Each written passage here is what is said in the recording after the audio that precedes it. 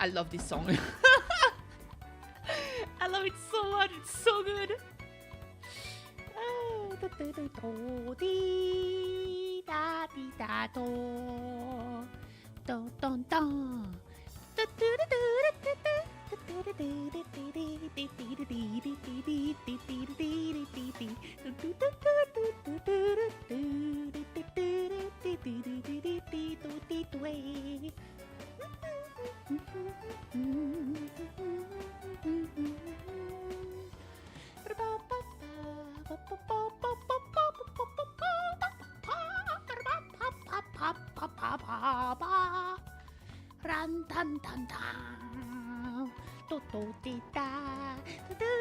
I need to stop the music.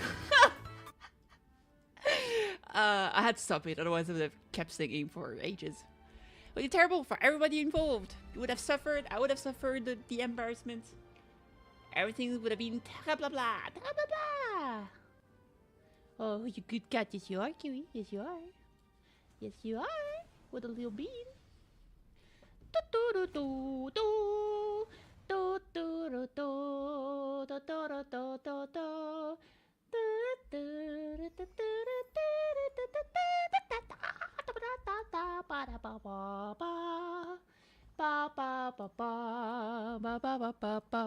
Alright, let's see. Portrait of middle-aged art view story. I've never checked one of the story recap. Yeah, okay.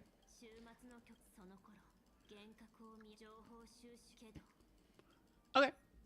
Good shit. Let's go! Main story time! I think I'll just do the main story. Like, okay, what's happening here? We got characters coming out. Did that... Wait. Did that end up getting her light code? I don't even remember. I do! Oh my god, it's about card guide. Oh, hell nah. Fuck that guy. Fuck that guy. Fuck him up. Fuck him up. Whoop! Fuck him up. Yeah. Effective subsidiary stats count 22. Very nice. 7.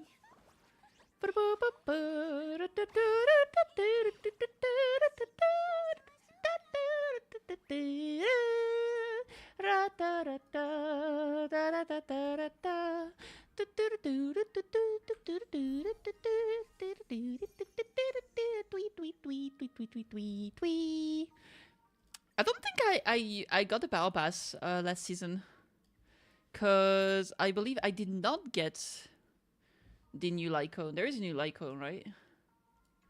Like a new elation Lycone. There is one. I don't think I got it. Maybe I should buy a battle pass. I'll think about it. All right, let's see what we got.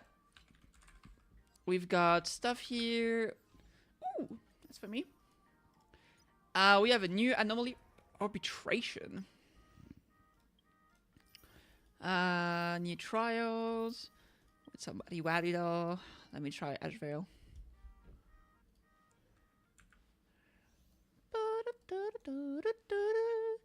Cause the target to become bait and launches follow-up attack against bait during the follow-up attack. If bait is defeated, then it continues to attack a new bait. Causes ally crit damage to increase and all enemy defenses to decrease. Okay.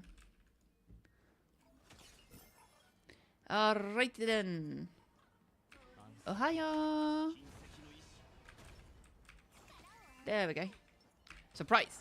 Nom nom nom nom nom nom nom. Nom nom nom nom nom nom nom. It causes days. Interesting. Interesting.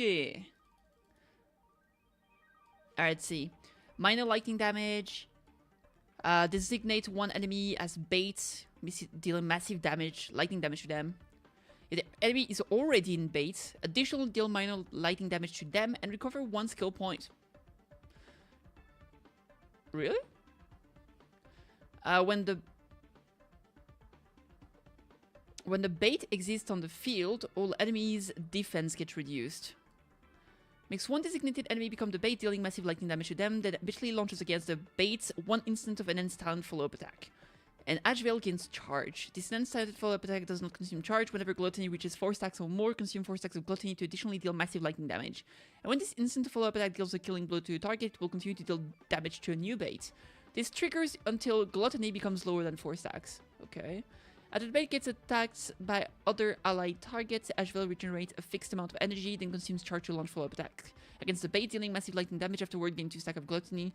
Inflict this on enemy with a set of turn combat lightning damage to all enemies in Great Ashvale 1 charge. Okay. You know Hoko. Oh my god, the transforming. What are we going to do? Okay. Attack this guy. Oh hell no, I ain't running away. Shubatsu! Wait, so we have a bait. We have a master bait over there. Rude, rude, rude, rude. Do I just change a bait here? Hell yeah. Haku kakeru! Nice bait. You can!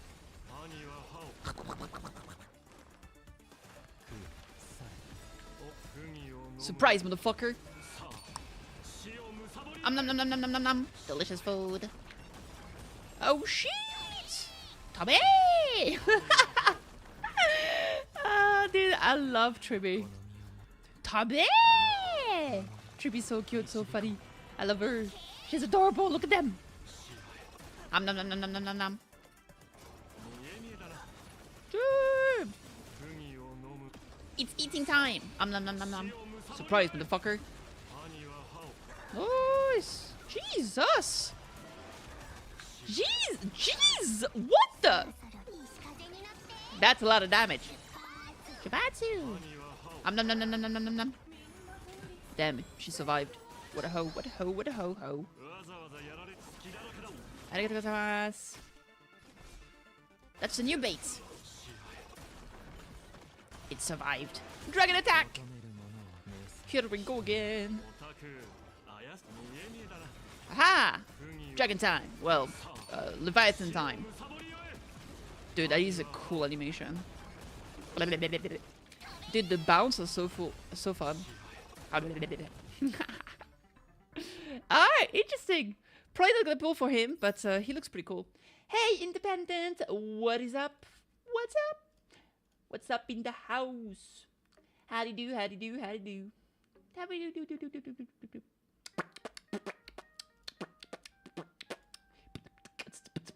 Yeah.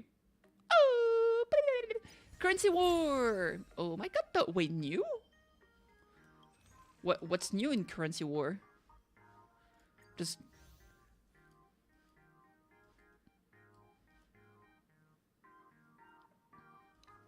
dude, I need to get those rewards. Did they increase the amount of ascension level? Ah, yeah, I guess so. Oh, what is that? The Wispe War Saga? Ooh, that looks fun! New Divergent Universe? Ayo! I'm getting my butt handed to me in Uma Musume, but other than that, I'm fine. How about you? What's happening to you in Uma Musume? What have they done to you? I've received a gift on Steam? What is that about? Qu'est-ce que nani kore? Is that true? That sounds like a lie. My Steam is not telling me I got something. Oh, wait. Oh, wait. Steam is telling me I got something. Wait, what? Okay. My Steam is not telling me, but I received emailed about it. What the fuck? Oh, I did receive something. What? Ooh. I've heard about that game. I've got a... thank you so much. I got a gift. I've got Mugenics. Is this any good? Is that the game from the same person that did Binding of Isaac? Install. Yeah, I've heard. Apparently, it's pretty good. But I think you just like make cats have babies. That's all I know. I had to give it a try. Jeez. Thank you so much. I assume you're around here. Right. Okay, great. It's not even an early access, you know. Man, games not being in early access. What a world. Okay, cinema. How do I open the map? There it is. Dude, the 38 rewards around... Dude, I've done no exploration. I've been slacking. Holy crap. Okay. Yeah, I've been slacking. Let's just do the main story anyway. Alright, story time. Oh, wait, there's a shop here. Delivery contact. Okay. Wait, I can play... Let me play Cosmicon shenanigans with him. It's a roguelike where you breed cats to run the gauntlet, then breed them again. It's a really fun thing. Dude, I'm gonna have to play it. I don't know which card to play here. Kafka was like, okay. What does she do? When Total exceeds 24, attack level becomes 5 and subsequently gain a rise each turn. What's a rise? Before the end of turn, randomly turns to take the die with the lowest value to the die displays value. Sure. Change prismatic die. True evolution. True gambler. Ayo. Use conditions in match. I don't know. I'll stick with gambler. It's fine. How do you level up the card? View detail? Aha! Nope. Okay. I thought there was a way to... Oh, guild. There's a guild button. Haha, guild button. Sirini. Guild. Gilded, baby. Ooh, beautiful. Continue to guild. Yes, sir. Pat Pat, thank you for the Pat Pat King Sonic. Oh my god, big fan. Sonic, gotta go fast. Alright, let me beat this nerd up. Deploy. Fight up! I've been slacking on my HSR exploration, to be honest. Fight me. Okay.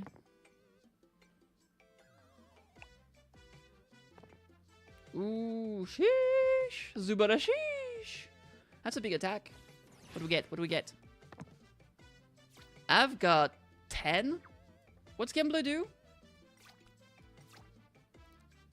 Oh, just numbers? Okay. I guess we'll just do a 10 defense. It's fine. Shield! Protect me! Not Trish.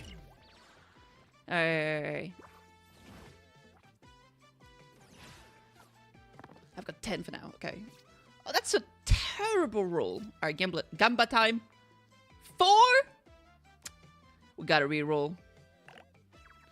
Honestly, it's all kind of bad. I'll keep the 5. Ooh! Ooh, that's pretty good. I got 3 dices. Okay, let's do this. I'll try to get better than 6. And there we go, baby. 23. What you gotta do about that, bitch?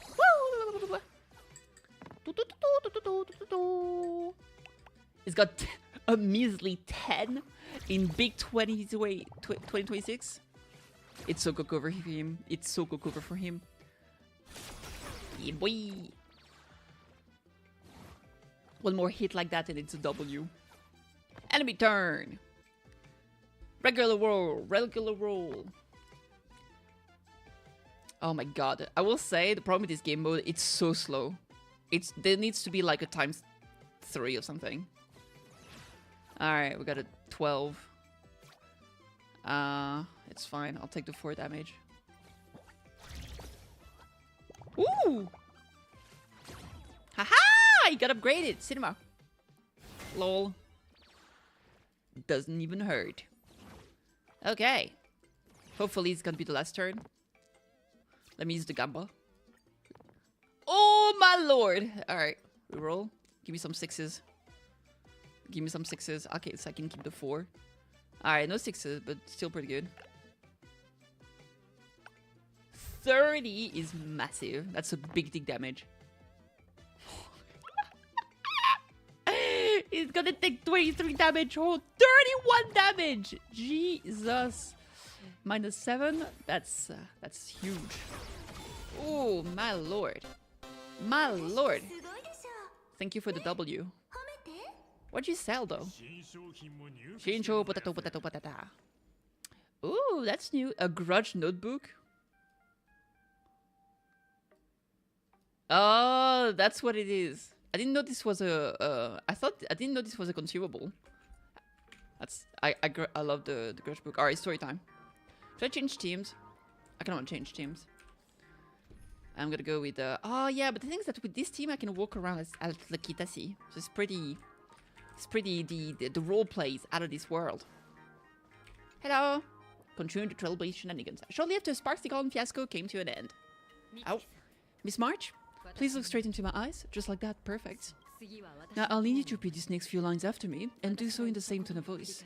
My Uma, bad because I've only recently returned to Uma Musume. I was watching your stream to try to get back into how the game works. Ah, naruhodo, naruhodo, naruhodo. I mean, to be fair, the new scenario is pretty complicated to get into. Huh? Okay.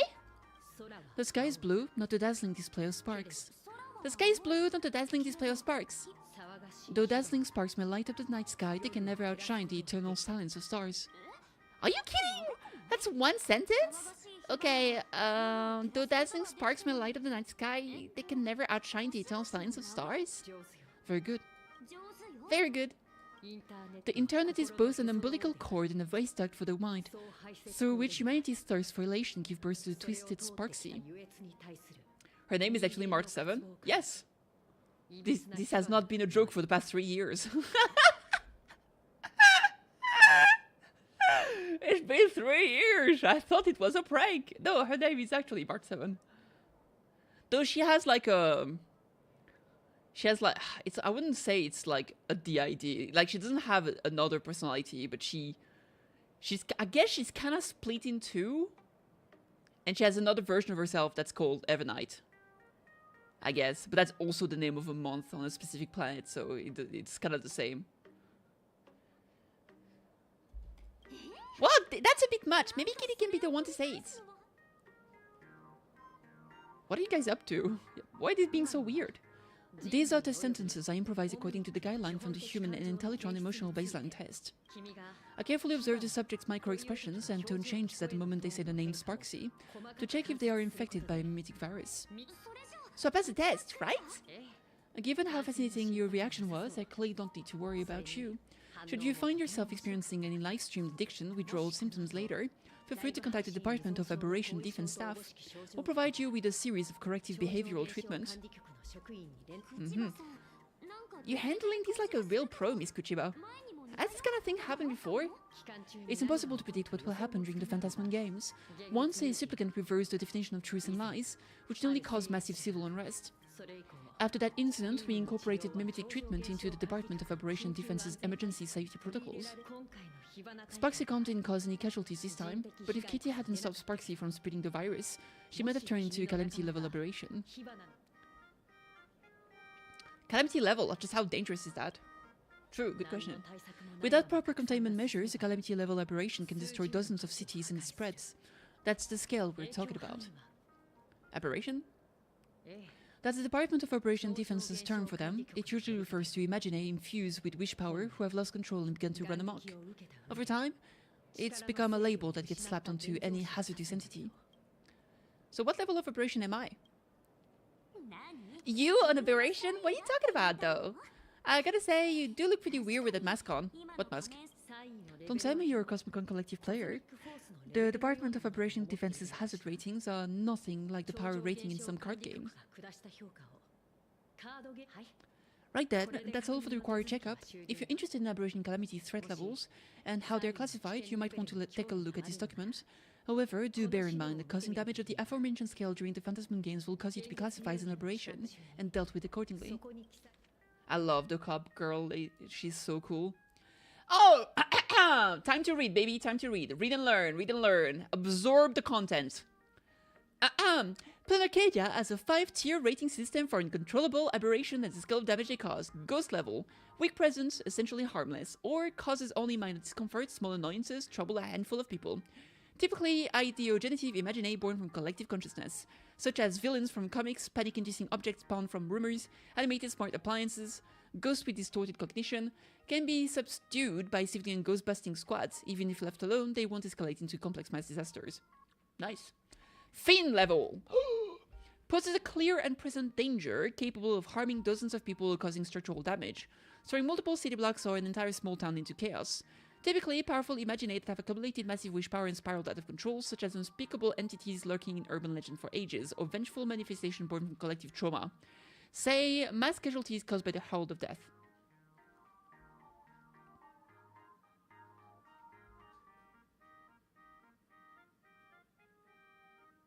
Okay. But the Herald of Death should be higher. I assume Herald of Death is like calamity level. A severe threat capable of causing casualties in the hundreds or more. Okay, so Herald of Death is here.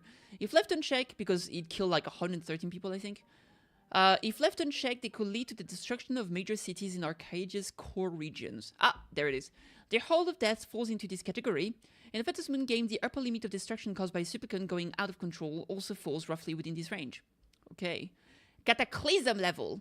Catastrophic threat capable of crippling an entire continent, causing mass casualties and environmental upheavals. Reality warping ability manifest. Apocalypse level.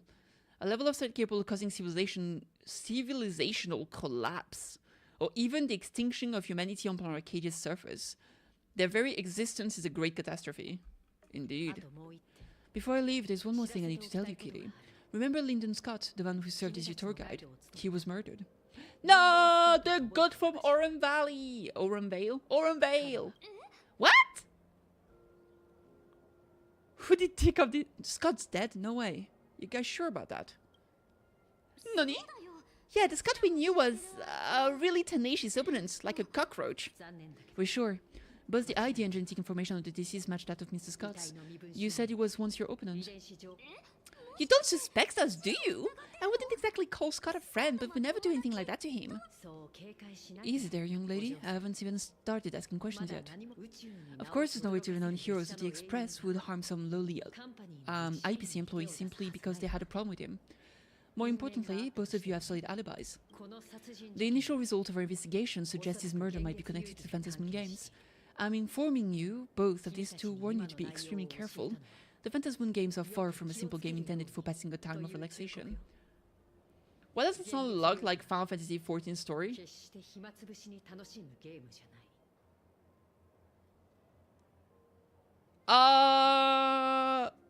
Yeah, that's true. It makes sense. You could say that the Imaginae are very similar to how the Acons are summoned, essentially, right? Is literally through wish power. So originally, wait, are they called Acons in Final Fantasy XIV? I don't remember. I feel like they are. Let me double check. Yeah, they are. Oh, primals, Acons. Yeah, okay. We're good. Yeah, so originally, the way the Imaginae worked in this planet, I think, was that basically artists would draw them, and because of the impact of because of the presence basically of the power of elation, of the god of elation, it would basically turn to life those drawings. But over time, I guess just by people believing something or being scared of something, just basically imagine like either one person that has a lot of wish power, or just like the conscious mass will just bring to life some entities. So I guess it's very similar. But those entities, like most of them are pretty chill. They're just like mechas or like chill dragons, and most of them just work as like any other citizens. I think the only regulation, the only thing is that they can't really leave the planet because they need the wish power to sustain themselves. So if they don't have any wish power, then they probably just disappear, since they're not like they're not made of like normal organs or anything, right? They're literally just like wish condensed into a form. Which apparently, like, regardless of the form they take, they will all be made of wish power inside them. So, like, if a Imaginae is like a mecha robot, there's no like robotic component inside them. They just look like a robot, but inside of them is just wish power, essentially, right? And there would be no difference between the inside of like a huge dragon and the inside of like a mecha robot. So it's kind of weird. But that's how this planet of elation functions, I guess. Anyway, I wish you success, Kitty. Farewell. I love this NPC, bro. Scott, could he actually... I just can't believe it. But it was Miss Kuchiba who told us, so it must be true. So the Phantasm game's pretty frightening, huh? What'd you take, Kitty? I'm not feeling so good, Mr. Stark. I want to find out the truth.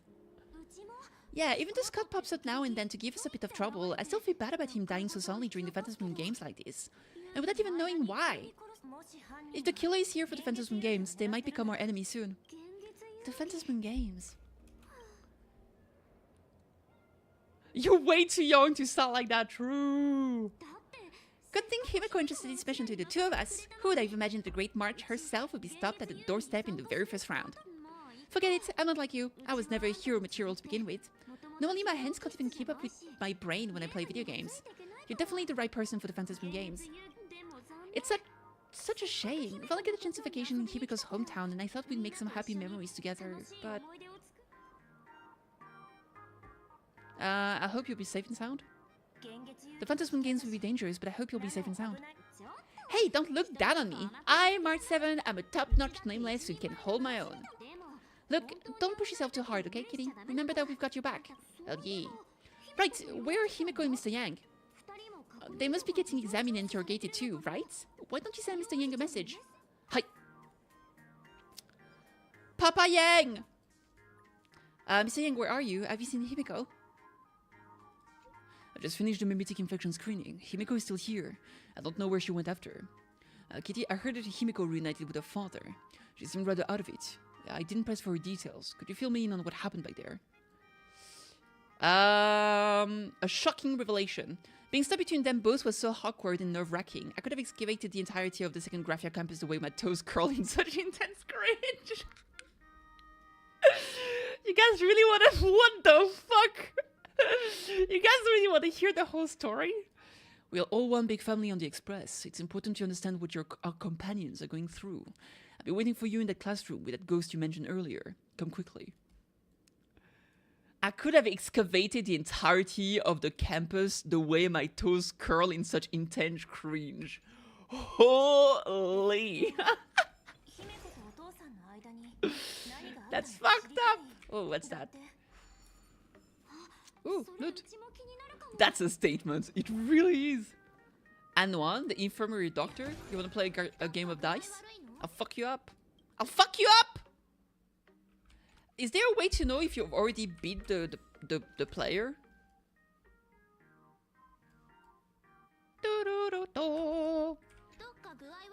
Okay, it looks blue. Maybe once I beat the person, it becomes like red or something.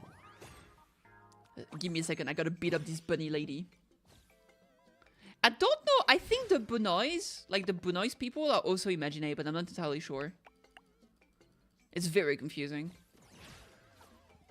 Nya-nya. Oh, that's good.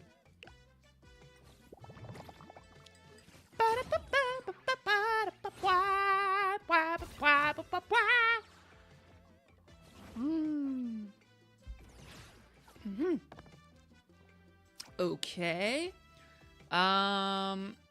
Yeah, sure, I'll use the gamba. 6? I smashed my head, could have been a 10. Reroll, baby! Ah, it's even worse than before. Reroll, baby! I rolled this one too because I'm saucy. Ooh, 10 cinema!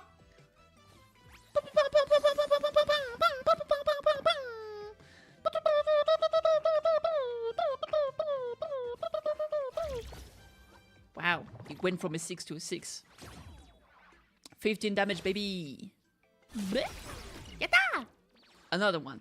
Another one. Alright. It's too slow! Not the 10 damage. No.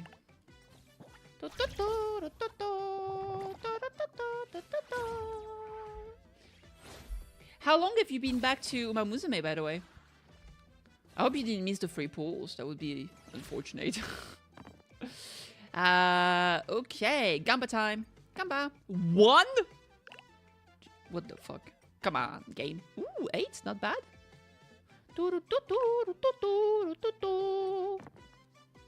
Alright. Big 30. Stupid. Dude, that was rough. 32 versus 4 defense. Ooh! My friend told me about the free pulls and that's when I came back actually. Oh, very nice. Did you get anything nice with the free pulls? Sugoi desho! Homete, homete! Ah, yes, it does. See, there's like a check mark. Very good. Okay, goodbye. Thank you for coming. I mean, thank you for having me. Thank you for coming to your own infirmary. What do you want? 7-step hand... I don't know what? You're not sure if it's probably clean, but you know you're hungry and craving seafood. 7-step hand washing. Step 1, rub. Step 2, overlap and rub. Step 3, intertwine, overlap and rub. Step... Oh, forget it. You can't make anything else up. Anyway, it's just 2 tentacles twisting and wrapping around each other. Oh, it is 2 tentacles. Is this really head washing? It looks like a weird metaphor for sex. Alright, moving on. Boop. I need to change character real quick.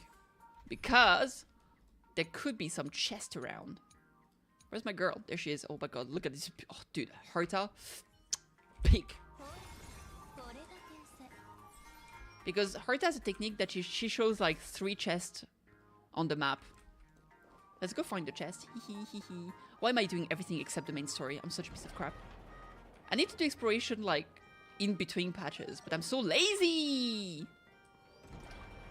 Alright, this should be... Aha! Classroom. Let me in. Let me in! Oh no, it's the teacher's lounge. Lounge? Teacher's room? That's for me. That's for me. Wait, I can fight the... Okay, no, I gotta do this another time.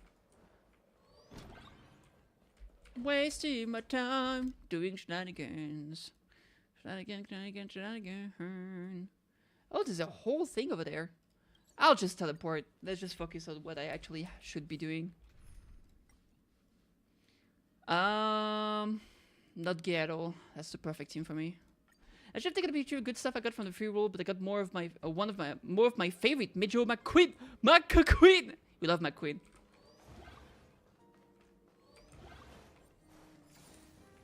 All right, we activated the bud of memories.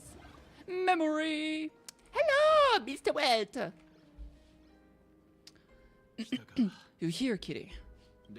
Hibiko hasn't mentioned her father at all in the time since I've boarded. What is going on between them? As you were the only one with her at the time, you're the only one I can ask. It really threw me for a second when you said Himiko's father, but when you think about it, it's only natural that Himiko has a father, right? Not everyone's like me, thawed out of an ice block. True. So, here's what happened. A while ago, 15 years ago, the Fantasman Games of the year came to be remembered as the Bloodstained Games. So many parents lost their children, so many people lost their dearest to them. One of the victims was my very own daughter. Upon return, I stood before the grave, where she was laid to rest. Her name was Himiko. So this lady who bears her name, who exactly are you? Good question. 15 years ago, when I made up my mind to join the Fantasman Games, my father wasn't with me. Even as I fought for my life against the Herald of Death, my father was still off somewhere, wandering the cosmos. Strictly speaking, ever since I can remember, his presence in my life has been as thin as the air in space. So I would ask you who bears his name, who exactly are you? Oh? Nani? Well, look at you. What are you getting so worked up over? Just a joke. It's been 15 years, after all, and you've grown to such a fine young lady. How could you expect your old man to recognize you right off the bat? Okay, but what was that about her being dead?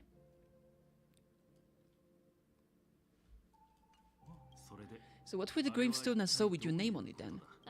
When you don't know if you'll live to see tomorrow, there's nothing straight by getting your affairs in order in advance, is there, Mr. Ryosuke? Ah, so she just had a fake tombstone made for her? Mr. Ryosuke.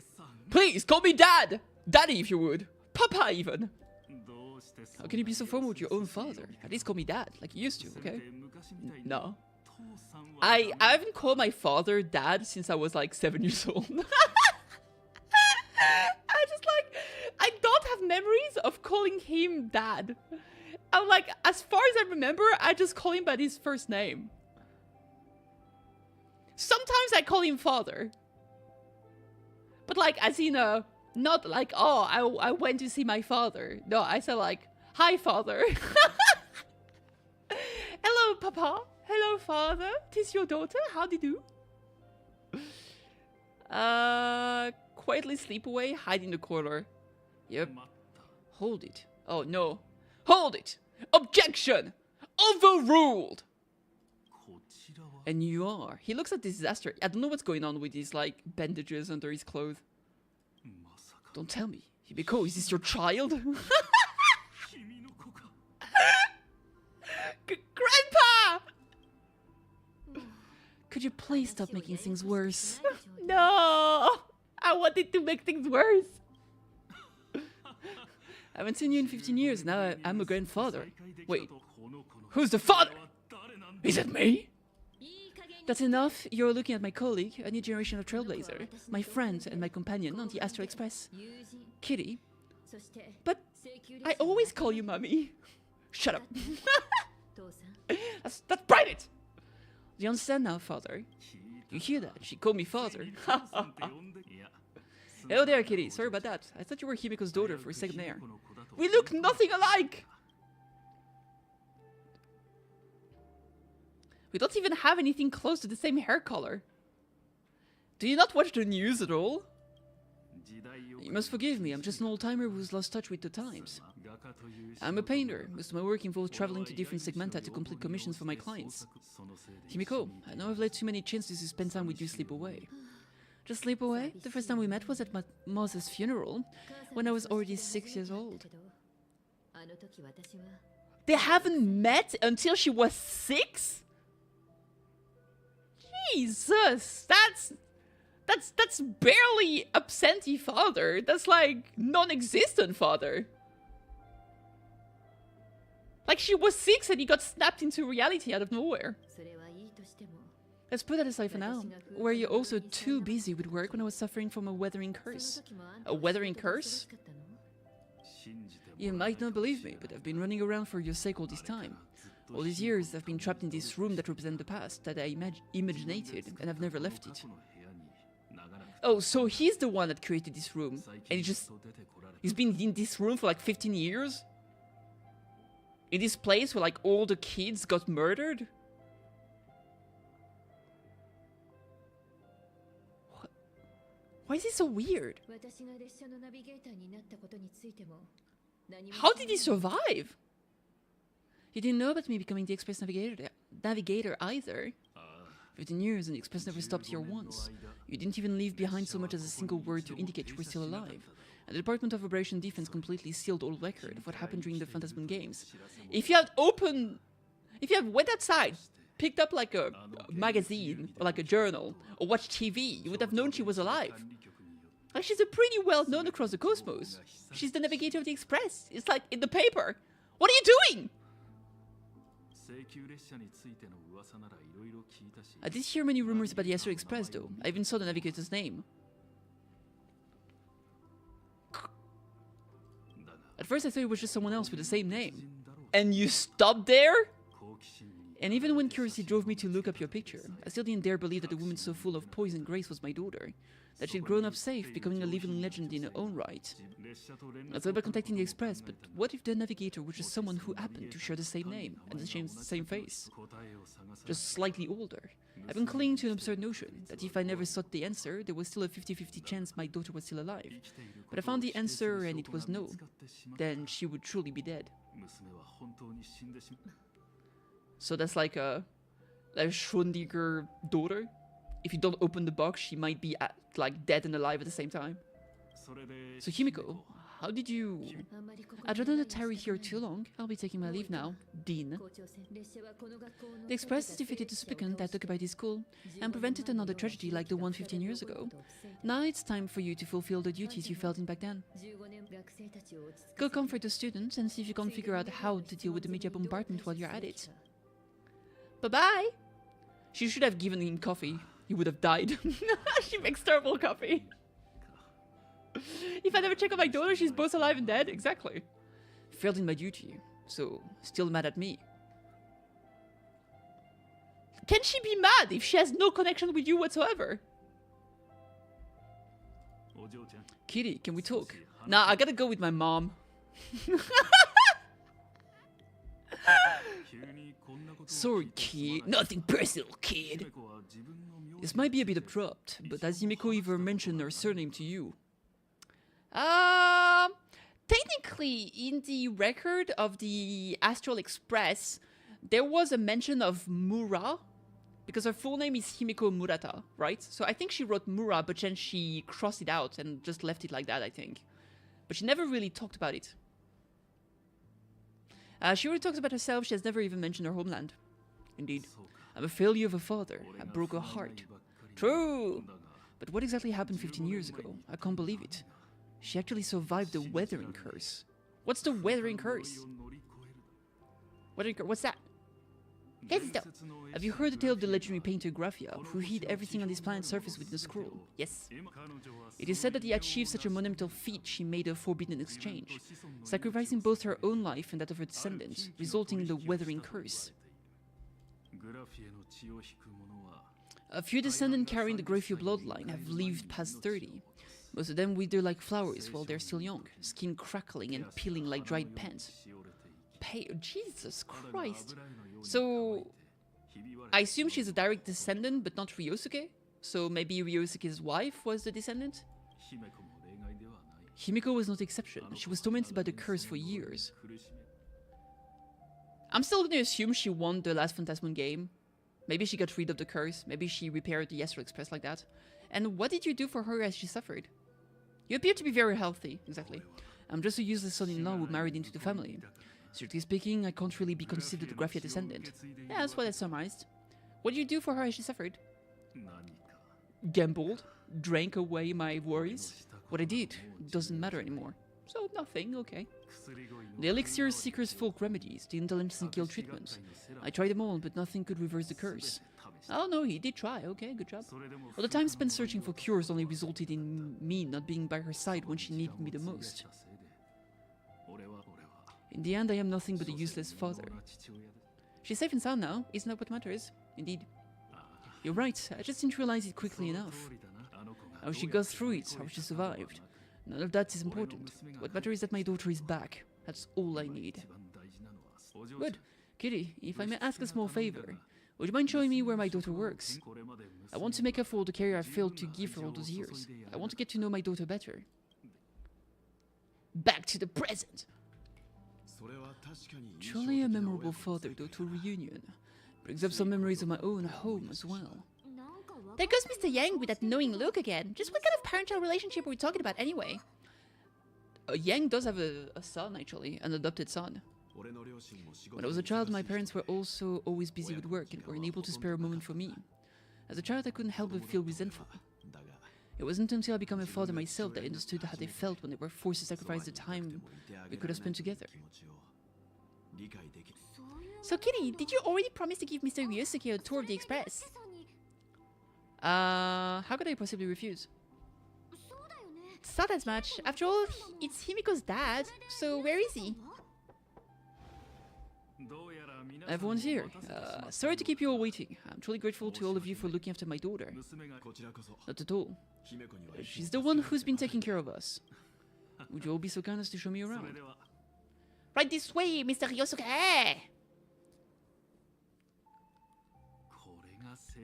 So this is the Astral Express. It really lives up to its reputation. It's even more impressive than I imagined. As to be expected, of course. It's the place where my daughter works. By the way, what's the pay like for a navigator? Does the position come with insurance and an annual bonus? Talk about parental love. First thing out of his mouth is asking about his salary. I can have a clue. Help! A little backup here? The nameless don't have much in the way of income. True. Bruh. That's not totally true. We get some spending money every time we stop somewhere. What? No income? Don't tell me that everyone working for the Astral Express is actually doing volunteer work. I mean, I guess you could say that. Actually, it's more like... I'm butchering the explanation. Anyway, it's nothing like what you're thinking. Mr. Yusuke, please rest assured. On the Express crew ever like for money. We not only receive support from members of the Genius Society, but also from prosperous commercial worlds such as the Planet of Festivities. True! March 7 like the audacity of this bitch, exactly. Good. We did get in possession of like a spaceship. Well, not like a space, no, a flycraft, a space, no, aircraft in Planar Arcadia. No, not Planar Arcadia. In Penacony, like the Feldspar, I think. It became a gift to the HSR Express. We are the owner. So we are getting... We also have some equity parts in Penacony, actually. We can be like super fucking rich if we want to. Speaking of which, what kind of work does being a navigator generally entails? Bad coffee and being the mom of the team. Don't you underestimate Himiko either. Her daily duties include charting navigation routes, calibrating warp jumps, and technical maintenance. Not to mention, she's always guiding the Nameless on missions. Oh, my daughter is really something else, isn't she? Of course, every time we return safely from the trailblazing expedition, it's all thanks to Himiko's guidance and protection. She's the backbone of the Astral Express.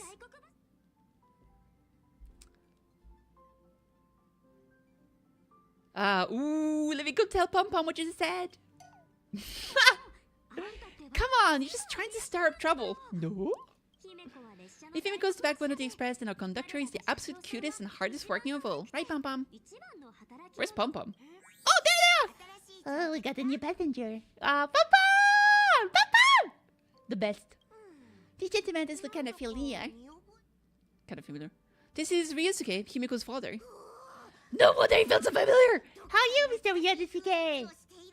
Hey, Barry, what's up? How's it going? Pretty good. Conductor, so you must be my daughter's superior. Thank you for taking such good care of her all this time. Superior? It's way too formal. It's Himiko who's been taking of the Express and everyone on it. We still know who... Okay, I think... Okay, what if Pom Pom is an imagine created by Himiko? What if she drew Pom Pom to life? What is he doing on the Express?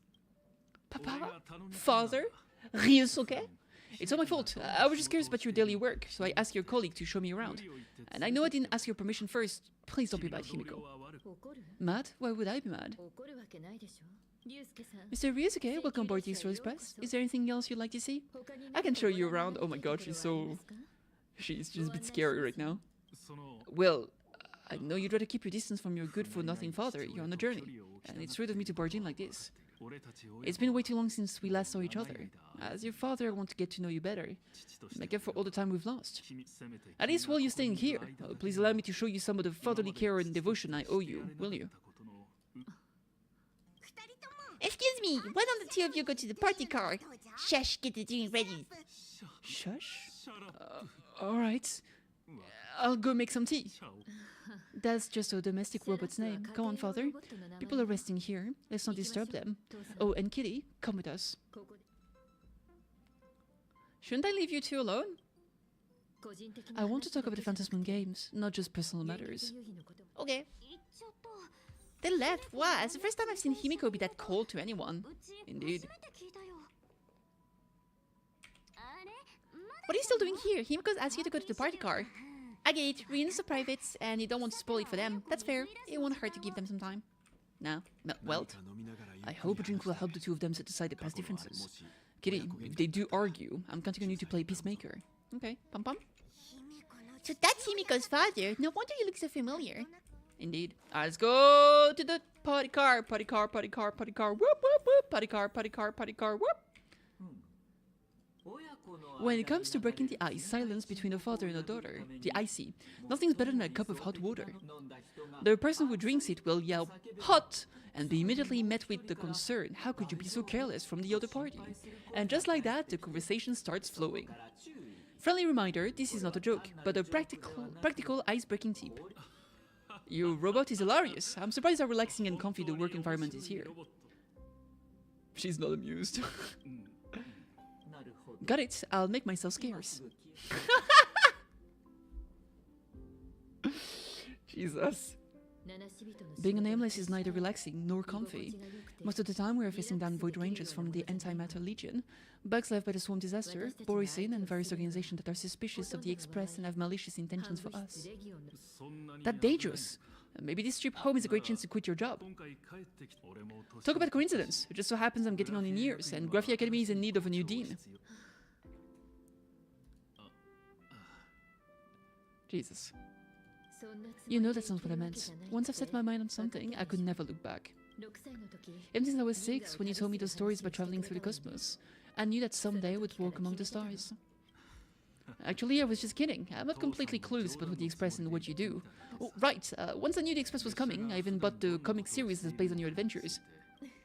Please don't tell me it's fluffy across the blue. I never thought you'd be into comics. That's right, the protagonist is the baseball bat-wielding raccoon. The character is based on that kid, right? My granddaughter? That's me! Grandpapa! I'm here! As an artist, you do have a good eye. Come over here, kitty. That's a trash raccoon right here. Hi, that's me, I'm trash raccoon number 1. Thanks for giving us some time alone. Don't mention it. Himiko, it's the first time I've seen you smile since I've seen you this time. I mean, she has no reason to smile when you're around.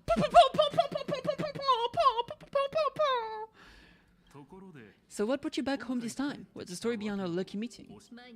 Like I said before, we're here for the Phantasm Games. So, the Phantasm Games 15 years ago were the reason you were able to overcome the Weathering Curse. Indeed. I see, that makes sense. For those of us who haven't experienced the Aeonic game firsthand, it's just something from our history books, or even akin to a myth. I never imagined that the Aeonic games would turn into a blood sacrifice overnight. The Herald of Death was a heartless madman. If I hadn't defeated him then, all of Duo Mansion City would have become his slaughterhouse. So Himiko beat him up? She was so young back then. During the first few years of my journey, I relived the evening every single night in my dreams. The colors of the twilight painted with blood. So much blood, blended with terror and screams. The victims were twisted like clay into grotesque shapes, like paint tubes that had been snapped, one after the other. And that man, he reveled in the colors splattered everywhere, and wanted the whole world to be his canvas. Ah, that's fucked up. Stop, Himiko. Even if he could avenge his victims, in the end, it won't bring them back to life. The entire thing is like a heavy piece of baggage. Only by letting it go can I travel the road ahead more easily. You did your best, and I'm glad to see you made it back here safe and sound. I thought I'd never come back, but the times have changed. The conditions to hold the Phantasm Games have been met again. However, to hold 2 games in just 15 years, that in itself is far from normal. Just like 15 years ago, the IPC wants to control everything. However, a game woven by the most fickle of Aeon is destined to slip through everyone's grasp. I received a report from the Department of Operation Defense. I'm sure Kitty must also have heard. There's been a brutal incident in Dovebrook District. Someone massacred everyone at the headquarters of the Sinwish Syndicate, leaving a signature that only the Herald of Death would use, the Bloody Bloom. Alright, the Dovebrook Times new clipping. Mysterious motorcade, Swedish Syndicate members found dead in pool of blood. Recently, a major homicide occurred in Dovebrook District. A total of 33 members of the Sinwish Syndicate, including Boss Paul Wave and Second Command's Coastide, were found murdered at the Syndicate headquarters. The Security Bureau suggests the case appears to be the result of a gang turf war. Crime wave strikes, Dovebrook District gripped by fear. Regarding this incident, some residents are uploading the news, claiming gang activity has been seriously disrupting daily life in Dovebrook District.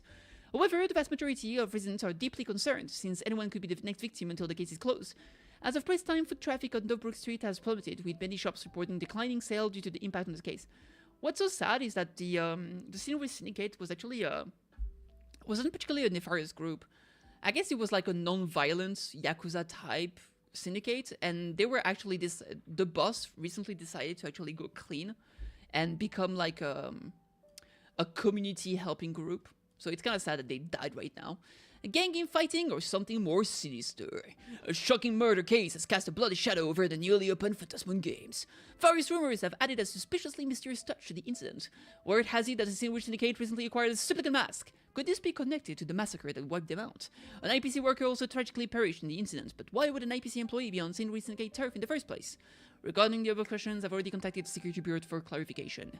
The receptionist stated the case is still under investigation. Residents of Planet Arcadia are advised not to believe or spread rumors, and to await further official announcement. Naruhodo. What? The Herald of Death is still alive. It was executed 5 years ago? Recently. Is this really the same as before? People at the Department of Operation Defense told me that the Herald of Death was executed after his verdict was passed. Even were he to be resurrected, the rules dictate that the same person can become a supplicant twice. Indeed. Are you saying we got a copycat? That's right. The Herald of Death is a copycat, but what I find even more worrying is that this Phantasm game has caught the attention of something even more terrifying than the Herald of Death. There's a theory that the Herald of Death would be a DID, like alternate identity of Ashvale. Because, like, he sleeps for, like, long period of time and he doesn't necessarily remember, like, what happened in between. So what if, like, when sometimes he goes to sleep, he wakes up as the Herald of Death and go on a murder spree? Wouldn't it be possible for the Herald of Death? Like, if it works that way, what if the Supplicant 15 years ago was the Herald of Death? And then right now the new Supplicant is going to be Ashvale and he's trying to chase himself down without knowing he's the real culprit? That would be kind of crazy. I believe that whether or not this Herald of Death copycat has a connection to the Phantasm games, defeating him presents an excellent opportunity for Kitty to demonstrate resolve the nameless to the whole of Arcadia. Okay, I understand. As for you, Dad, have any clients commissioned you lately? It'd be best if you left this world for a while. May I take that as my daughter showing concern for her dad? You can take it as a safety advisory from the Astral Express.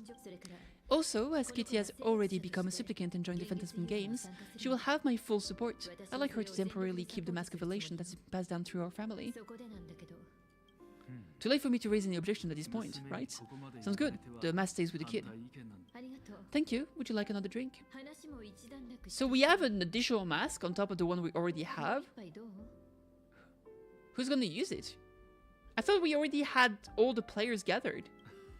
Got it. Next it's time to show me the way out, isn't it? I've definitely overstayed my welcome. For most of my life I couldn't be there for my daughter, and now that I finally have the chance, she wants me to leave. In that case, I ought to be on my way. Himiko, the Graffia family has a number of records about the Phantasm games passed down through generations. Come over to the school library later, I'll give them to you. I'll be there, Dad. What are the chances that the father dies? Honestly, I would be pretty surprised if her father doesn't die, or if he's not like a fake father and he ends up being a villain. The Cat's in the Cradle and Silver Spoon. Very high, many red flags. Yeah, I feel like either he's gonna die or that's not her real father. So either, like, basically either he dies or he becomes an antagonist for some reason. Either because he's not, probably because he's not her real father. But, I don't know, but I don't think this is gonna end well for him, one way or another. I apologize, my father's little tour seems to have made things awkward for everyone on the express. Let's head to the parlor car and check in on Welt and March. Now that my father's gone, we can all relax a bit. Just a moment, I want to chat with you. I have an idea regarding the goals at Phantasm Games. Ooh. Has Mr. Ryusuke left? Yes, I told him to head home for now. After all, what is going on with the Phantasm Games has nothing to do with him. I'm really sorry, everyone, for bringing my personal family matters onto the express. Not at all. Mr. Ryusuke is your family, and that makes him part of our family too. And the most important thing for family is to be together, so he's welcome to drop by anytime. Madame Pearl has sent a message to the express just now, inviting our supplicant to a meeting. She'll have a private car waiting for us. A meeting with Pearl? Le Parda? Yes, the meeting will be held in some stuffy formal reception room.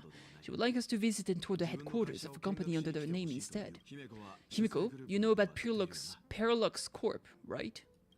Of course, it's the biggest entertainment conglomerate in Planet Arcadia. Entertainment company? That's right, Parallax Corp is a titan, dominating the entertainment consumer market, including cartoons, comics, games, toys and the like. They've cornered half the market. Damn. So that's where the Pearl in Parallax comes from. It's a play on the name.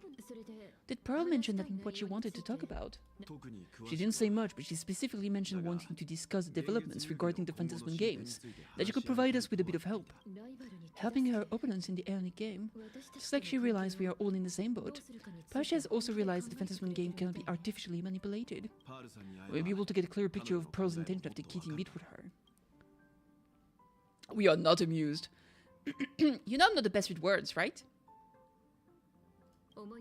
Think about it. You've already crossed paths with key figures from numerous factions, and if you build rapport with some, you're already a capable nameless who can more than hold your own. Though she holds a high administrative position in this planet, do not forget she is also one of the 10 stone hearts. You've already dealt with Aventurine on numerous occasions, so you should have ample experience handling members of the 10 stone hearts. I mean, Aventurine, Topaz, and also Jade. That's more than just one person, that's a lot of them. Hey, don't worry, if things don't get messy, yours truly is here to save the day. Hell yeah, March, hell yeah. Looks like March wants to visit too. I'm just trying to look out for Kitty here. Even if things do go sideways, Pearl wouldn't dare get mad at two adorable young ladies like us, right? Well then, I'll leave this meeting to you two. Aren't you going with us, Himiko? I like to talk with my father. Didn't he say he would hand over the records about the Phantasm Games from our family history to me? And honestly, isn't this a good chance for you youngsters to handle things independently? Understand. In that case, Kitty, March and I will be heading out now. Score! A private car! So where are we getting picked up? You should be familiar with it. It's just another giant gate next to the At Plaza. Is that where we first met Sparksy? Since we're getting a chauffeur there, why not just come straight to us? It looks like we're not the only ones getting picked up then. True. Perfect! I've been wanting to stop by the comic store to grab a copy of Fluffy Across the Blue. Woohoo! Fluffy! Let's talk to everyone. There may be some information in the family record that could help us. It's just that whenever I think about talking about my father, I can't help feeling uneasy. That's not a Himiko we see very often. Even someone like me, who is always putting on a composed front, can end up giving everyone a laugh. When you think about it like that, Kitty, dominating with Pearl doesn't seem so scary now, does it? Kitty, we'll head out when you're ready. Okay. Destination, Pearl's headquarters. Let's grab a copy of the Fluffy while we're at it. This is just perfect. Pam. Kitty. Okay, bye. Yes, no new line. They have no new line to say. Alright, to the ad gates.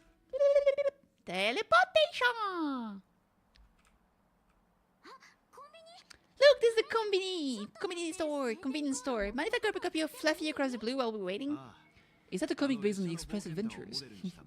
The author sure knows how to tap into what's trending. The best part is that the author drew all of us as adorable little animals. Totally fits our personalities, don't you think? You're super adorable, March Bunny. True. Bunny 7th. Wait, back at ya, baseball raccoon? In fact, it was recently announced that the Fluffy is getting an animated adaptation. And the copyrights for it is currently held by Pyrlux Corp. What? What?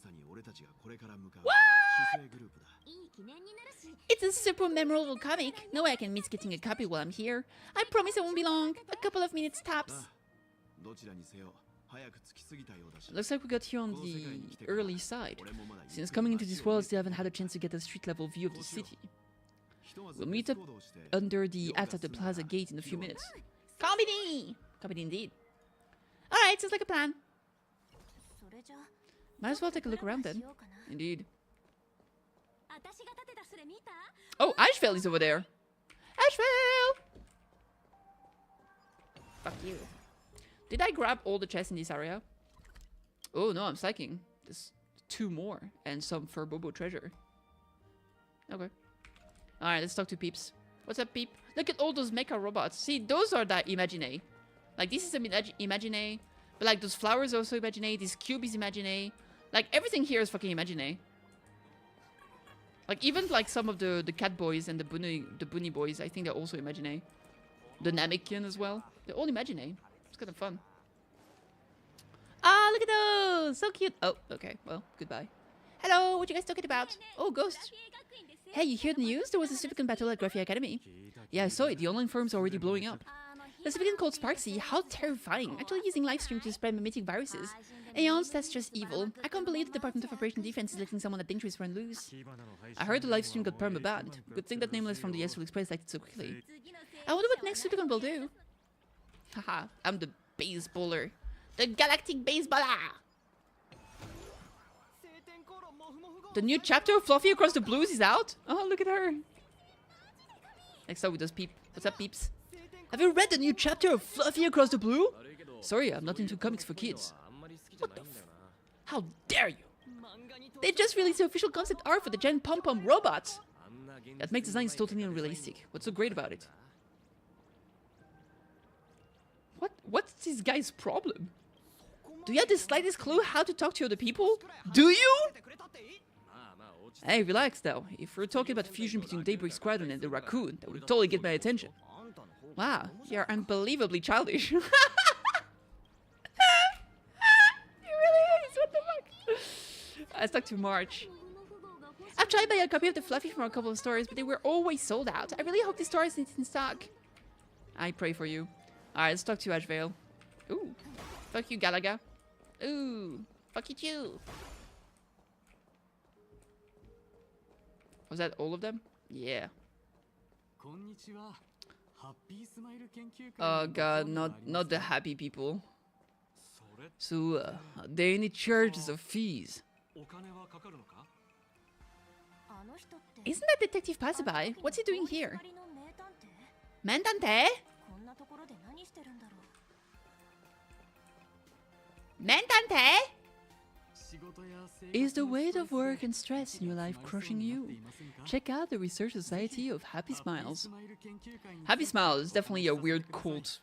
They gotta be antagonists in the story for sure. So, this is free. Rest assured, the only thing joining our Research Society will cost you is a bit of your precious time.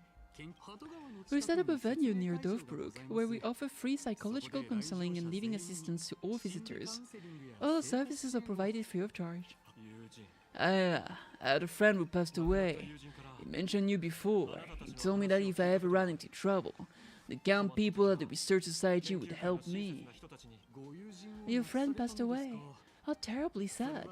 But the words he left you have illuminated your path in life. He told me that if I joined the Research Society of Happy Smiles, I could get rid of my suffering forever and be eternally happy. That true? Of course it's true. Just look at the society we live in. Everyone's suspicious and dismissive of one another, and willing to take dangerous risks just for a little pleasure, for a thrill.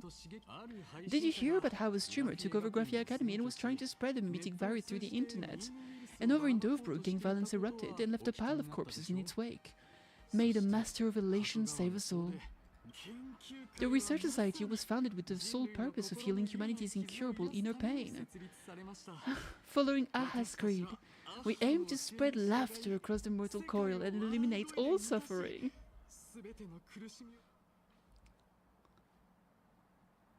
What's that mean? Exactly what it says! An eraser wipes away the doodles of a pencil, so too shall the pain be wiped away. Have either of you heard about the tragedy of the blood-stained games 15 years ago? I've heard of it. Why, of course you have. You're the Astral Express superstar. You've even dug up everything there is to know about something that happened over a decade ago. There was an awful accident during the last Phantasman Games, and many people lost their loved ones and children. It was as if a hole that could never be filled had been drilled into their hearts, leaving only sorrow to accompany them for the rest of their lives. To escape these sufferings, these people had lost their loved one gathered together and established a mutual support association. This was the Research Society of Happy Smiles' predecessor. It's now been well over a decade, and the Research Society continues to help more and more people emerge from the darkness in their lives and step into a brighter, happier future. Come to think of it, it would be most wonderful if a distinguished person like yourself were also interested in our Research Society. Should you find yourself with a moment to spare, please come and visit our Mutual Aid Society. Well, if it isn't the Astral Express superstar, of course it's you. As they really were bound to run into each other. Ah, Detective Passby, what are you doing? What you doing? I'm here to do my job. Problem is, you've gone and messed up my investigation. How'd I manage that? Here I was, pretending to be a broke passerby to infiltrate the shady Research Society.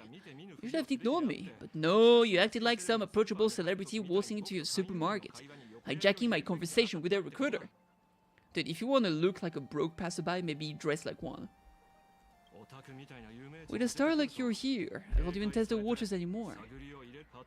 You must have heard about the Sinwar Syndicate killings in Dovebrook, right? The lead I'm following might be connected to this research society of happy smiles, but I'll stop there. Not like you're going to pay for my intel. And none of this is any of your business anyway. It is. Scott died. He was my best friend. Someone I knew died in the incident. Ah, based on your social circle. You wouldn't be talking about the poor IPC sap who was unlucky enough to be there. Planning to avenge him? I'm planning defeating the Herald of Death. That counts as revenge. So your next miracle will be executing the Herald of Death? Can't say I'm surprised. Be careful, the murderer is the Herald of Death. He's dangerous. Thanks for your concern. Be careful. Been a hot minute since anyone said that to me. Even so, it's my duty to solve the case. It doesn't matter if nobody pays me. I'll still find a killer, exact justice on the spot. Why? A friend of yours was among the victims? A fool I happen to be on fairly good terms with. Revenge killings and tough wars. Wouldn't be unusual for gang members to die like that, but dying at the hands of some psycho who kills for kicks, that I can't accept. No matter where you are in the cosmos, whichever, regardless of how civilization evolves, some rules will just never change. Like an eye for an eye, a tooth for a tooth. Hey Kitty, guess which lucky girl just managed to snag the last copy in the whole store? Oh, who's this? What's that? Allow me to introduce myself. I am Vale, the famous detective. You can tell your friend and I are acquainted through past clashes.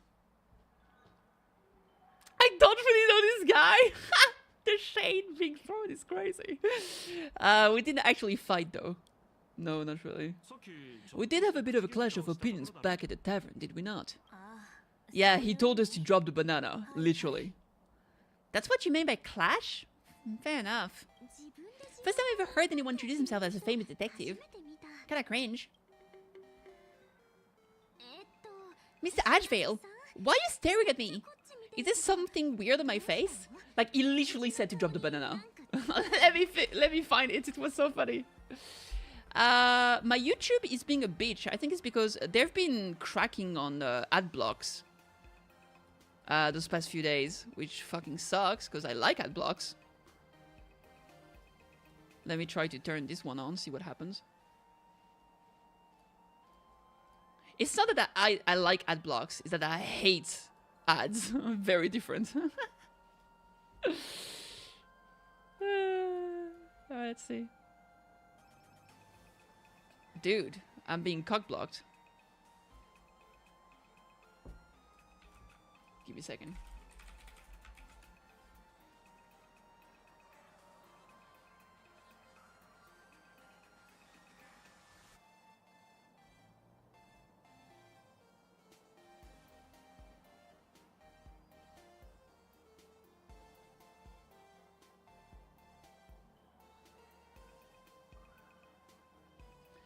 Yeah, I'm basically getting like a annoying thing. Let me see if I can turn this off. Will this work? Nope. That's weird. Bum, bum. Alright. Fucking annoying. Alright, what was it? Let me see. Ashvale dropped the banana. Dude, I wanna fight it. No, it's only guided by Ashvale. I can't fight it. Oh well, too bad. Ashvale.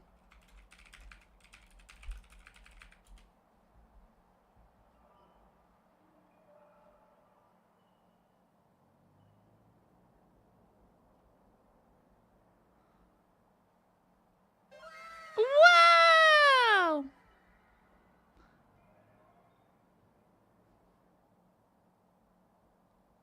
Nah, I can't find it, unfortunately. It is what it is.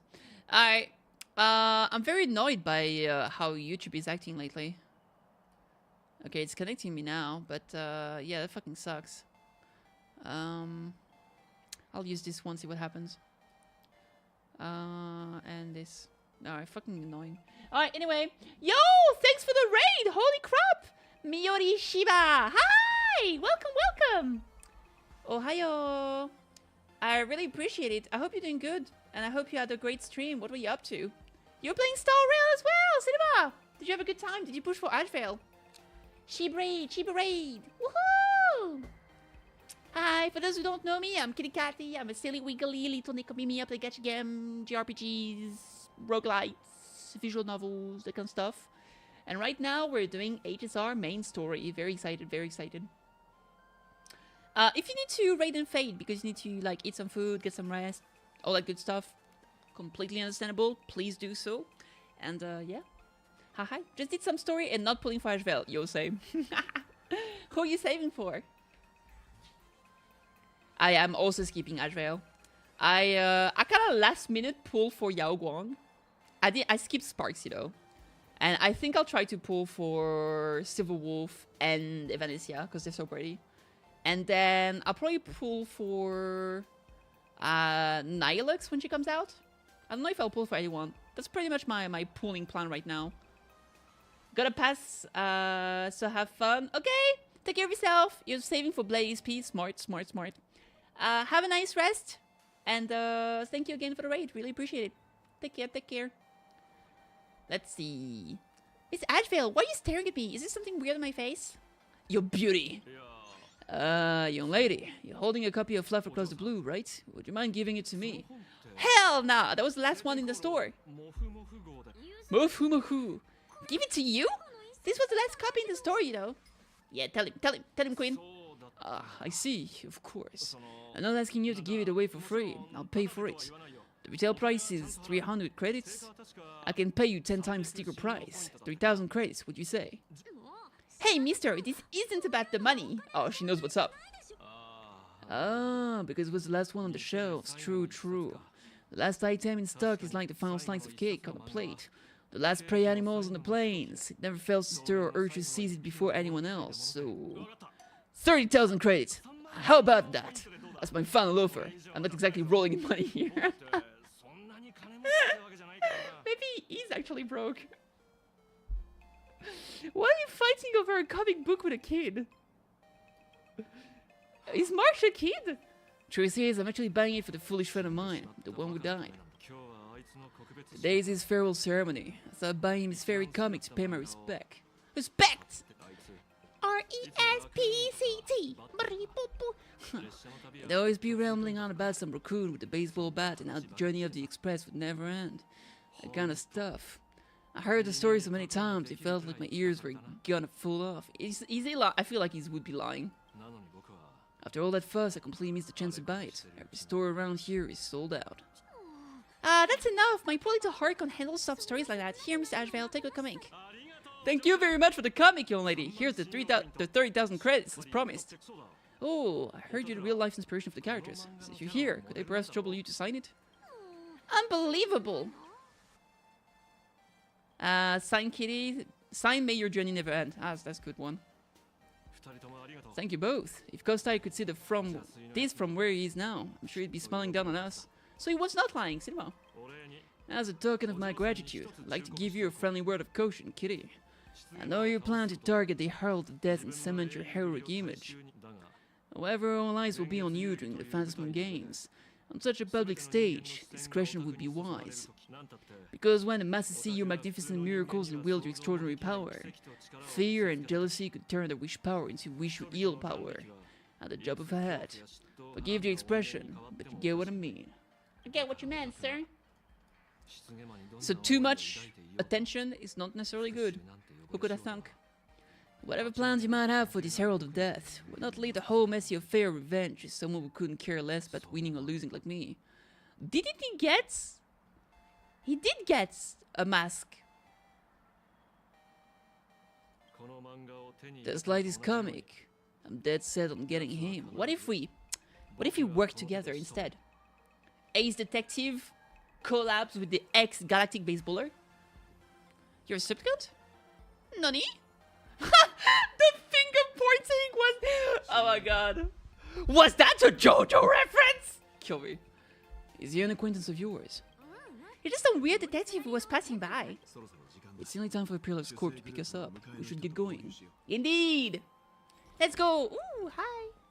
I like that the mecha is like Firefly's colors. Makes you wonder. I don't think... Is Firefly that well known to the public? I didn't think she was. I mean, she's a wanted criminal. I don't know how public those are. Well, we're here, so where are they? I don't see anyone in IPC uniform. We got stood up. No way! They're professionals, and they work for a huge company. There's no way they just bail without saying anything. Greetings, crew of the Astral Express. It is my honor to escort you on your visit to headquarters. Is he gonna transform into a car? A Megatron? I am guard number 100086, created by Purelux Corp, a security specialist from the business division. My designated human name is Pharaon, said to derive from an ancient language meaning iron. It's a pleasure to be of service. Wow, Megatron. How long have you been waiting here? Please do not concern yourself with such things. My sole duty today is to ensure everyone reaches Purelux headquarters safely and happily. So, what are we waiting for? Let's go! According to the instruction given to me by Madame Pearl's secretary, there's still one more guest that need to pick up. Oh. Fucking goddammit.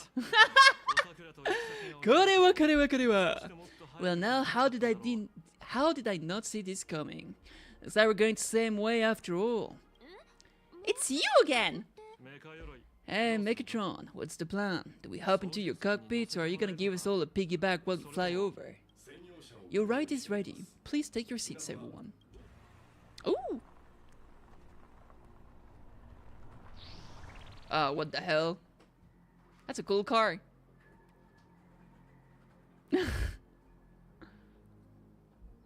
That's an Initial D car.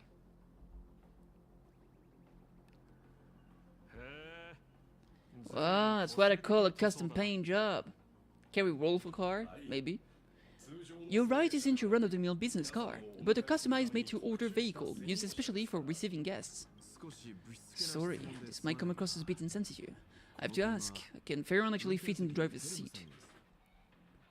How are you gonna drive this thing? Of course not. I'll be driving and monitoring this vehicle remotely. Please take your seats. Ooh, remote car.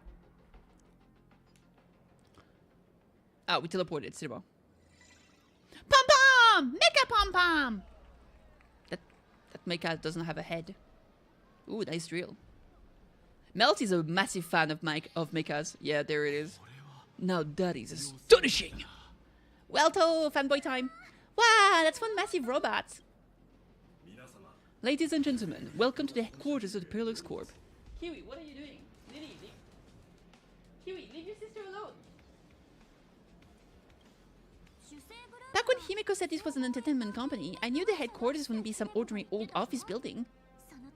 Indeed. But this is way too much! The giant robot statue.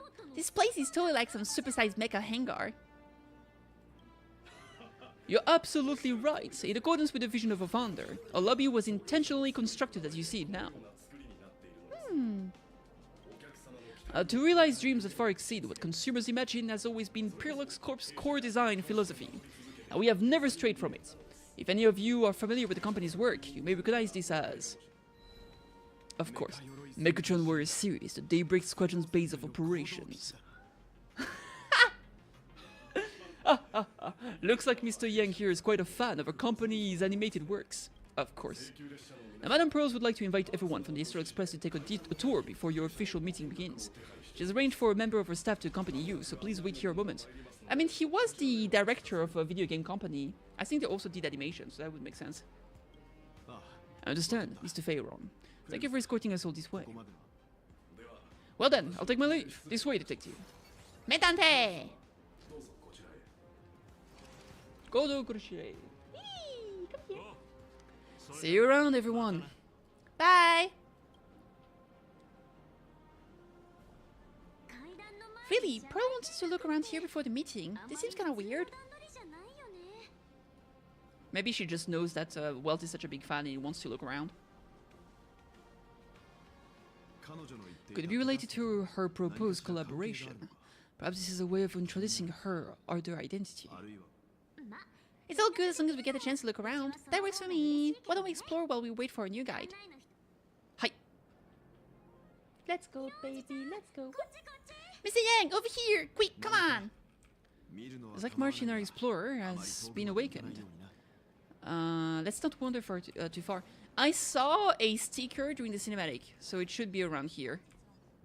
Sticker, sticker, sticker! It might have been on the other side. Sticker, sticker, sticker! Sticker, sticker, sticker! Trying to find a sticker! Beep, beep, beep. There's actually enemies around. Oh yeah, those are guys I can beat up if I want to. The Alloy King Pom Pom. Ooh.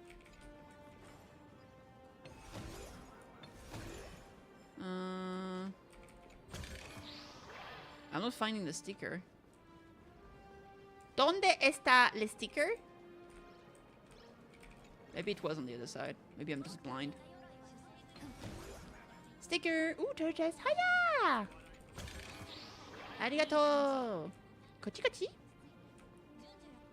Oh, there it is! Oh, that is Sam! And that's a real one. This is not just a mecha. So maybe this is another one of the Legion. Ladies and gentlemen, feast your eyes on our company's latest masterpiece, the Stone Hunter Sam statue. Faithfully recreated at the 1:1 scale from HD footage. Oh, so it is just like a statue. I thought it was a proper armor. Okay. It's guaranteed to be 100 times more sinister than Sam themselves.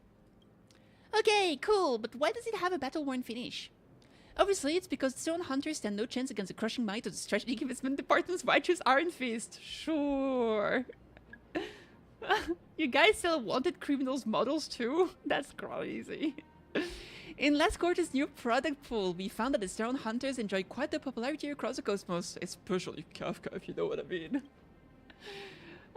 Given such vocal demand from the market, we naturally have to preserve the collective will of our consumers. Why did you include your opinion in the explanation? I swear on my own name that my entire explanation is drawn directly from the Inter-Astral Peace Network News Archive. Not a single word of fiction in there. You can well imagine how the IPC's report spin it. Time and again, they heroically thwart the Stone Hunters' sinister schemes. Of course, is that a violation of their right of publicity? To clarify, there are 2 points to address. Firstly, this is not a depiction of the actual Stellar Hunter, but a fictional character from Daybreak Squadron versus Sam. Secondly, oh, Daybreak... So, I think the Daybreak Squadron is like a... what's it called? Like a Power Ranger type, like a Kamen Rider type anime. So I guess they did like a... Like, Sam is supposed to be the bad guy in that story. As their friend, I can sue you on her behalf? Let's not say that. What if we get arrested? For you people to arrest them? I'm simply doing my civic duty by offering some sound advice. Should Sam decline to act on it, the matter rests with them. As for this mech, we've commissioned the renowned prototype artist Namor Postpone to produce a scale model collectible. It is now available for pre-order.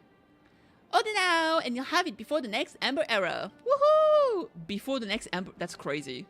An Amber Era could go up to like 80 years. That could be for fucking ever. Mr. Yang, isn't this your favorite giant robot? Giant roboto! Giant roboto! Engine of creation! Behold, the Megatron standing tall astride the earth. I don't know what to say, except this is awesome! I saw it, please, just keep it down. We're here as their guest. We should be careful about what sort of impression we leave.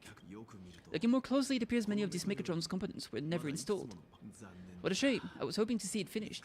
To see the completed Megatron. Imagine how it would look in motion. What a glorious sight it would be. 80 days? That would be early. I meant 80 years. Really? In that case, Miss Yang, let's hear it. Which one's stronger? This giant robot or that Arahato you designed back when you were an animator? Seeing as we're on someone else's property, comparing robots from different works would be most disrespectful to the creators themselves. Come on, tell us, pretty please. I want to know too. True. Tell us. Arahato is an animation all about robots, while Daybreak Squadron is a live-action hero drama. The two really cannot be compared. What a stereotypical textbook mature answer. My days of being a hot-headed young man are well behind me. So please, cut this mature old man some slack, would you? We don't usually come to a place this cool, so why don't the three of us take a photo under this massive Megatron? Now we're talking. Let me set the self-timer so we can all get in the shot together. Booyah. Don't forget to turn on the beauty filter. True! Standing below a huge megatron like this is just incredible! Wealth is so high. Looks like Mr. Yang is still young at heart after all. Indeed. Target found. Nya. Oh, Nihilux! Oh, also interesting. In the picture, the arm that was suspended was not there. Where did this extra person in the photo come from? Photobombed! Man, photobomb in 2026 is crazy. A ghost? But it's daytime. There's way too many people here anyway. I think... maybe Nihilux... Like, she was in the trailer, so she must be a Geiger fan of the Astral Express. Or maybe she's the one writing the... maybe she's the author of the fluffy adventure thingy. Dude, she's so funny. I love her. I love her design. Who's this now? True.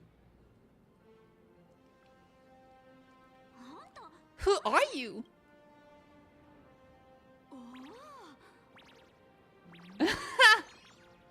Oh, ah. Wow, this truly is a magnificent face. It's nothing like how it looks on the news. Being able to see it up close feels almost surreal. Kiss.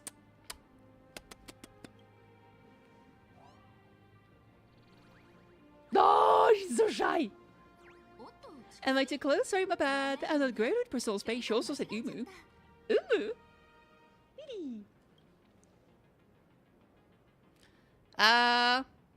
Any closer, I'm calling the cops. Damn. Keep the compliments coming. Hell yeah. Ah, what a goofball. Sorry. Go on. It's impossible to stare at a face this amazing. You'll forgive me, right? I am so pulling for her, bro. Right, I forgot to show you my ID. Right here. Here we are. I'm Nihilux, and I work at Purelux Corp's Imaginesis Technology Department. I'm a P30 agent who works for the IPC. She's an IPC member? Ain't no way. I did not expect her to be an IPC member.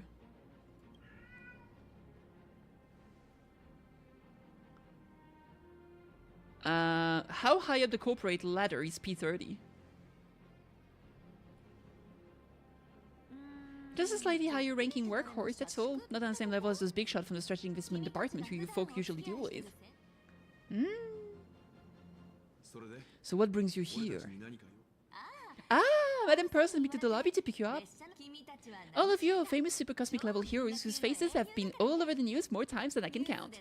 So of course I recognized you right away and just couldn't help rushing over to snap a selfie with you. Hope you don't mind. I see. Hello, Miss Nihilux. Look at her. So cute. Domo! Hello everyone. Starting now, I'll be your tour guide, taking you on a comprehensive and in-depth tour to every single must-visit place in this building.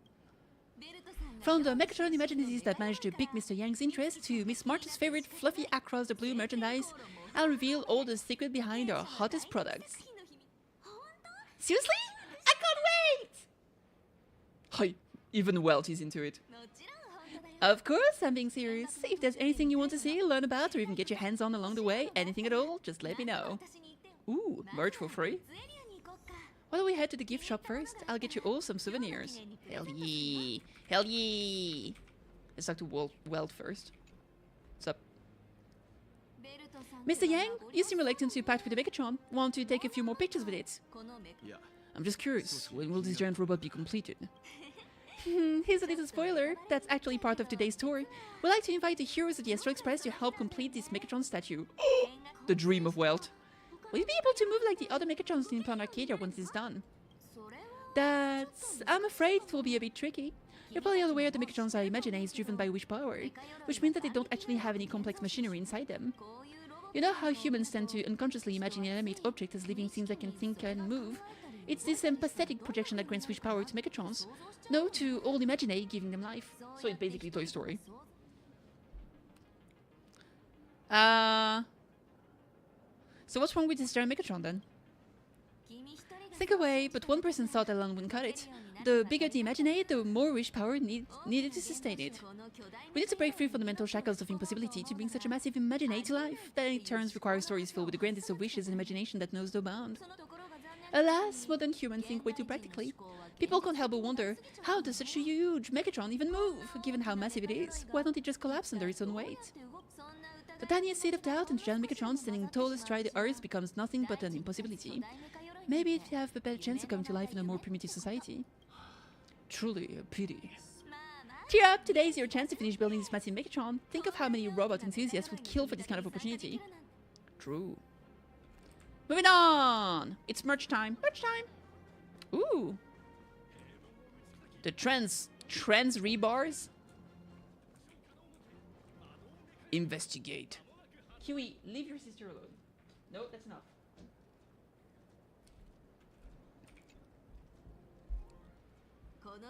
There's a saying that goes, dreams of wealth, the heart of a hero, and countless efforts will lead to Parallax Corp. Whether you're a kid or an adult, everyone has their own sweet dreams. Becoming a hero who saves the world from evil forces, merging with the giant Megatron to unleash awesome ultimate moves. Parallax Corp sells these dreams and makes a killing off of them. If I could have everyone's attention, you can buy a model of Parallax Corp's Megatron in this area. Among them is the best-selling Daybreak Squadron series.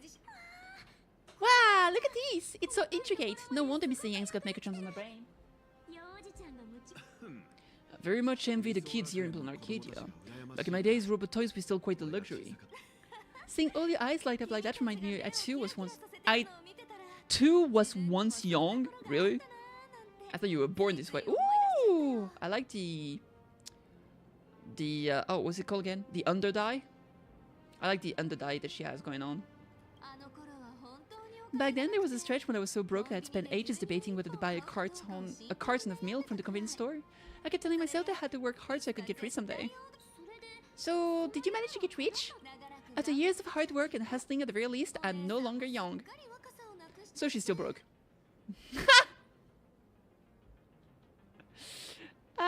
You're both young and beautiful. I'm gonna pull for you. Ah, aren't you the sweetest? But I do have my secret to staying young. That is, lying about your actual age. Keep that in mind, just in case. Now back to the grind. I won't call it striking rich, but I'm pretty close to making a sweet little profit. Don't keep us in suspense, Miss Nylax. Just spill the beans, pretty please. Yeah. You might not believe this, but I have some friends who've been trying to create a decentralized digital currency to fight against the IPC's grid system. Are these people from Punk Lord? That's right, these people are from the Nomadic Miner faction. They discovered a way to hijack news computing power for mining and are digging up a limited supply of learned coins. Oh my god, this is literally AI mining. This is literally, yeah, AI Bitcoin mining. Since Noose is literally a giant AI head. And I've gone all in with everything I got on this project. Oh my god, she's getting scammed, ain't no way. I feel like this is a very risky way of doing things. Life's full of ups and downs, right? The higher the risk, the bigger the rewards, the bigger the fall. Alright, if she's happy, she's happy. What can I say? Papa! Wait, this isn't right. Isn't this pom-pom? Oh, wow. That's some really fine craftsmanship. This is a toy model of Alloy King Pom-Pom, which hasn't been officially released to the market yet. But just you wait. You'll see even cooler toys coming up later. Are you sure there's no copyright issue with this thing? Yeah, we want royalties, baby. Actually, this is Pom-Pom from Fluffy Across the Blues, which is totally unrelated to the Pom-Pom from Astral Express. That still infringes on image rights. That still means they're related. Yeah. King Pom-Pom and Pom-Pom are different characters. You really shouldn't be making cross-franchise comparisons. Speaking of souvenirs from the Express, I bet nothing could be more perfect than this toy. But it feels a bit one-sided if I'm the only one giving a gift here. I have a small favor to ask, Kitty. Would you mind taking a photo with me, that headless Megatron statue over there? And maybe signing the photo too? I'd love to leave it as a memento for the staff at Parallax Corp. How's that sound? If you're willing, I can pull a few strings and use my access privilege to give you all the gold-plated prototype of the yet-to-be-released King Pom-Pom Alloy Armor 999. The only one in the entire universe. Just give it a thought, Kitty. As expected of a P-30 agent. It's something really. When heroes in the Astral Express grace our humble establishments, how could we not offer something special? It would be unworthy of our status otherwise. It's all up to you, Kitty. Come on, let's go! Oh. The rest of my coffee was cold. A Prilux Corp themed sculpture for taking some group photos. You can go behind the sculptures and place your amazing face in an appropriate spot. Adjust the camera to a suitable angle and you look like a Megatron warrior. Man and Megatron in perfect harmony. Ready to take a photo? I'm ready. Okay.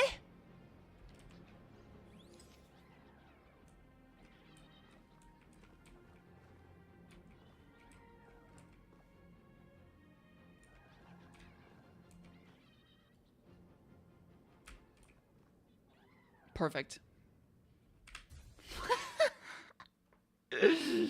That shit's so dumb.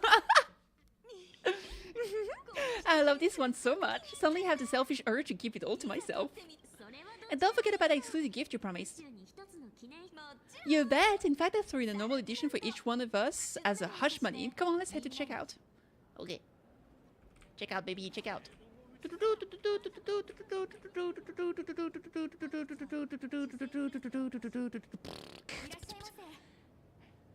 How are you doing? It's my pleasure to serve you.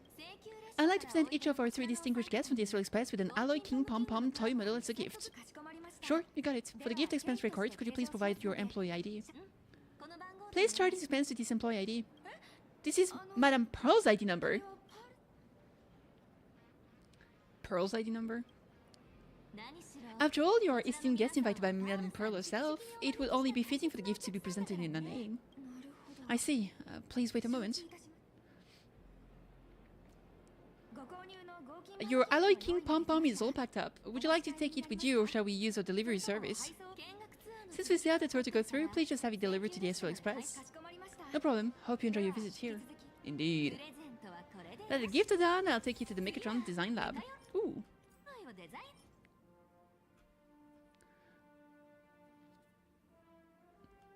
Pom Pom is actually starting to feel a little threatened. Oh no, poor Pom Pom. Alright. This is the part I've been looking forward to the most. I love that they literally look like toy kits, except they're fucking huge to build. Imagine painting this.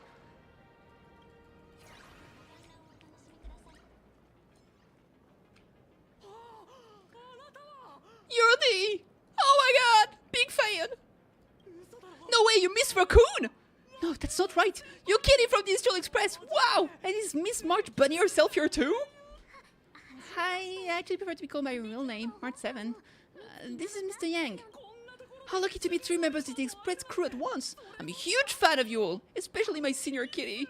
I haven't missed a single episode of Fluffy Across the Blue, and I've even bought all the collector's editions.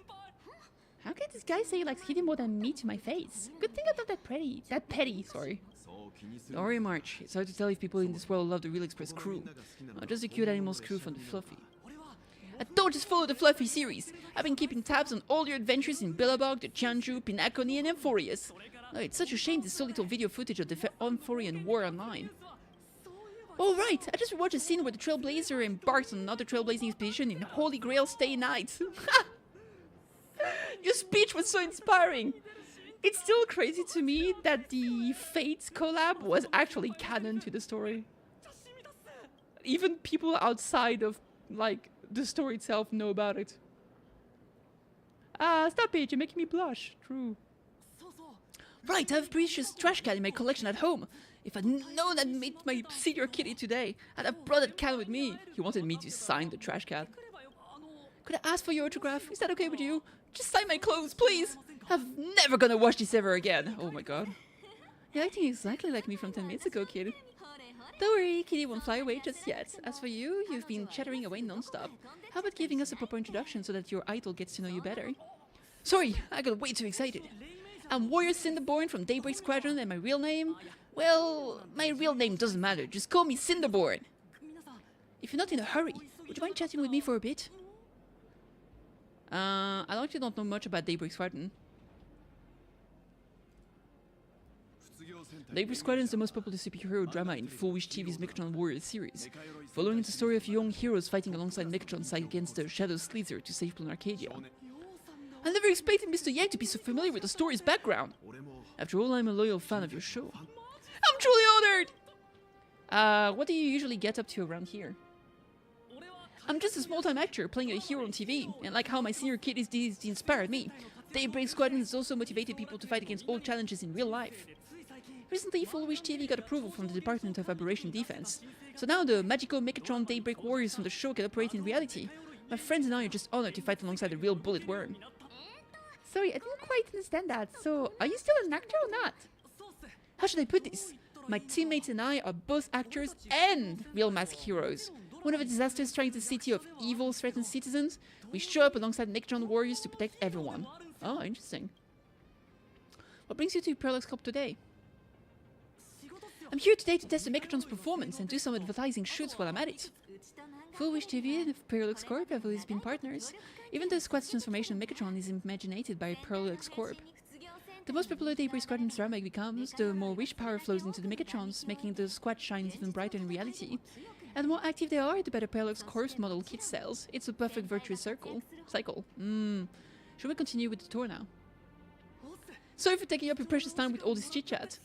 If the crew hasn't visited the combat testing area yet, I'd like to volunteer myself as my senior Kitty's opponent for the test. If that's alright with you. Is that really okay? The hero of the Astral Express gracing us with guidance and leaving some data would surely make the staff here very happy. Oh, with perfect timing, the combat testing area is also part of today's tour. Kitty, that's the weight of fame for ya. Don't let down the kid if we look up to you. Yada yada does it. Honestly, that's my weakness. I can't allow myself to let adorable kids down. First, have everyone take part in the assembly process for the Megatron in the control room. Then, using this Megatron as a template, we'll build a small unit for Kitty so she can try out the combat test program. Oh, interesting. Follow me, everyone! Yatta!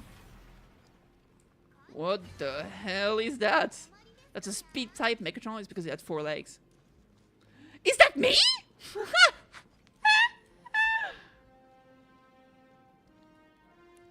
Yo, boss, been a while, so what do you think? Any improvement for my imitation? Wait, how did I become an exhibit? Which Furbo was it that liked to imitate me again? It's me, Furflecto.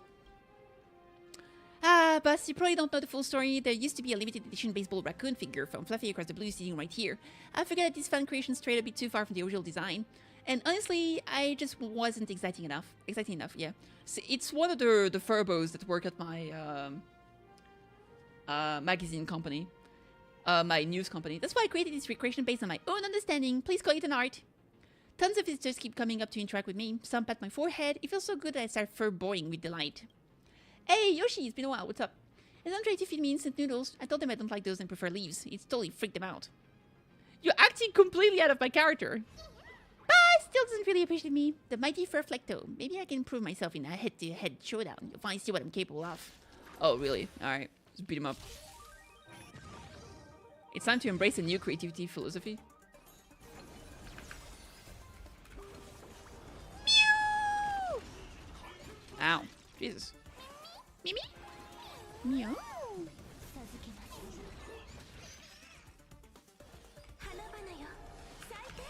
Saide?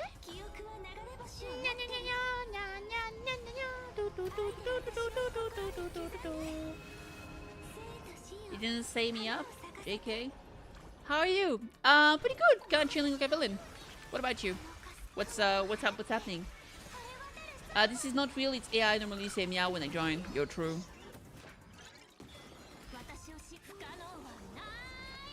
Meow! Book time. Pop. You okay? Heck yeah. But did I show you the true soul of fan creation? That's one abstract soul right there. Wow, boss, you really get it. The soul of art is abstraction. I'm itching to get started and can't wait to dive into my new training. See you next time, boss. Okay, well. That certainly happened. Basic model Megatron. Speed type. Strength type. Growth type. He's a grower. Making my way, making my way, making my way. Whoop. Ooh. Let me grab that VHS. I'm just tired. I'm gonna stop at the store, get some drinks, and then go to sleep when I get home. Fair enough. This is Parallax Co's Megatron Emergencies Design Lab. 15 years ago, the first Megatron of Planet Arcadia were born here, and they immediately gained widespread social influence upon their debut. Today, Megatron have become the most common and iconic symbol throughout the streets. You could say that Megatron are the first and currently only Imaginate that can be mass-produced on assembly lines. Does Planet Arcadia really need that many Megatrons? Imaginate such as Megatrons, which can be produced and discontinued at will, are the perfect residents for Planet Arcadia, and perhaps the perfect IPC employees too. In some people's eyes, being able to create an infinite army of Megatrons would be even better. Say, dear guest, do you know what the first step is to creating an Imaginate in Planet Arcadia? Drawing the physical form? As expected of the Nameless, you're quite knowledgeable about the customs and culture of the world you set foot in.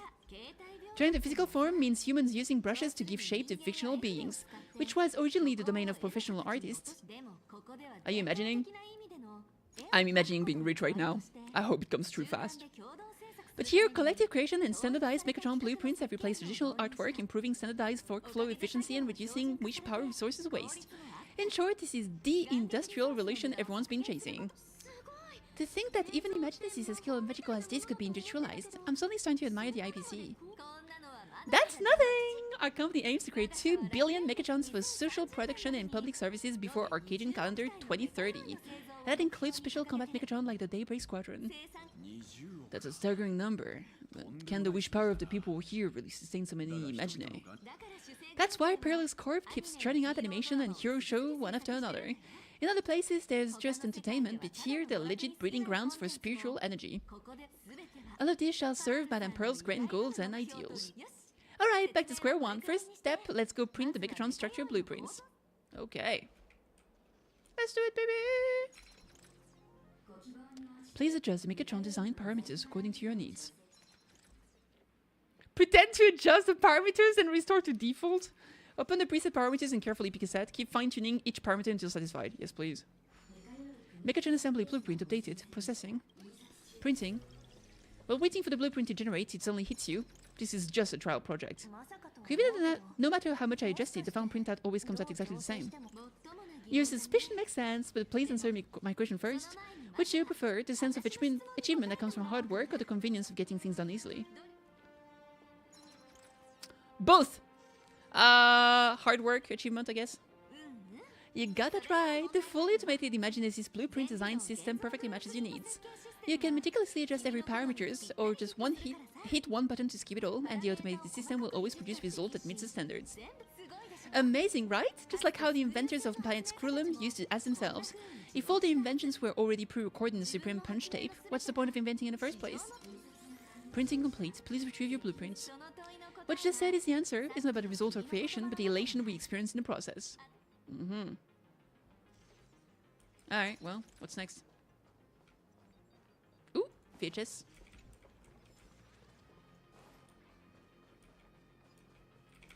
Got a book. Another VHS. Hi! Hello, please show me your Megatron assembly blueprint. Submit blueprint. No problem, the blueprint has been recorded. The Megatron parts are ready to go. Hope you enjoyed the experience. Saying you're not coming along. Yeah, this is more of a Yang thing. No, Marshall will just watch you play from the inside. Now then, Kitty, please follow my guidance to complete the Megatron assembly. This experience mainly involves assembly 3 parts. The arm, the shoulder armor, and the Daybreak blade on the back of the Megatron.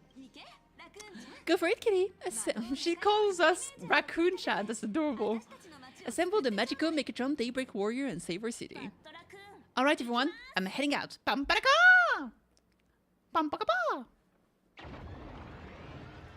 Alright, it's happening.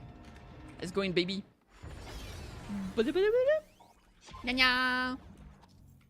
As part of the Mech Assembly project bound to you by Parallax Corp, you will be tasked with installing the arm, shoulder guard, and Daybreak blade. Custom engineering weapon, okay. Any new gameplay? Nope, not really. Lever that's been pulled. I gotta release some teaching. I enjoy my stay. Yeah, take care of yourself. Thank you for stopping by.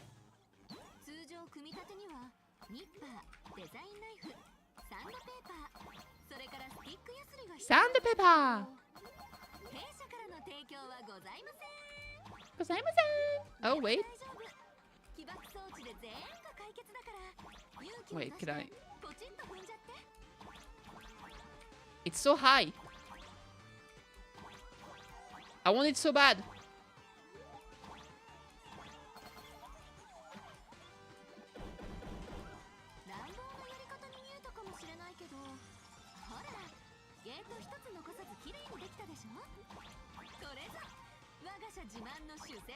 I want it so bad. Please let me get the co- oh, wait.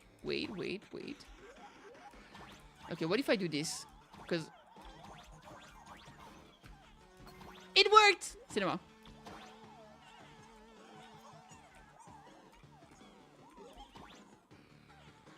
Aha! Hidden stuff, baby. I'm always suspicious now of walls. Alright.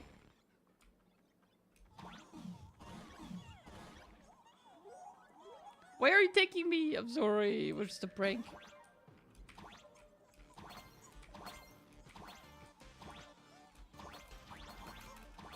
No, I missed some coins. There we go. Oh, that was all of them.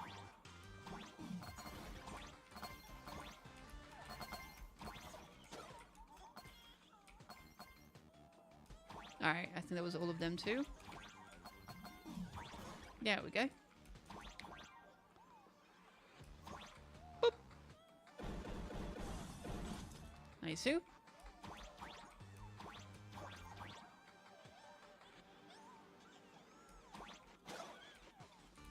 Okay. Teleport. Ooh, shit.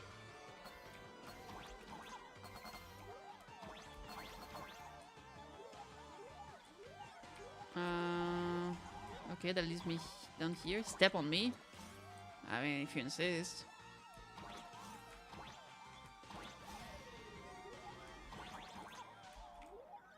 Oh, I see. Understand now. There we go. So I can grab the chest here. You have to, like, use the right timing, I guess. Lovely.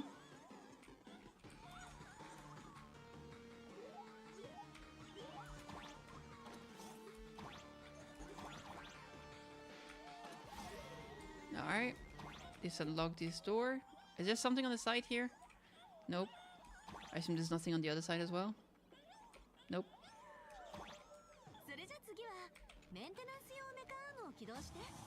Yo! Okay! Thanks for the raid! Arigato! How was your stream? What were you up to? Hey, Wichi! Howdy do, howdy do, howdy do. Let me answer you. Kate Bruma. You were playing Kingdom Hearts 3. How's the Kingdom Heart run going? The marathon. Stream was good. Heck yeah. Got a big coin. Ooh, big cat.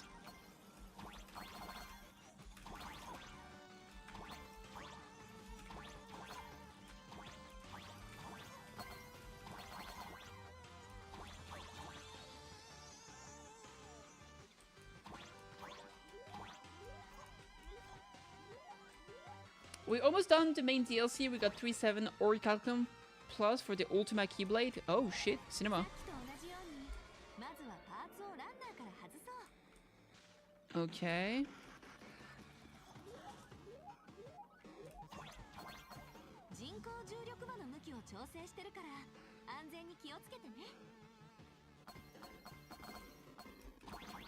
Okay, there we go.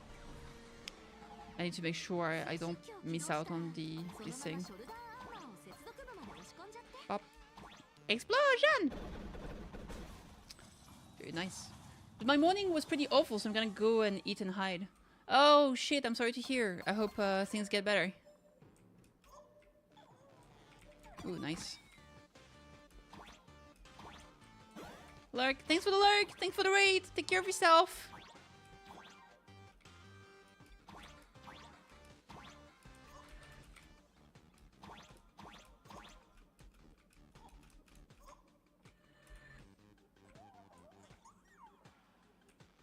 There's a button here. Oh, that opens this path. Is there... Nah, it's too far. There has to be a way to... Wait, can I not?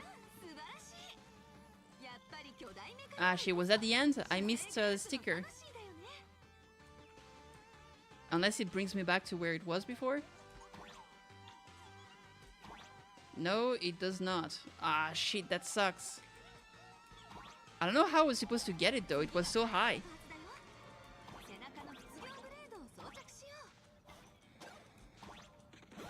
Oh, maybe I could have got this. I never tried to get the sticker by shooting an arrow. Maybe that would have been possible.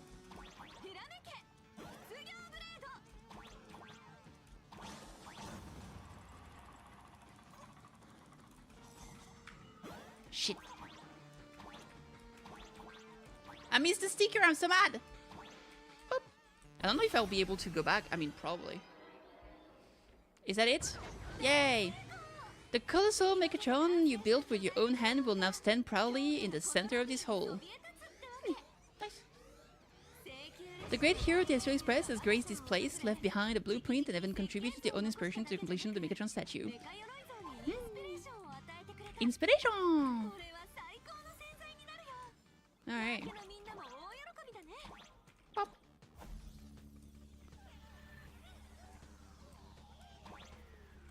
Go, hero! Mm-hmm.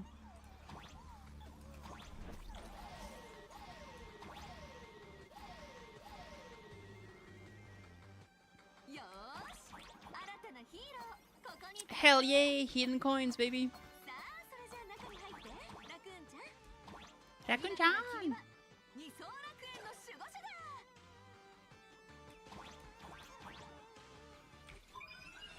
Oh, we can go inside cinema.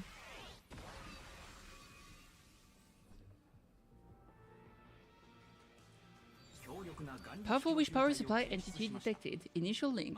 Initiating link. Ooh. Mechatron synchronization rate 15%.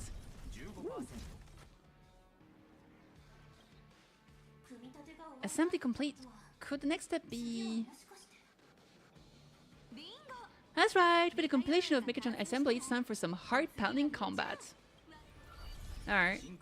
Mechatron synchronization rate 3942. Okay. Your little fanboy Cinnaborn is eagerly awaiting some pointers from you. Well, we can't power up this big guy. I've printed a small unit. Now it's time to show you how Mechatron fights. Alright. Fighto!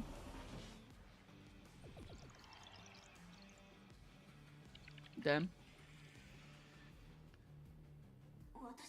I'm much for the Megatron. Where am I now? Good question. Oh! Dino Raptor! Ah. Of course, it's the Comet Testing Sandbox. Wow. Oh! What an attack! Chop, chop, chop, chop.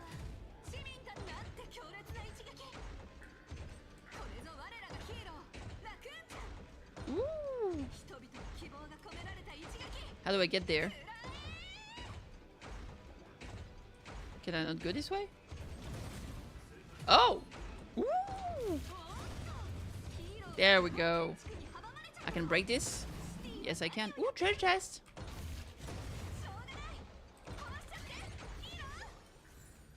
Mm-hmm. Oh! There's a sticker over there.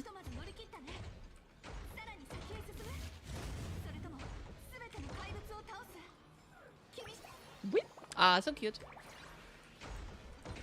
Okay, let's go this way.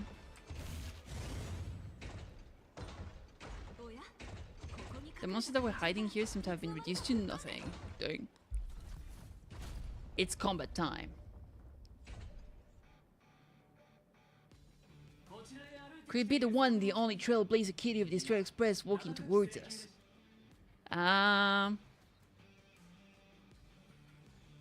You can still recognize me in this form. That's right, please call me Galactic Baseballer. No. You bet, after all, you're our beloved hero! Wow. Although the giant shadow crisis in the Dimension City has been dispelled, the real battle for you and the Daybreak Squadron is only just beginning. As the old and new generations of superheroes, you will face off here to determine the victor. Okay. Forged by raging fire, burn away the darkness. A star that sets the world ablaze, Blaze Weaver! Wow. Slice through the skies, wings of lightning. From the blue heavens descend a zero ring. Beautiful. Shatter the eternal night, light blazing bright, the radiant vow of hope, dawn lands! Wow! Cut through despair, the yielding blade of steel, edge that never fades, Cinderborn. You can do it, friend. So bye! Darkness wanes and dawns awaken, the Daybreak Squadron arises. Beautiful. You love to see it. This is so cringe. Hold on, where are we at the story now? I'm very confused. This is an official challenge from the Daybreak Squadron, great hero of the Astral Express. If we defeat you, we hope you'll accept our invitation to become the honorary Phantom 5th member of the Daybreak Squadron and help us safeguard the peace of Planet Arcadia.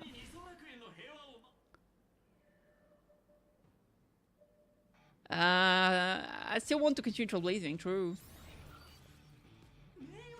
Honorary! It's an honorary position! Hey, great, didn't you have something to tell your hero? Now's your perfect chance.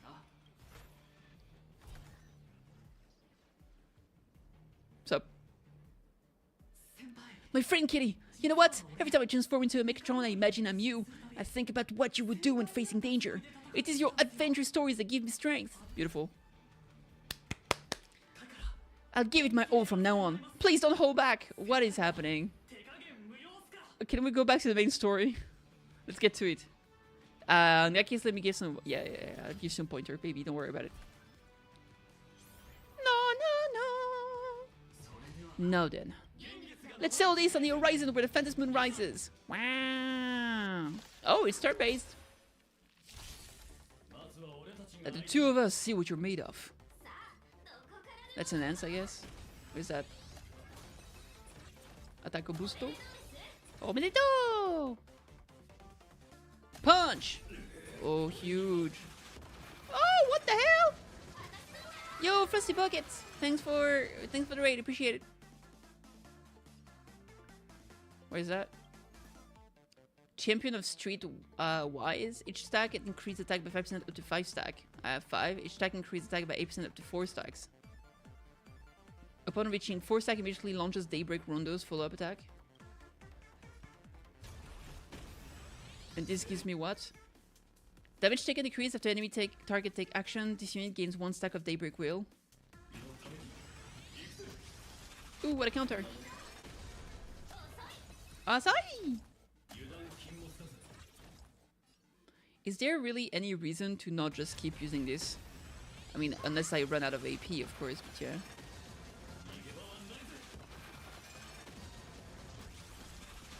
Damn! I guess I'll just use this again.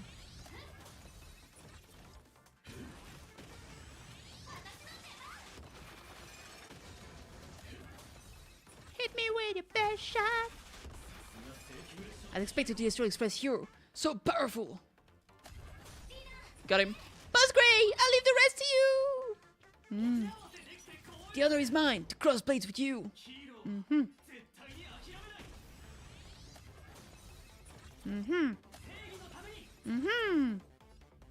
Shit, I'm out of AP. Oh! Follow up!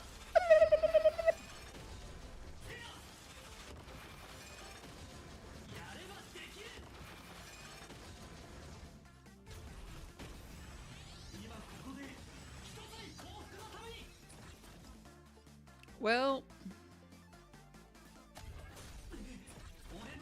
my ulti is coming. Oh, damn! 1 HP? Even the invincible Kitty is reaching her limits. Listen, those are the people's wishes. Power converging as one. That is limitless possibility! Everyone's wishes. Have we seen them all? Beautiful. Ultimate attack!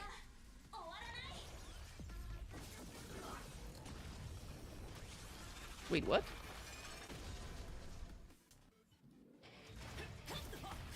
Oh shit! Madame Monogatari just came out on Steam. I had no idea.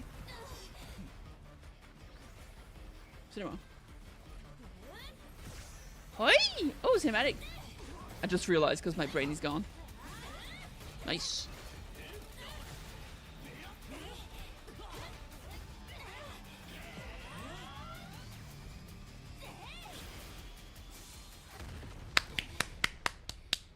Incredible.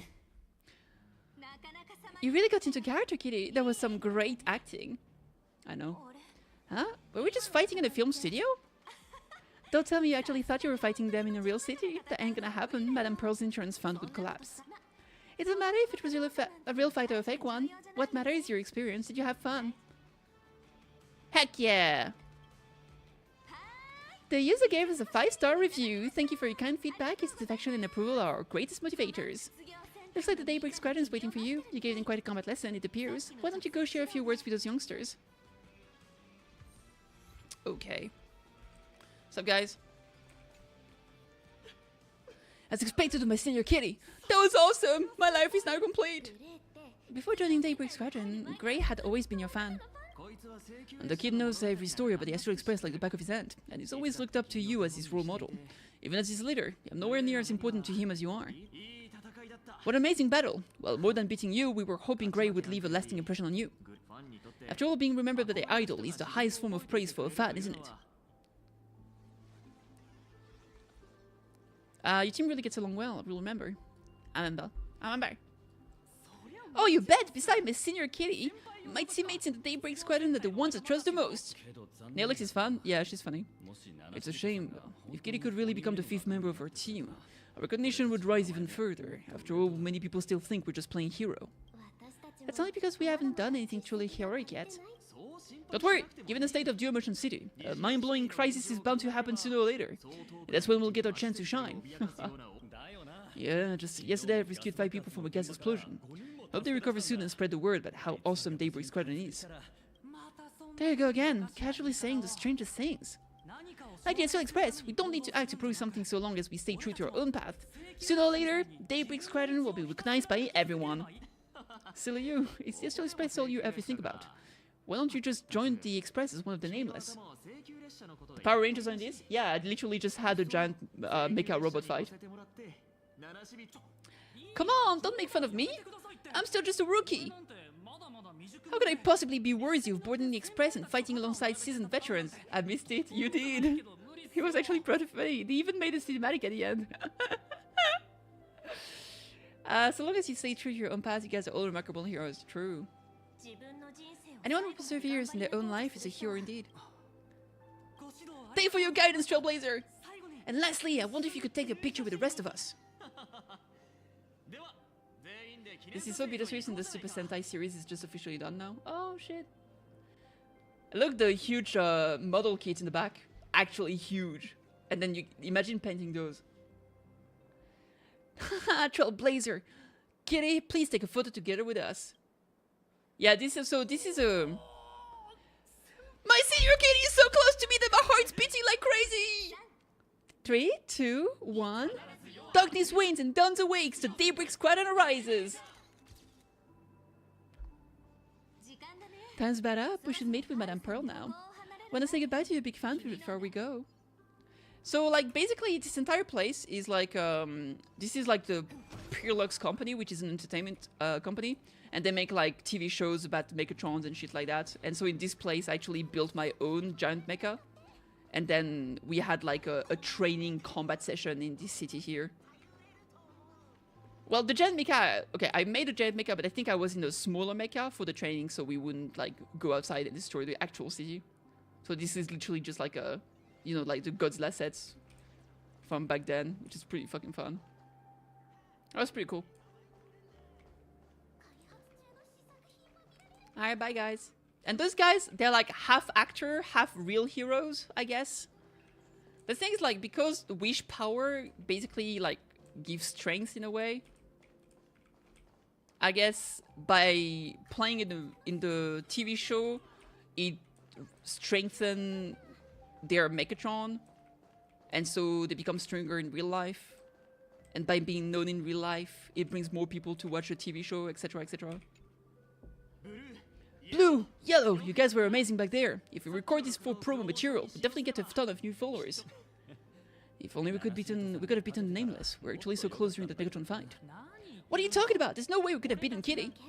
Well, it's not entirely impossible. I'd say even since I converted, I feel like both my mind and body have become so much lighter. Oh no, she's a member of the Smile Society. You really should join us and do the same. Craving your mask hero means facing all kinds of danger. You definitely feel pretty bad if you couldn't contribute your strength to the team when we needed you the most. Looks like your idol's here to see you. We'll wait for you backstage, Gray.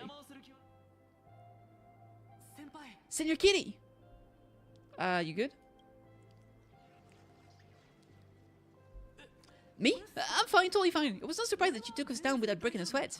It's me, I'm just too weak. I'm always hesitant, whether in combat or dealing with life. Even though I know I can never become an amazing hero like you, Kitty, I've always been trying my best to get closer to being like you. It's a bit embarrassing to admit, but no one ever taught me the principles of how to live and behave growing up. I dropped out of high school pretty early and started hanging out with street gangs.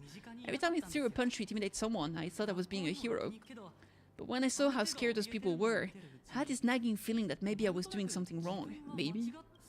Later, when I read about the HSR Express storyline online, I learned about your legendary deeds, Kitty.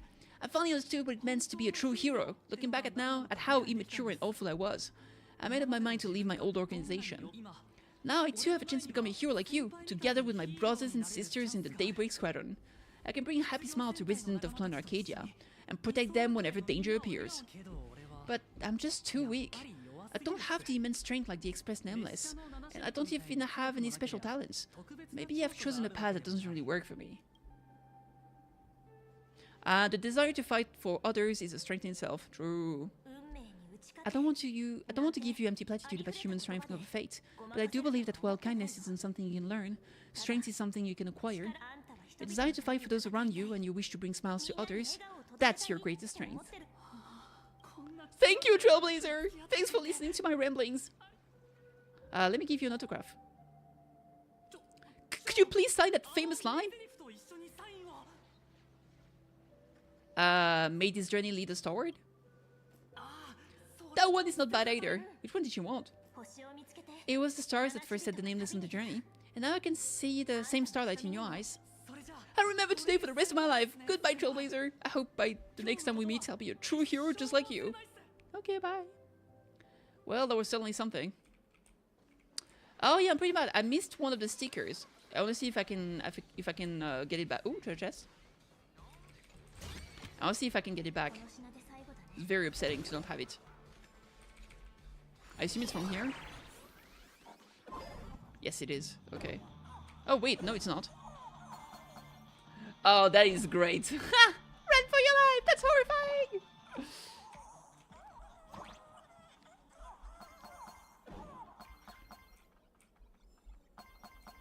Beep boop beep.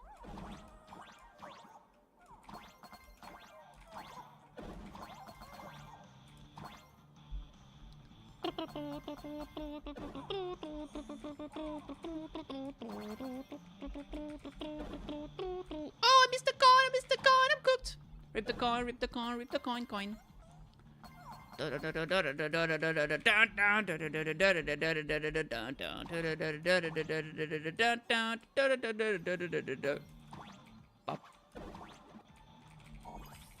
Oh, so many coins!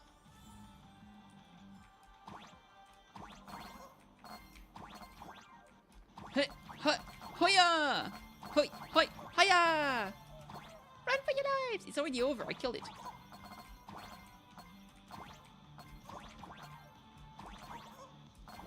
Lovely. Alright, so this is not the one I was looking for. Oh, yeah, it was from the other room. I'll have to figure it out later. Alright, anyway. That's done with. Making my way, making my way, making my way. I'm gonna go meet my friendos. Friendos. Neelix. Dude, I really like her. She's so cool. What's up, girl? Well, that about wraps up today's tour. After seeing everything, what do you think? As I got quite a few fans. You only realize that now. That's your greatest advantage in joining the Phantom Games, a story that's already spread far and wide. Pilla's Corp's influence is truly something else. Indeed, rather than the power to rule this world directly, that the individual draws even greater strength from pure lux. The stories and dreams spun by this enterprise are capable of steering the future of Planet Arcadia, and of serving as a cradle for new imagine. Madame Pearl is waiting for you at the top of this building to discuss matters regarding the Fantasman games. Let me give you a little reminder. The rules of Fantasman games have never required any competition between supplicants. Okay. What are you trying to say?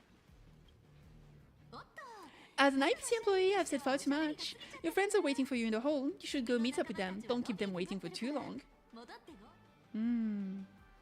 Okay. Okay.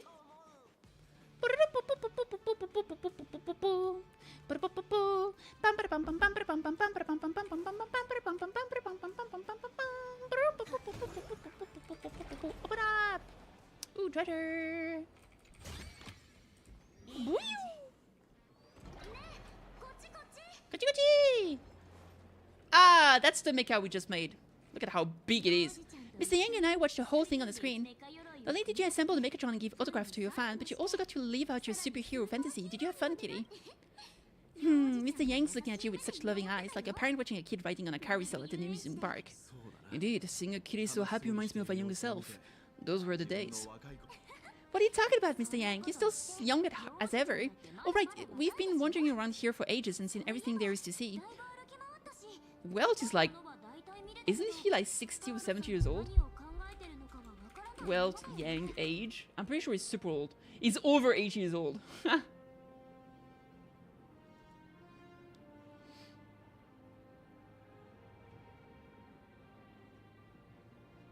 Yeah, it's super old.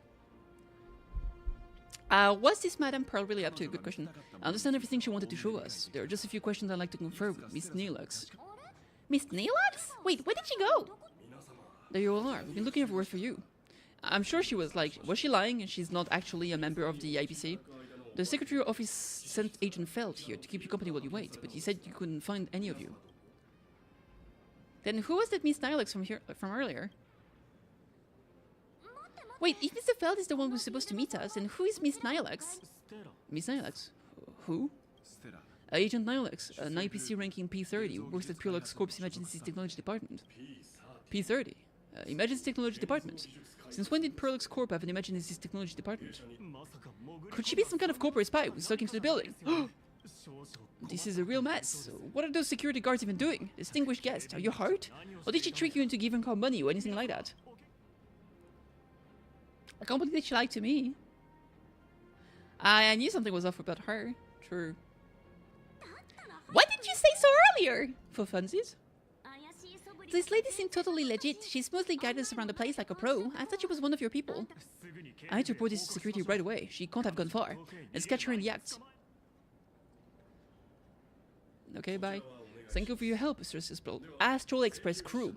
Madame Pearl has been waiting for quite some time. If it's convenient, shall we head out now? I'll show you the way. I'll show you the way! Please inform Madame Pearl that the 3 guests from the Express will arrive shortly. Yes, sir!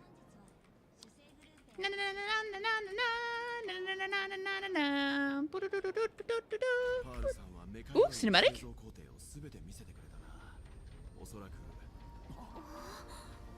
Ooh! That's a cool elevator.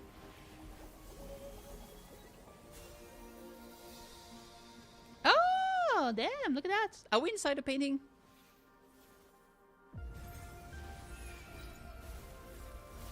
Wow. Pearl is so pretty. She's like an older Nekomimi from Genshin Impact. Hello, guests from the HSR Express. Nice to see you again. I think she's gonna be like a preservation unit.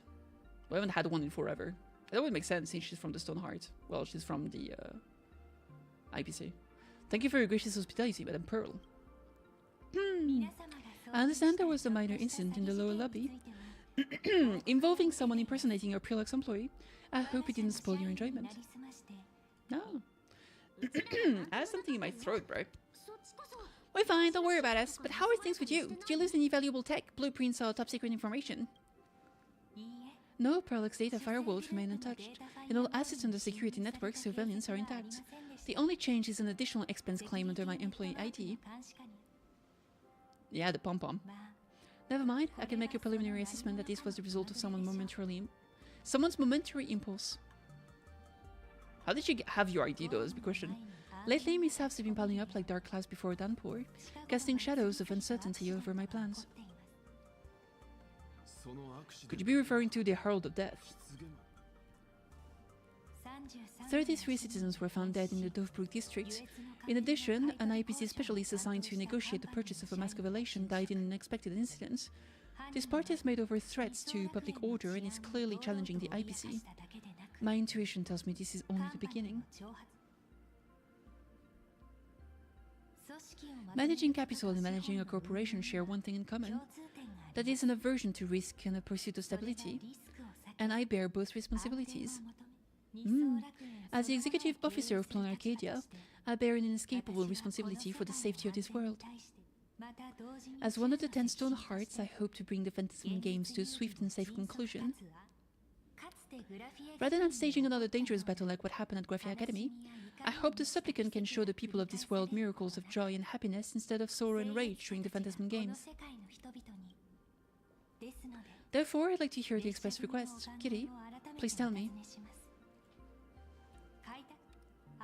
What's your ultimate goal for joining the Phantasm Games?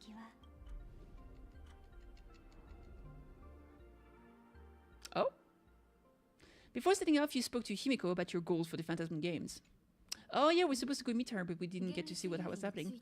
Kitty, you mentioned earlier that you wanted to talk about the Phantasm Games with me. About the final request. I'm assuming it's to make Amphorius real, right? But it could be something else. I'd like to talk about our ultimate goal for participating in the Phantasm Games. Got something in mind. I think the rules and rewards for the Phantasm Games are a little too vague. That's exactly what I thought when I joined the games 15 years ago. These games will allow supplicants to do anything, good or evil. As a result, everything that unfolds in the course of this game exists beyond control. What's more vague is what can winners do when they share the power of the elation. According to legend and historical records from Ahatopia, the victors typically first witness the manifestation of Aha themselves. They listen to the victors' wishes and grant them permission to use their power, and the application of this power seems to be boundlessly vast. When faced with countless choices, the situation becomes even more thorny than having no choice at all. Sometimes I wonder if we had agreed to become the leader of the Anti-Destruction Alliance, how would this trip have turned out? I want Aha to be the leader. If I win, I'll give up sharing Aha's power and ask them to be the leader of the Anti-Destruction Alliance. Oh. That's such an hilarious idea. I can totally picture it. I'm not joking around. I get it. That's actually a brilliant idea. To begin with, this is far more meaningful than taking up God's authority and squandering it freely for a single minute.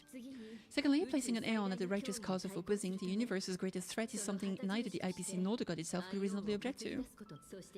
Finally, this would also help us avoid the risk we currently face, cooperating with the IPC while remaining very wary of being drawn into an ambitions during the operation of the Anti-Destruction Alliance. If we handle the negotiations well, perhaps Aha could stand behind the Astral Express, just like our cooperation with the Janjo, where we could maintain distance from one another while offering support from afar. The only question is, will Aha agree? Don't worry about that. From what I know about them, they'll agree. What kind of god of games would they be if they broke their own rules? Besides, they still owe the Express a debt. Is this?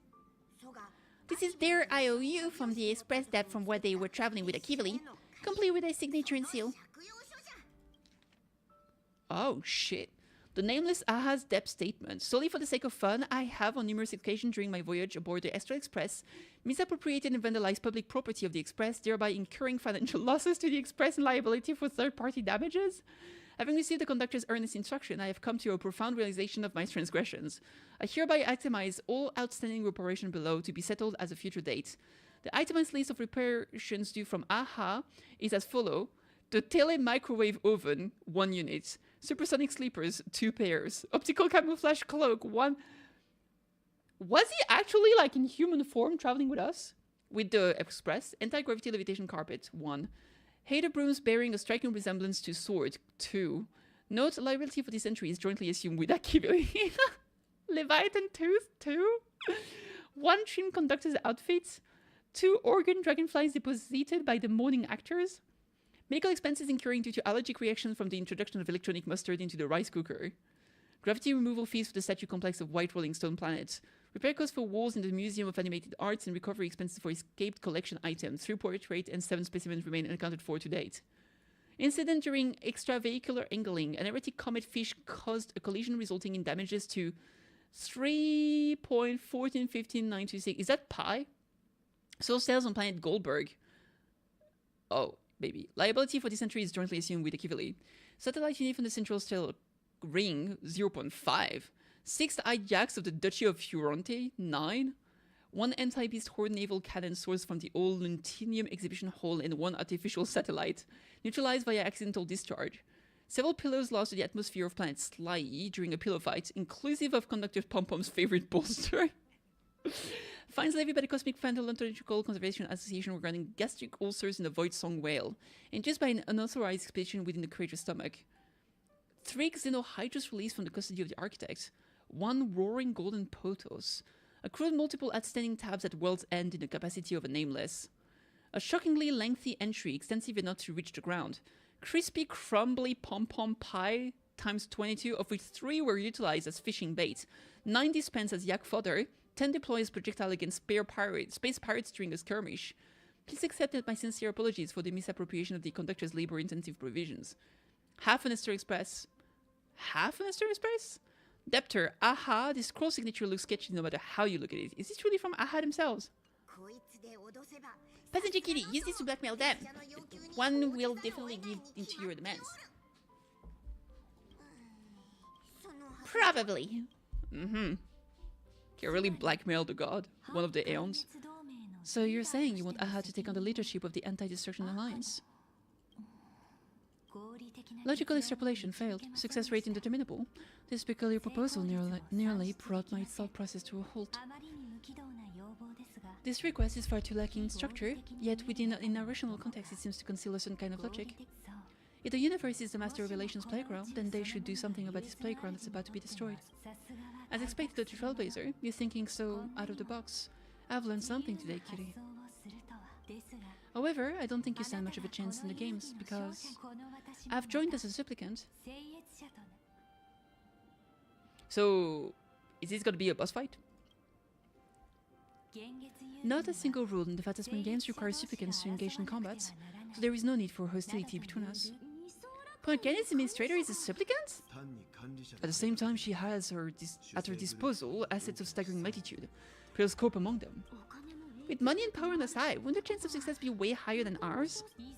As I previously proposed to Miss Himeko, I'm willing to cooperate with Astral Express to ensure smooth progression of the Phantasm games. But Astral Express isn't your only partner, is it? I have 2 other allies, however, you all are my most promising ones. Once the Astral Express joins, it will maximize the safety and success of this Aeonic game. And I will do everything in my power to fulfill my partner's wishes within that limited minute. Just like the Anti-Destruction Alliance, indeed. As we told you before, our strategy is to become a sail, advance and retreat together. The Astral Express is not a lone supplicant, since we have our own allies in the games. An ally like Sparksy. It's true that you defeated her and took her mask. Given her typical decision-making style, Sparksy isn't exactly what you call a reliable ally. Beside her, I have another ally. Hypothesis, the sin which negate Missing's mask. I thought it fell into the judge's hands. Don't tell me. Yaogon gave it to you guys. That's right. 3 against 3. We're tied at the moment. With this new variable in play, I have to adjust my extrapolations. But the conclusion seems unchanged. After all, as the administrator of this world, I have the natural advantage in resources. That's not necessarily a bit. That's your biggest weakness. Dun dun dun!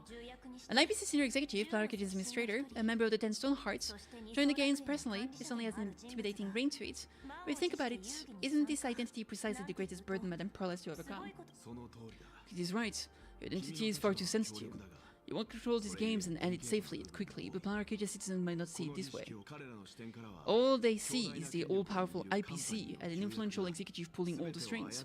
Your every action will be scrutinized twice over. People don't want to see the IPC win.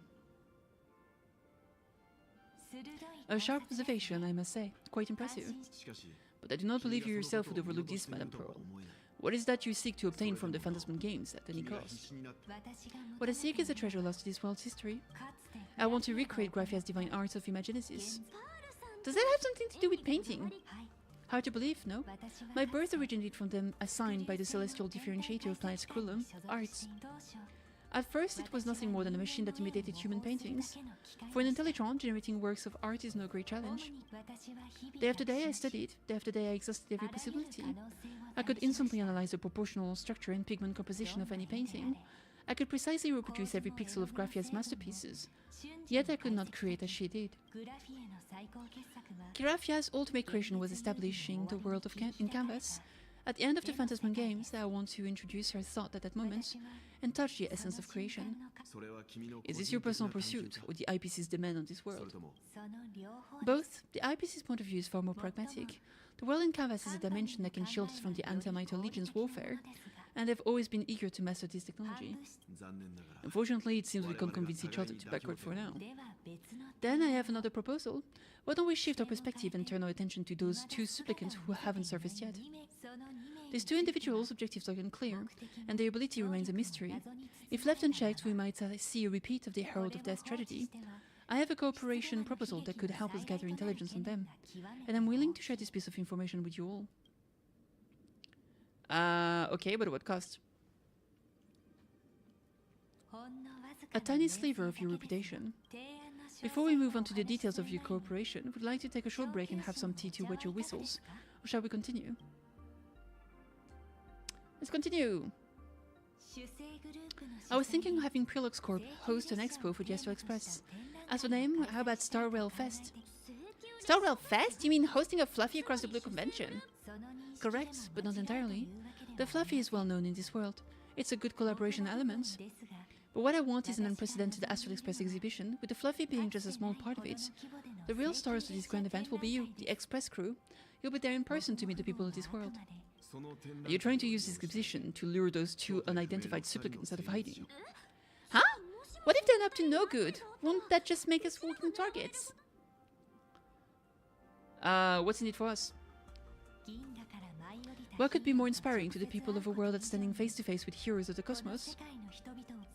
But an enormous amount of wish power, and the Astral Express is the very source from which this wish power originates. Together we can create a miracle for all to witness, an Arcadia devoted to the legends of heroes.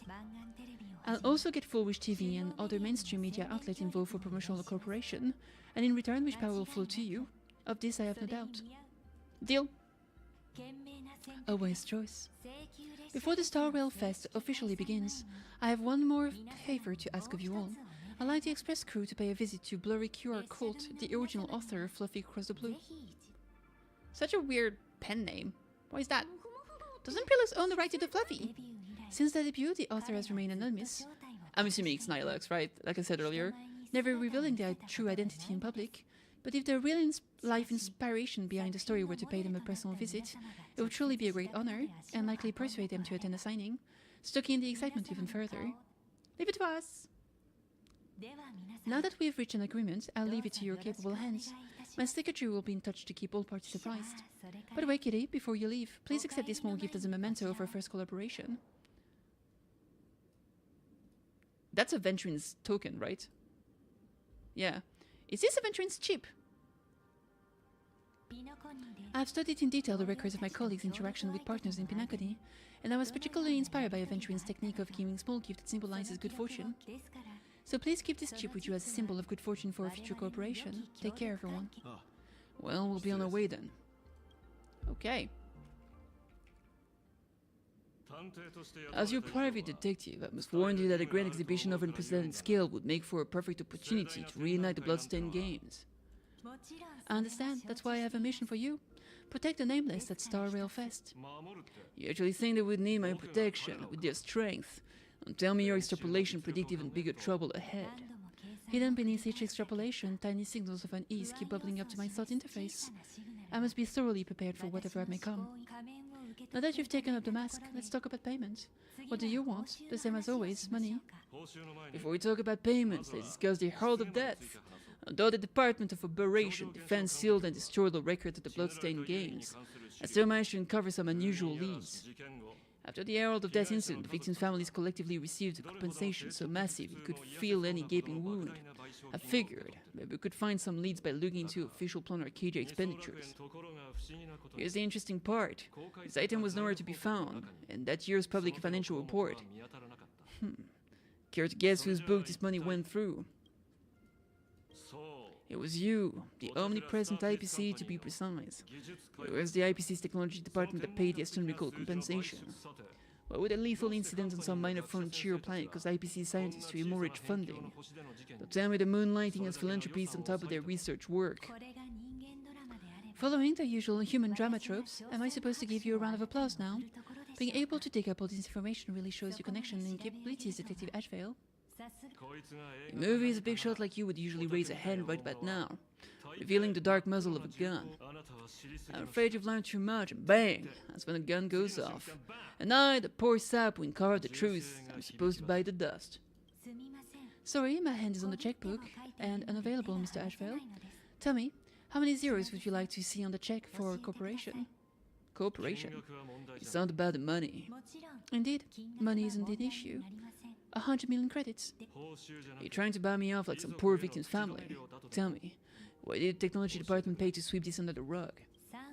300 million? I know you've always needed money. For Christ's sake, supporting the families of fallen comrades and for treating those who survived. Isn't this exactly what strategic investment is about? Putting money in the hands of those who need it? I'm not your lackey, Intelligtron. Tell me the answer. 500 million? I could pretend there's a glitch in my calculation process and make it a cool billion for you. Money or answer, your call. I want the answer. Damn. Gun time. An unexpected choice. It defies my usual understanding of your decision tree. Note, I say this without sarcasm or ridicule. The answer is, I don't know much. Hard to believe, perhaps, but as CEO, my power isn't unlimited. Besides, the Herald of Death affairs lies 15 years in the past. This world is like an unfinished game of chess that's been dragging on for years. The hidden moves laid by the previous players keep becoming my challenges, even today. Since you've invited me to finish the game together, sharing intel is a must. Reasonable, I'll share what I know about the answer. Marcus Antali, the Herald of Death, last member of the Intelligence Guild's School of Evolutionary Perfection. 5 years ago, his identity was confirmed, and he was executed. Note, executed in every sense of the word. Miss Yabali, head of the technology department, took possession of his belongings, and even I don't have the clearance to access those records. No wonder, since that guy was practically IPC personal, give or take. I also explain why the technology department shelled out the compensation. Yet the method behind his latest killing is identical to the one from years ago. Is the Herald of Death truly dead? A serial killer coming back from the dead is the least of our worries. Even if a serial killer does come back to life, he's still just a serial killer who's been shut out of the Aeonic game. What's more concerning is this. Someone wants to exploit the legacy of the Herald of Death. Miss Yabali took away everything that man left behind, except for the fear he instilled in the people of this world. Okay. And during the Fantasman game, not only can miracles trigger wish power, but fear too. Based on my extrapolations, the appearance of his new Herald of Death might mark the beginning of the festival spiraling out of control. No wonder you're in such a hurry to end the games. Miss Ashvale, I've always respected you, but right now I need to rely on your strength even more. Respect. When I was younger, what I really wanted was to make the IPC fear me. The passage of time is not exactly kind, is it? Deal, Madam Pearl. I require one more form of compensation. Whoever this new Herald of Death is, I must deliver justice with my own hands. This time there won't be any lengthy interrogation.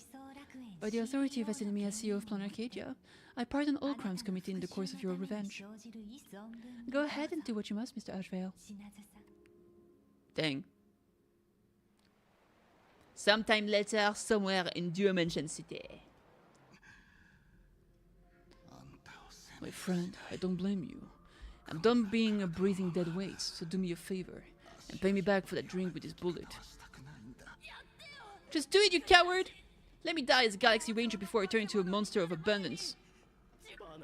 Bana, shoot me. I beg you. Bana! A Skybow above. May you have a pleasant dream. Skybow, so he used to be a Hun character, for real, for real. But he's so veracity coded now. What happened? Not knowing who you are, not knowing why you exist here. That isn't life. In ancient time, humanity's daily goal was to obtain 2,000 calories of food. Humans back then knew they were just one member of the animal kingdom. They understood why they migrated, hunted, gathered. But now in an era where you can get food delivered to your door with just a tap of your finger, effortlessly achieving that 2,000 calorie goal, humanity has lost its way like never before. Tell me, will the Fantasman games bring a new direction into this world, Ashvale? What's wrong with getting food with just a tap of your finger? Don't tell me you want to go back to the days when everyone was starving and all at the mercy of the harvest. 2,000 calories are pointless but just for survival. If the goal beyond 2,000 calories that define humanity, the Fantasman games hold up a mirror to humanity, allowing them to see the truest selves. I'm just a detective. Ask me such a profound question again next time. I'll charge extra. My apologies. I just heard you joined the Fantasman games and couldn't resist asking for your thought. You've met Madame Pearl, huh? She dumped this hot potato of the hell to death on me. On us, judging by your expression, it seems less like a hot potato and more like a sweet fruit. Because I have a lead now. I think the key lies in the word copycat. To prevent copycats, you kept the Herald of Death modus operandi from 15 years ago on the wraps, which means there's only a few people who could reproduce the killing method with such precision. The investigator from the Security Bureau and the Department of Operation Defense at the time, and those directly involved in the Herald of Death case. Detective Kuchiba, I've heard that you've devoted considerable time to researching the crime from the Fantasman games. So I'm the prime suspect now, is that it? Just a bit of a minor deduction. After all, murderers always love to return to the scene of the crime. Isn't it coincidental that you happen to be standing right before my eyes? That's not deduction. It's a conjecture at best. As for investigating those two categories of suspects, we've been doing that for a long time already. It's been 15 years. The relevant people and the victim families have all gone their separate ways. Tracking them down now won't be easy. Yeah, after losing the loved one in such a cruel way, the hearts were shattered. Many couldn't bear to stay in Dovebrook district and chose to move away. I remember seeing the case file you sent me. They even formed a mutual aid society for the victims. I wonder, after all these years, have they managed to heal the wounds in their hearts? Maybe they have. After all, they go by a new name now. The Research Society of Happy Smiles. Oh, you mean the charity with the slogan, Healing Smiles, Healing Arcadias? Before he died, Kostai mentioned the group to me. He said quite a bit of few young people the gang left without looking back just to join them. I thought maybe we should start by looking into their rivals. The Research Society of Happy Smiles, huh? A charity that helps people escape their pain and find happiness, offering free counseling, medical care and all that good stuff.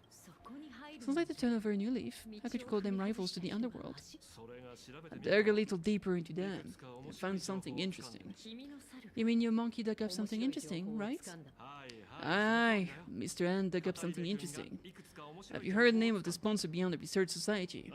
Her name's Foolish. That name rings a bell. Wait, isn't she the boss of Foolish TV?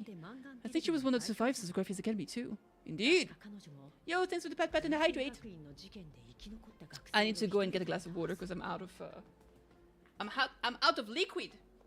So I'll go do that real quick.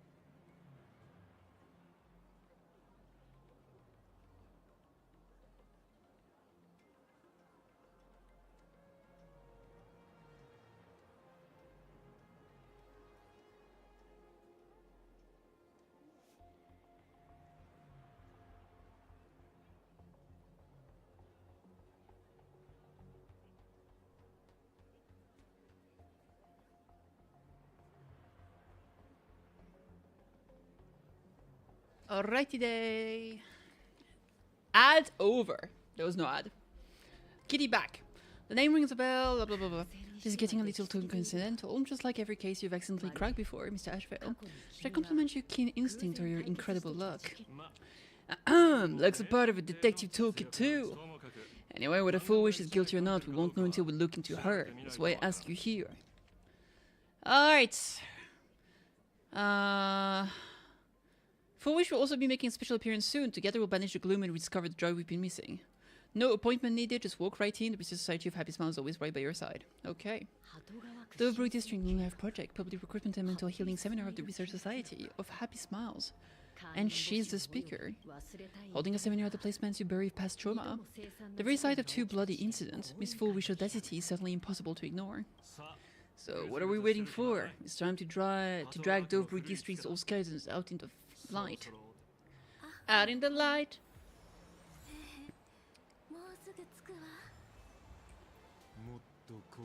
I want more happiness.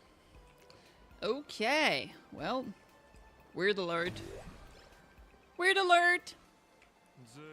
This place is buzzing. Are they all here waiting for Full Wish to grant their wishes?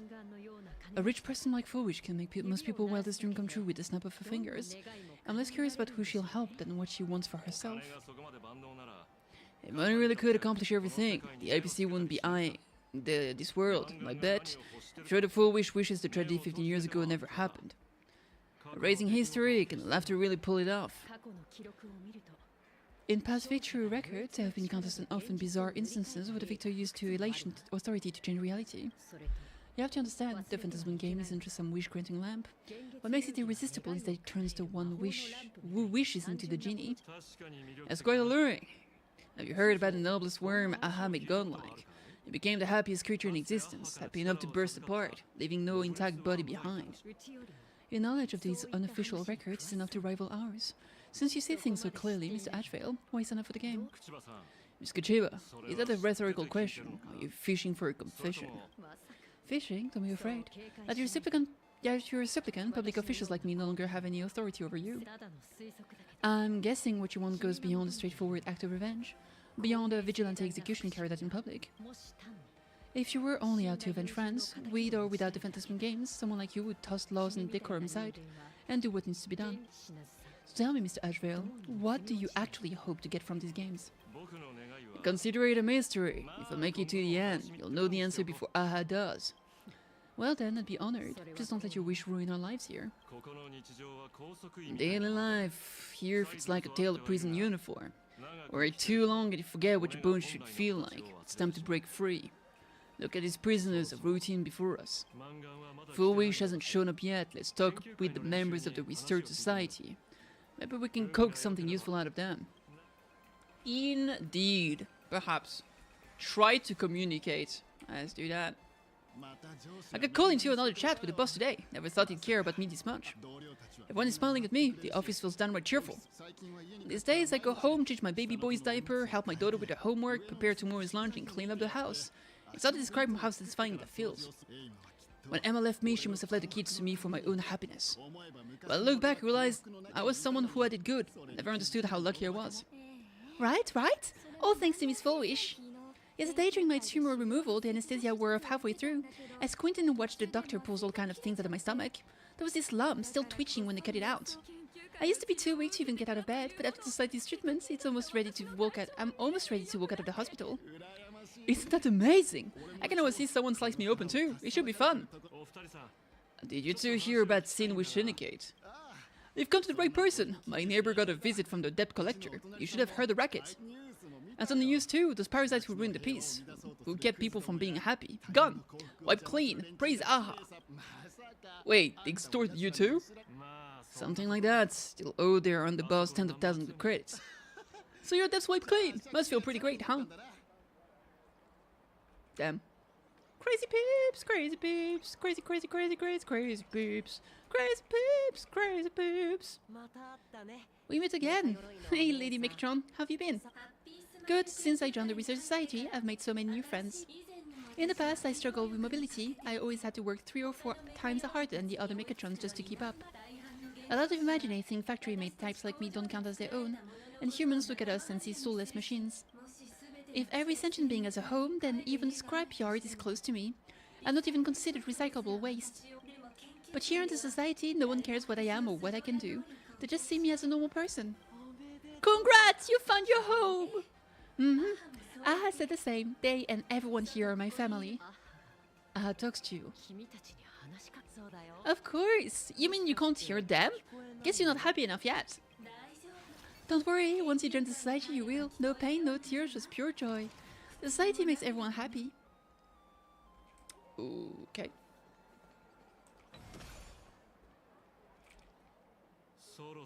Looks like it's about time. If the star of the show doesn't show up soon, the crowd's gonna burst with anticipation. Everyone, please make some room for Miss Full Wish. Ooh. Ooh. Oh, she's pretty. I like her. She's probably a bad bitch. But a master of elation, may they bless all souls and grant them smiles. Are you all happy today? Very happy! Thank you for your smiles. They are like lamps in the dark, so precious. But before we celebrate the elation, let me share a memory drenched in tears. It once dragged me into the abyss, yet it also taught me what the elation really means. As you all know, 15 years ago during the Fantasman Games, the shadow cast by the herald of death swallowed this place whole. That day I lost my parents, my classmates, and the others. The morning greetings, the little daily chatter, all went silent under the crimson dusk. After that, for a very, very long time, all that remained of my world, a door shut tight, a room steeped in silence, and a wound in my heart that would never heal. Just hearing the word herald of death made me shake uncontrollably. I even once thought that the only escape was to follow the dead and leave with them. Back then I was just an empty shell, breathing, beating, but lifeless inside. And just as my soul was about to fade away, an old lady from the Mutual Aid Society knocked on my door. She didn't offer empty words of comfort. She just looked me in the eye and asked, "Child, would you try stepping outside the door? Out there are many people, broken by pain just like you. But together, we can start picking up the pieces, one by one." She smiled at me, a warm, gentle smile, and in that smile felt the master of elation gave me a reason to leave.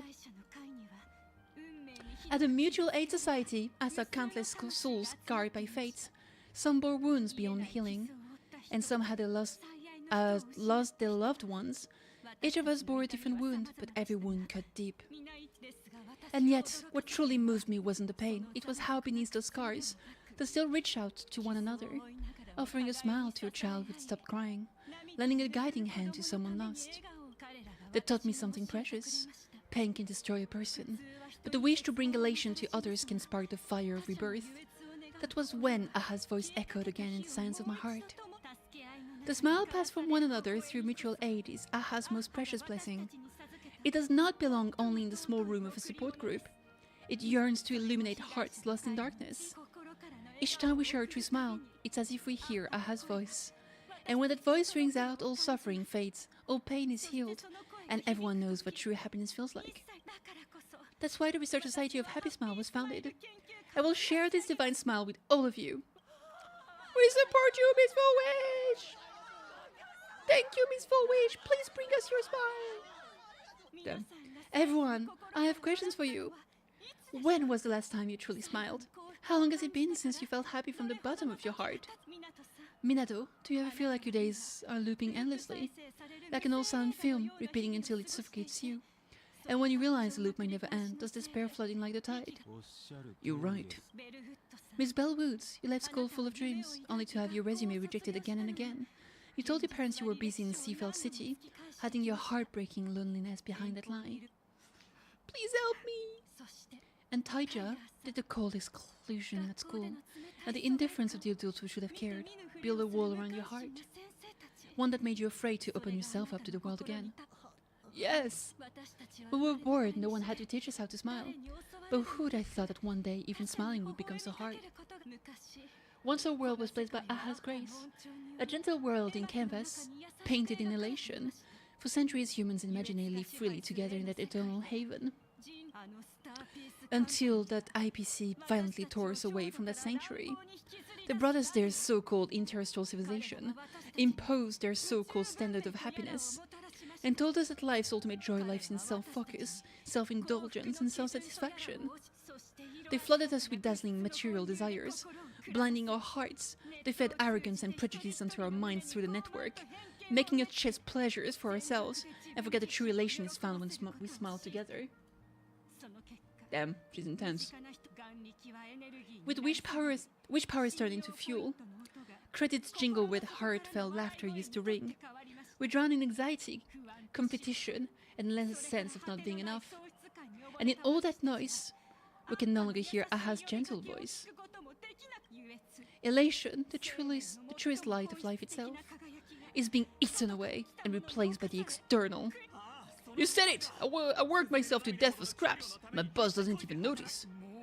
It is useless that mouth online. They do nothing with their lives. They constantly judge everyone else. Me? Me? The IPC is nothing but a nest of vampires. They're feeding off of us. Miss Foolish, please tell us how to be happy. Look around you. This land was once blessed by the master relation, yet now it's overflowing in misery. Everyone's chasing their own happiness, but in doing so, they wound others without even noticing. Do you remember the moment I found happiness again? It was when someone was suffering just as I was, smiled at me. Even through their pain, they gave me that smile. A smile filled with blessings. The smile saved my life.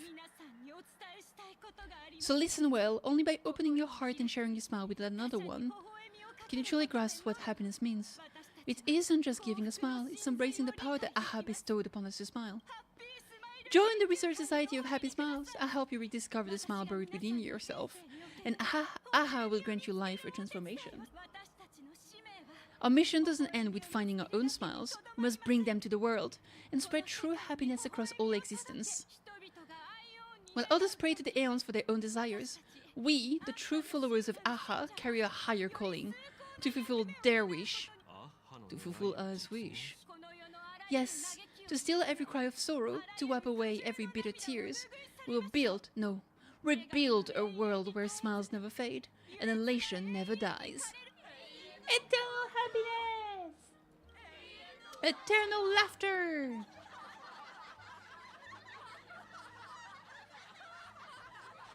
Oh, Jesus Christ, I hate it here. The speech is over. What's your take, detective? It's so far gone, it's hard to make sense of it. Then let's not overthink it. Let's talk to her directly. Hello.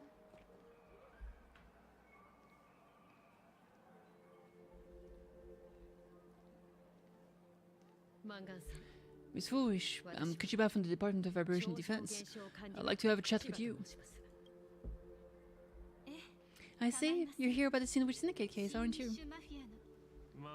So you were expecting us. I heard the news. The entire Sandwich Syndicate massacred in Dovebrook District. Such a cursed place. They may not have been saint, but still pray for them. May their soul rest in peace. Ah, how merciful of you. Through rumors has it the Research Society of Happy Smiles had a few runs in with them. Regarding recruitment, donation, turf, sounds like plenty of reason for conflict, don't you think? Are you suggesting we had the Sandwich Syndicate killed for conflicted interest? Wait, that's not what I said. You know nothing about the finances. Every expense is covered by the charitable foundation established with the compensation from 15 years ago. We don't need a single cent from our members. When I heard about this tragedy, I personally allocated relief money for the victims' families to keep order and peace in Dovebrook. Tell me, Miss Kuchiba, someone copied the Herald of Death and slaughtered dozens. What will your Department of Vibration Defense do this time? We never released the detail. How do you know someone imitated the Herald of Death? Isn't that what you've been waiting for? For the killer to sleep up? So you can swoop in and tie everything up nicely. 15 years have passed. You don't seriously believe we're still living in an age where information can be sealed up at will, do you? From the very day the murder occurs, the news has long since spread online. Oh boy.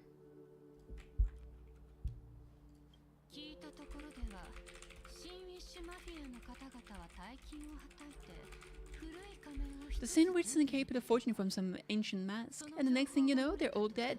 The Sin painted red with traces of the bloody bloom. Please pay no attention to baseless rumors. Rumors, and yet you're here. That alone proves one thing. The rumors are true, and a new Herald of Death really does exist. Otherwise, why do you suspect me? Only someone who knows the original case could recreate it so perfectly, right? Everyone, you heard the conversation, didn't you? The Herald of Death has returned. He's here in Dovebrook. He's slain the entire Sinwich Syndicate. He's back to relieve the carnage of the Phantasmoon Games. The Herald of Death, didn't the official declare him executed? How has he appeared again? He's immortal! A demon! He's back for revenge. He'll take revenge on everyone. We're doomed! Aren't gang members the very people who steal smiles from others? And isn't the best way to make bad people happy to erase them from the world? Wouldn't that be doing something good? Yes, Sister Megatron is right! Those thugs deserved it! Back from the dead lies. The HSR kept him alive to wield him as their weapon. Useless official! 15 years ago you failed to let him get away. That's why he's back again now.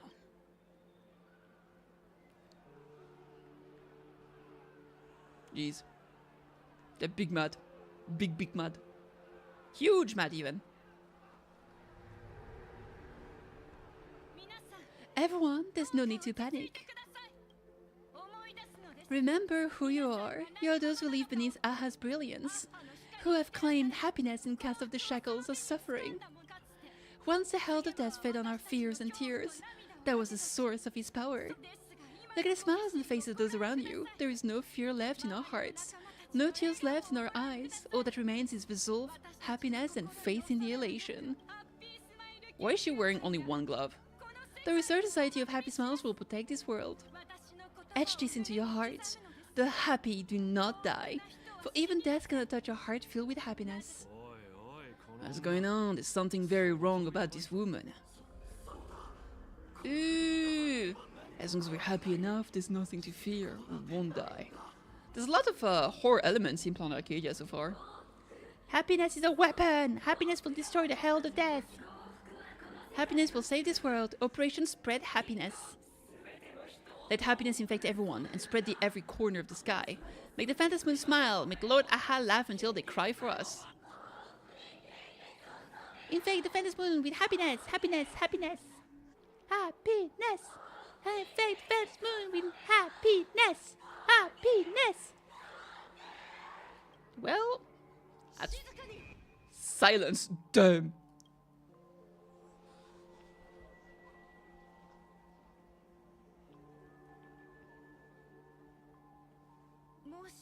My apologies, officers. I can't provide anything useful for now, but rest assured, I'll cooperate with any investigation from the Department of Operation Defense of the Security Bureau.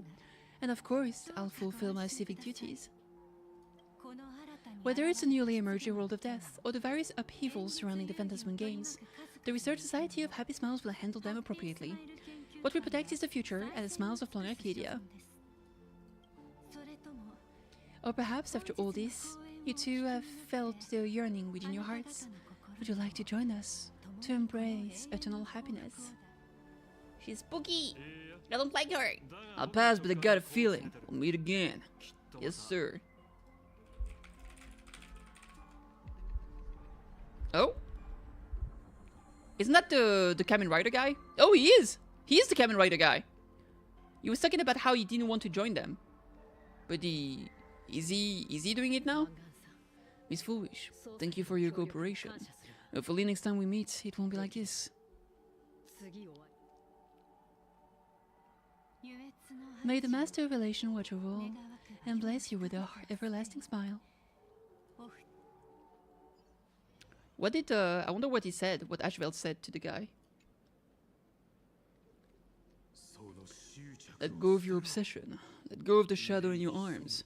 Let go of that false sense of responsibility. You're the one who should be dead, aren't you? Come, join your brothers. Let the gear grind to a halt. Let the hands fall still. and end that life of yours that was never meant to be. Ooh, spooky. Sorry the day will come, but for now there are more important things I must do. What did you say? Nothing, never mind. Looks like Foolish is a much slyer fish than expected. The bait was there, but she ignored it, and instead she stirred up a whirlpool.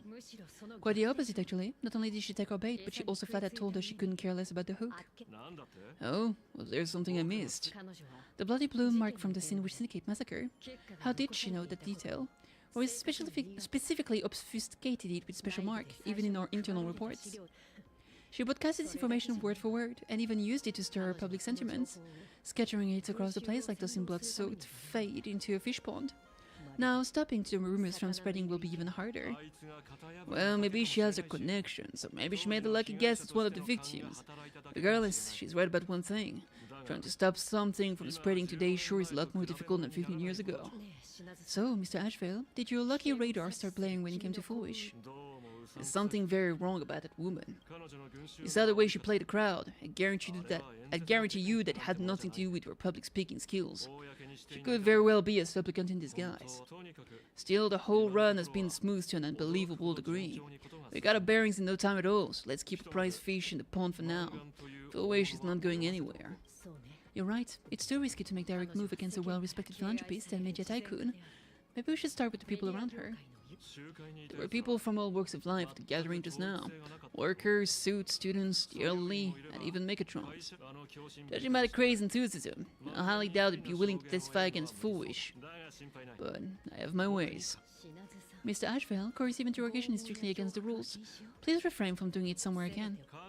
Don't get a wrong idea. I meant an old friend that I spotted at the gatherings. By the way, ever watched Daybreak Squadron? It's on Sunday nights at 8. I thought you weren't a TV person. Not me, Mr. N. He watches it. Narrator? Your monkey's quite a child at heart. Ugh, anyway, come, let's go get an autograph from our heroic film star. Film star! Is that him? Don't interrupt. What? You lost him? Not even clothes. Not even clothes. Coins. Why are you two following me? We're just two grown-up fans of Daybreak Squadron trying to get an autograph from Big Brother Magnus. Mr. Ashvale, don't break me like that. You really scared me. Really? Cinnaborn, the peacekeeper of a city vanquisher of evil fiends, scared of his own fans? No time to see, Magnus. You're not here for autographs, are you? I saw you two at the fat gathering. I don't understand. Why are you investigating Miss Foolish? She's been nothing but kind, a lawful person who spreads happiness to others. You heard about what happened at the Sandwich Syndicate, I assume. Then, was Miss Foolish telling the truth? The perpetrator left the same signature as the Herald of Death did 15 years ago. So, did that monster really kill Mr. Polwave in Costide? 15 years and he's back, this demon. How many more lives will must he take? Speaking his heart. Why am I dropping frames? I feel like my connection's been kinda unstable lately. I'm gonna have to reset my router. Cause this is redonk! Hello? Internet connection? Hello?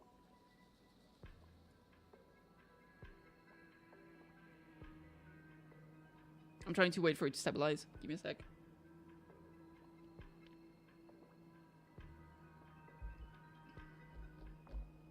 Dude, what's happening?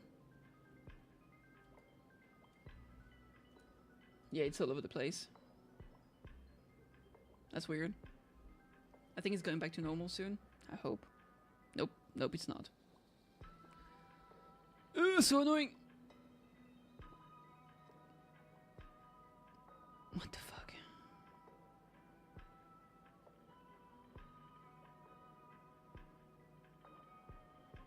Alright.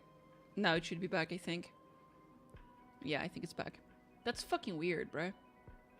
I'm gonna have to check, I'm gonna have to try and see what's going on there. Okay. Miss Magnus, you wanted to survive that incident, right? The monster took my parents that day. But what's the Sandwich Syndicate case got to do with Miss Foolish? Because the Herald of Death was executed 15 years ago, that's for certain. The Sandwich Syndicate case, on the other hand, has copycat written all over it. And Foolish is a suspect. So just because we're survivors, we automatically become suspects? What are you going to interrogate me to? What, are you going to interrogate me to? If that's what you want, Miss Kuchiba can arrange for it later. For now, I just want to ask you a few questions about the Smile Society. It doesn't matter if you have a few or 100 questions. I have nothing to say to you. 15 years ago, I was left all alone in this world. The so-called relatives closed in like a pack of hyenas. The eyes fixed solely on the compensation smeared with my parents' blood.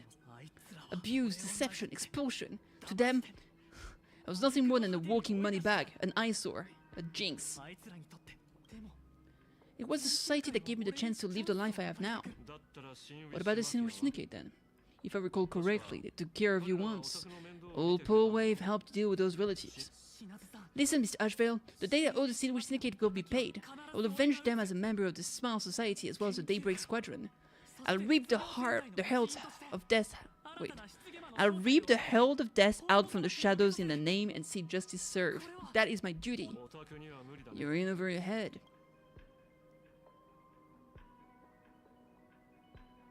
The new herald of death is very dangerous. I doubt a handful of actors like you can achieve anything substantial. You think we're just a couple of kids playing superheroes with masks, right? Well, you're wrong. My squad mates and I aren't the easy pushovers we used to be, Mr. Ashvale. He's so gonna die. I haven't had my transformation surgery yet, but I can already power a Mechatron warrior in battle. We are real heroes here. Boys, let's stay on topic, shall we? I just wanted to have a few words about the society. I have nothing to say to you either, Miss Kuchiba. Neither of you are getting a word out of me on this. Okay.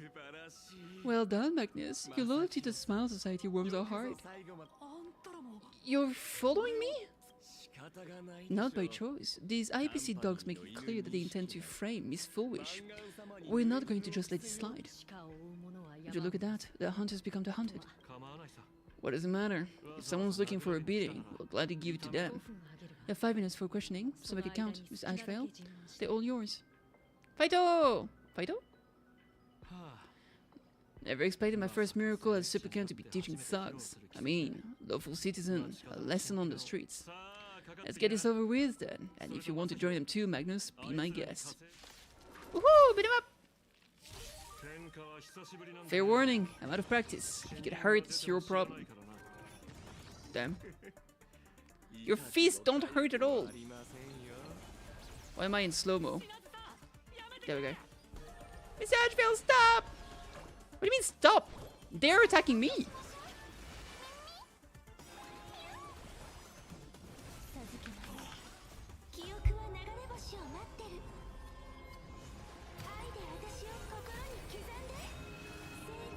Bop bop.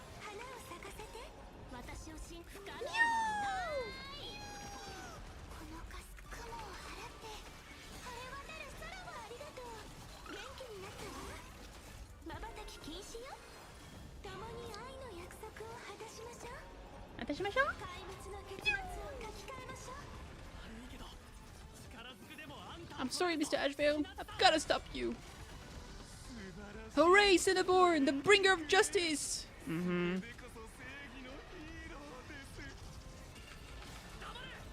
Shut up! Damn. It hurts a little, but I'm happy.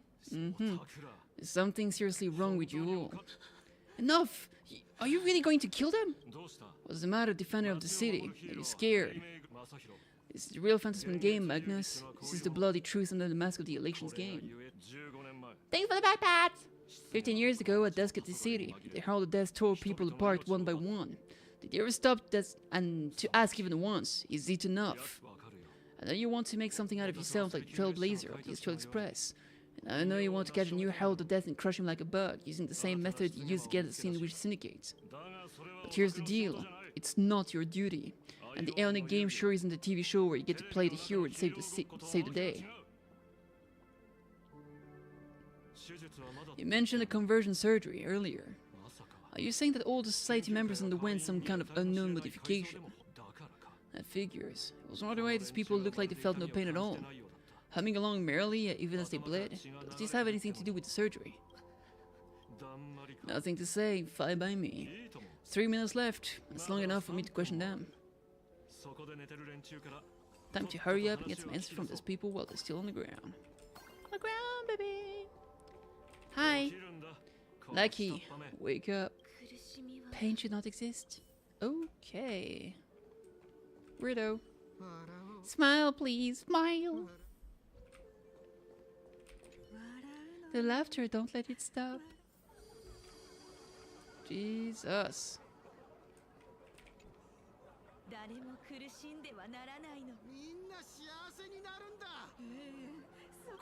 What the heck happened to these people? This is a small procedure that official members receive. They call it the happiness surgery. With a prick of the needle no more than a mosquito's bite, the doctor puts a small thing inside your eyelids. Even smaller than synesthesia beacon and more convenient. People who had the surgery say it soothes all your pain and suffering, past or present. Even your body becomes stronger and your mind clearer and more focused. A state where you can truly receive happiness. So, you haven't had this happiness surgery yet, right? I'm not ready yet. I've been thinking it over. But the rest of the squadron had it, and they've all become happier. They say it's a necessary step to becoming a true superhero that safeguards everyone else's happiness.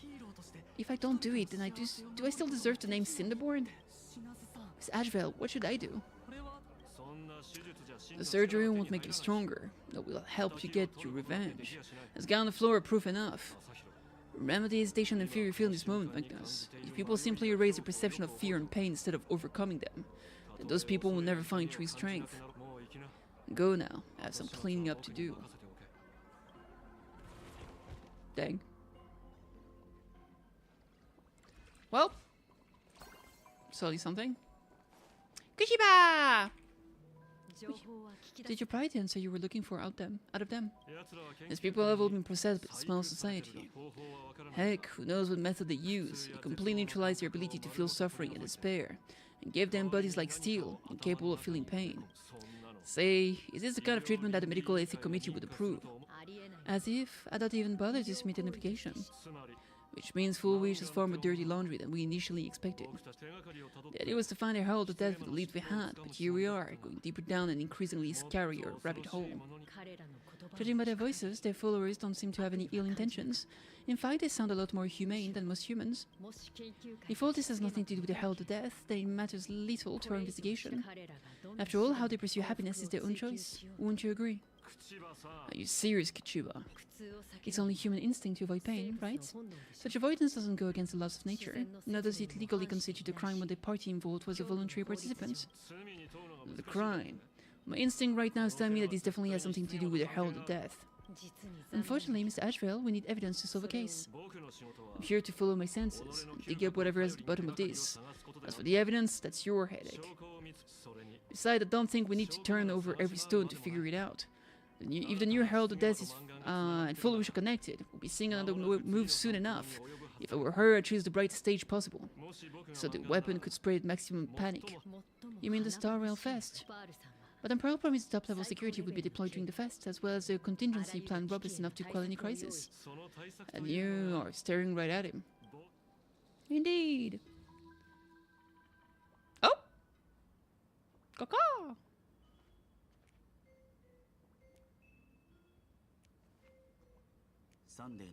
According to Sunday, the crow should lead me to Blade's whereabouts. Since it stops here, that means... Blado? Hey! His ex-lover. I wasn't even looking for you, yet here you are, throwing yourself into the fray. Consider me surprised. You haven't even settled the score with the mask you stole from the Syndicate Syndicate, and now you're skulking around and following us. What's your deal? What do you, or should I say, all of you want? Jill Yaguang of the Yushui has come to this world and is looking for you. Dragons clash in the wilderness, their ichor darkening yellow. In a divination, you will become a slave to your own violence, bringing catastrophic end to all. I am in that future as well. The only violence within you that comes to mind is Chuhu.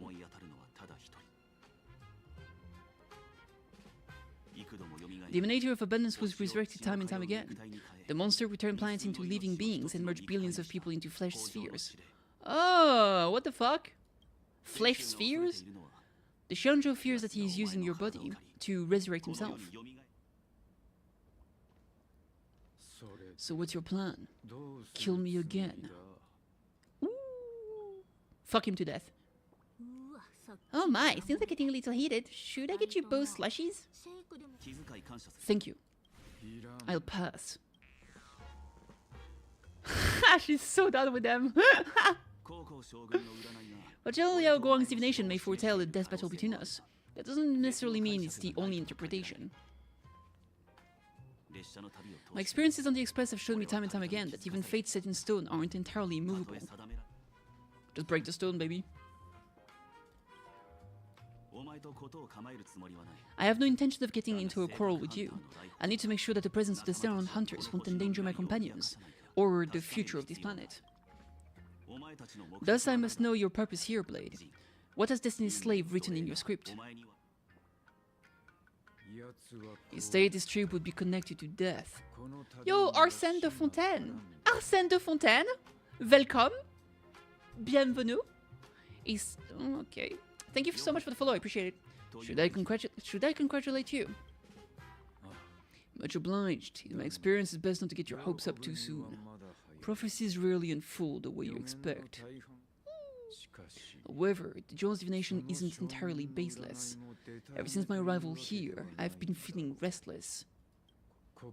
There's another power here beckoning me. Is there another form of abundance on this world beside you? What about the Smile Society? Perhaps there is more than one. Ooh, spooky. Are you referring to the disciple of Sanctus Medicus or the Elixir Seekers? Ooh. We haven't seen Sanctus Medicus in a long time. Something far more dangerous. Ooh. Do they have support from other factions? Unclear. As such, I'll keep an eye on you until everything settles, just like you did in the past. That's as far as I'll go. Just kiss already. I can see. Oh, look at that smug smile. Oh my god, he wants him so bad. Did you two just agree to some weird collaboration before me? A sex declaration. Sex collab? I'll leave that matter in your hands, Silver Wolf. I don't get it. The good-for-nothing detective didn't even blink an eye before selling us out to Pearl, and you still plan on working with him? There are things only he can get done. Ooh. Only he can get... Meanwhile, in the Dovebrook district. Hey, you two? Why the long faces? Unrelentless by the master revelation, frowning his bad manners. Come on, smile. Whether you're hungry or full, poor or rich, the laughter is with you. Would you be interested in learning about our research society of happy smiles? Thank you, but I'll pass. Another one. How many people have been talking to us about happiness today? Well, 6 exactly. Locals say ever since the Sandwich Syndicate case, the Research Society of Happy Smiles has exploded in size. That gang's full left a power vacuum, and the Research Society of Happy Smiles filled in like a fast-growing fungus. Even those who were once resistant or indifferent got swept up in it. I think I'm starting to get a better picture now. Is this by any chance tied to what you're preparing to do in the Phantasman games? Not only me. It might also be tied to the ominous fate Zhou Liao Guang warned about, the one looming over this world. A few days ago, when I used the tuning power to help her intervene in Sparksigon, I caught a strange sound echoing in people's minds. A strange sound? Yes, cheerful, happy laughter echoing in their heads. Without those gangsters, the street's much cleaner now. The so-called voice of Aha, the society recruiters claim to hear. Could the Joyseeker truly be so passionate about universal redemption? Whatever that is, it's not Aha's laughter. From the moment I set foot on the streets, I've been using my tuning ability to sense the resident's mind. Miss Tingyun, allow me to correct you. Those connected to the Research Society of Happy Smiles numbers not 6, but 42. Each of them carries the same sound, identical laughter, looping endlessly like a broken record. Mind control, or something worse. Are you trying to say that this is tied to the harmony? My apologies, I did not make such wide assumptions. No, this isn't the work of any tuner. It feels like a barrier born from the human mind itself, to numb the unbearable pain you cannot endure. Like a worn-out tape recorder hidden deep in the subconscious, repeating the same thing over and over. I am happy, I am happy. So whose divine handiwork is this supposed to be now? Wherever this laughter comes from, causing so many people to self-deceive in perfect unison while enduring pain is well beyond the capabilities of a mere charitable group. Beneath these calm waters, the undercurrents are far more turbulent than anyone imagines. The bad news just keep coming. That Hank's gone off of his own, and Madame Yao has completely vanished. Can you still sense her? The bird entrance into General Yao Guang has seemingly gone silent. I can't share his vision anymore. I can't even feel her thoughts through it. But I know it hasn't faded. That means she's still in this world somewhere. Let's pray she returns soon, with some news to pierce through all this fog. Otherwise, this Arcadia built on happiness will crumble fast and fall into the abyss. Hey! Back to MC! At some time, you and Marge pay a visit to the author of the Fluffy. Blurry QR Colt. That's an unusual name. Why would the author of Fluffy Across the Blue have such a pen name? Maybe the author's eyes went blurry after too much drawing? You're taking it a bit too literally, but it's not impossible. Someone who can draw something that cute must have a warm, gentle heart. I heard the Fluffy's been running for half a year in the magazine. At first, it wasn't very popular in Plan Arcadia. After the Memory Bubble movie Holy Grail Stay Night Old OT produced became a massive hit, the Easter Express adventure stories spread far and wide, and the Fluffy started gaining popularity. Now the latest chapter, The Sacred Flames Return and Furi's creation, is sold out everywhere. This culture knows a lot about our journey. Must be a galactic fan to the Express crew. I still think we deserve royalties though, true. Royalties? You're being way too practical. It's a comic where we are the protagonist. Someone's giving us free publicity. Yeah, I don't get paid on fucking... what's it called? On cloud? On exposure? Yeah.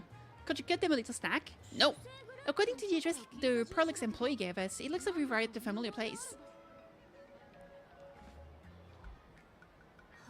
For such a small place, Dovebrook District is really full of hidden talents. Is it close to our shop? Turn left at the first intersection, then turn right, go straight to 200 meters. Wait, this is... Yup, the Furbobo Weekly newspaper? Don't tell me the author of the Fluffy is actually a Furbo. No wonder he rarely shows his face. Isn't that also where the... That's also the building with the detective, right? Like, everybody lives in this building. What the fuck?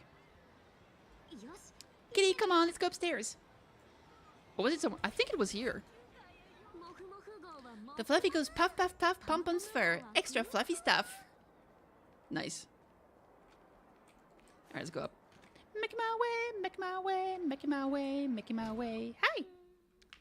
Oh, what a surprise. Who could have thunk? Evil boss!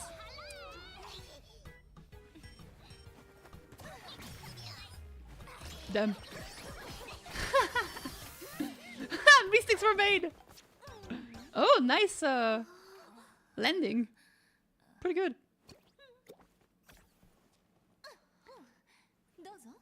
Dozo? Okay. Let me guess. Your next line is... Why are you here? Is that a JoJo reference? That's an actual JoJo reference anyway. Why are you here? What's the problem? I'm the magazine's founder, its president, and its editor-in-chief. It's only logical I'll be sitting here. What? Amelia and President Alex has already been fired behind me. I mean, behind on everyone's wages for months. True. It finally occurs to you why the name Nilex always felt vaguely familiar. The former president of our Bobo Weekly, that deadbeat boss who skipped town to dodge our debts, went by the exact name. A boss who doesn't pay wages has no right to sit here. They belong in the underworld. Idiots would have made or have been locked up in some Department of Operation Defense painting prison long ago. And still have the gall to demand wages from your savior. Kitty, have you ever heard the sensational serial thief case Phantom for Bomorph? It happened in the year 1996 of the Arcadian calendar.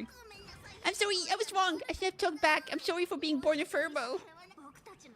Beep boop. Even if you got dirt on us, make us work for free is way too ridiculous. We've had enough. We've overthrown the boss. We've got a new president now. Kitty, please stand up for us. Welcome, traveler. Furbo Hot Pot requires a reservation. Rumors are 10,000 credits apiece. And if you're looking to hire a hitman, just head right down to the hall of the storeroom. Oh, or maybe you came to meet the brilliant, charming, and universally adored blurry QR code. Well then, truth be told, the person's actually... We should really be charging royalties, 100%. Who could it be? Cut it out. Once you rule out all the wrong answers, only one choice remains. The only one here who can actually draw is you, Nihilix. Your blurry cure cult. Incredible. Ah, you saw right through me. As a reward for seeing through my disguise, how about an autograph or a photo? Allow me to reintroduce myself. I'm Nihilix. You can also call me by my pen name, Blurry QR Code. No. Now what thought you were tagging along back at Prelux Tower, acting like you knew us so well. Wait. Nani? This blur QR code persona isn't a fake, is it? Identity is just a mask and a body. Real or fake, it's all in how you see it. At the very least, for now, there's no other blurry QR code around who could show up at the Star Rail Fest for live signing and hype up the Astral Express, right? Indeed. So you already know why we're here. Just a little detection, that's all.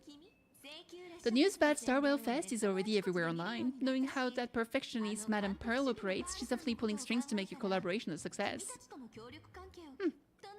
Naturally, having my step in was part of the plan. If that's the case, will you... That said, I'll have to respectfully decline. Yeah. Not to brag, but Fluffy Across the Blue is ridiculously popular in this world. If tickets weren't limited, the line would wrap around the planet twice and a half. That's not a signing event, but a public execution, right? Yeah, that does sound pretty horrifying.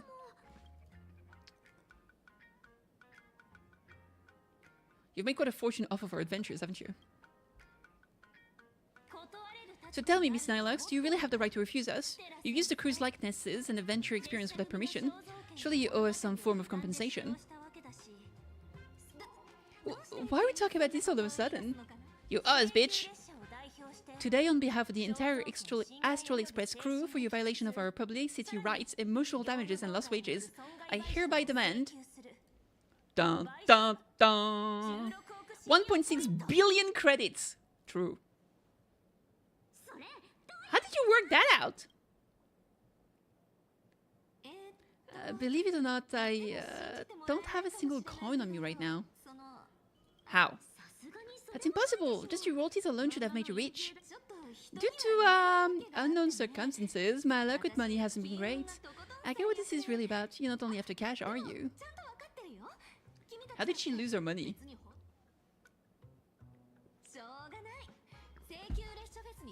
I'll show up at Star Rail Fest. Is that good enough for you? They'd settle. Thank you, Colt. That said, I also hope the two of you, as the original inspiration, will take some time to familiarize yourself with Fluffy Across the Blue before attending the exhibition. So we won't be caught off guard by Fine's questions. Time to attend Miss Nihilix's class. Please follow me. Oh my god.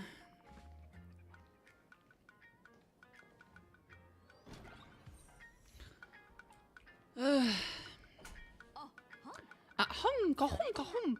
Miss Nihilix's mini class is officially in session. If you have any questions, feel free to ask at any time.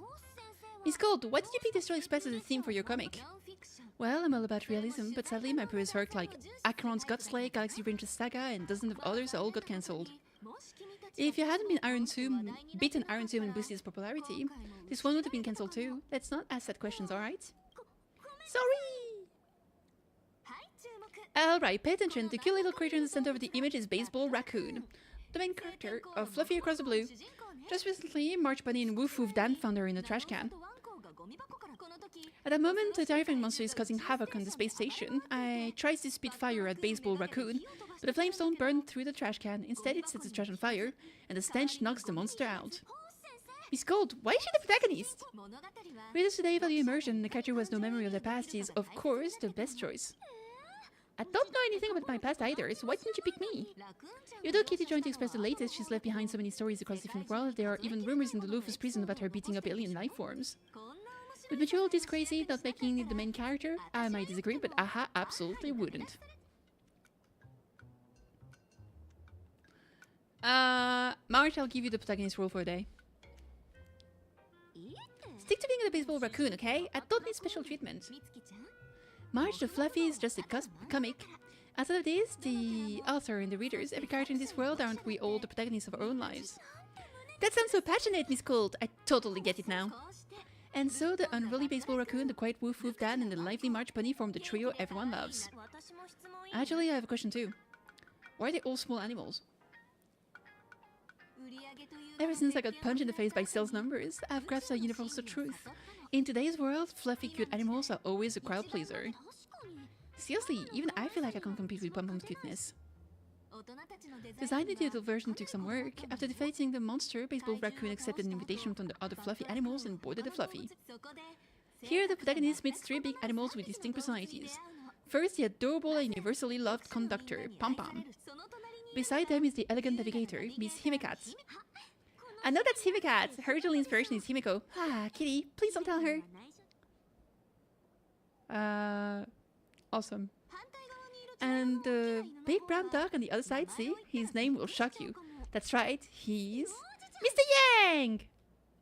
No fictionalized name for him? Just Mr. Yang. Your taste in naming is indeed extraordinary.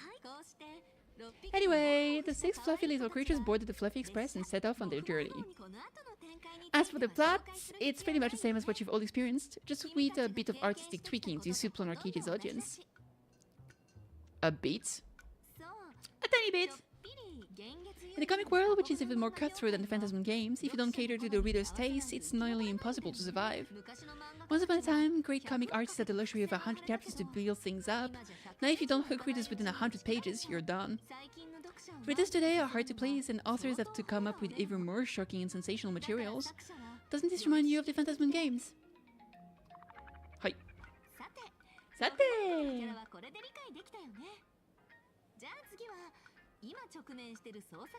Looks like you're all familiar with the characters from the Fluffy. Now let me talk about some of the creative challenges I'm facing.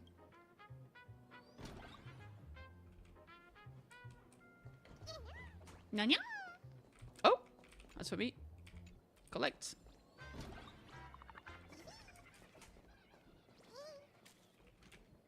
Oh? Statue emoji. Oh! Wait, does he live? This is actually his room, so he lives in the same apartment as us. That's crazy, what the fuck?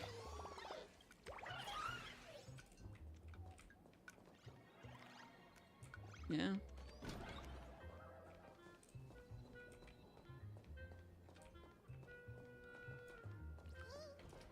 Alright, let's talk to her. What's up, girl? So what do you see on these fluffy stands? Is Kitty turned into a cute little animal?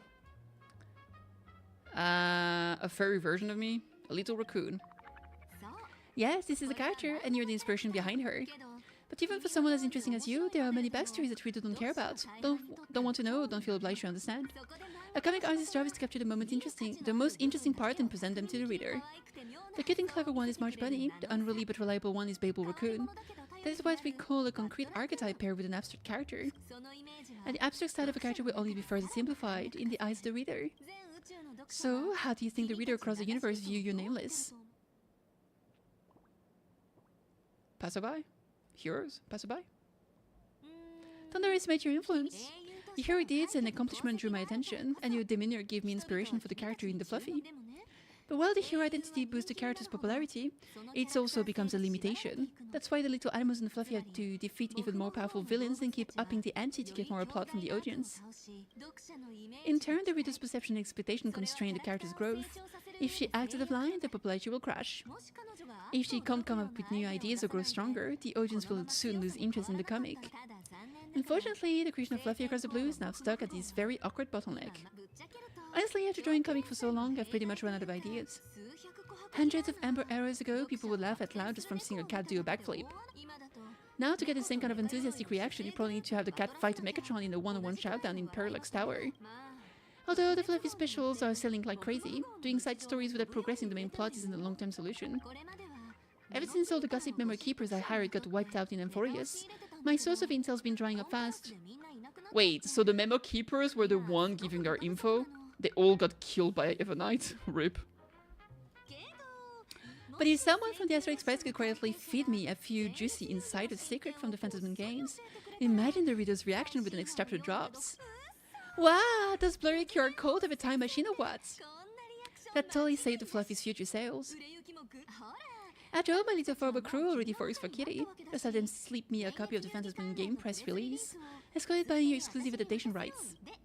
We'll do a 50-50 split. Finally, we get some of that royalty. Deal. I already figured out how to spend the royalties. First up, I pump 10 new outfits, then get Himiko a brand new coffee machine, and after that...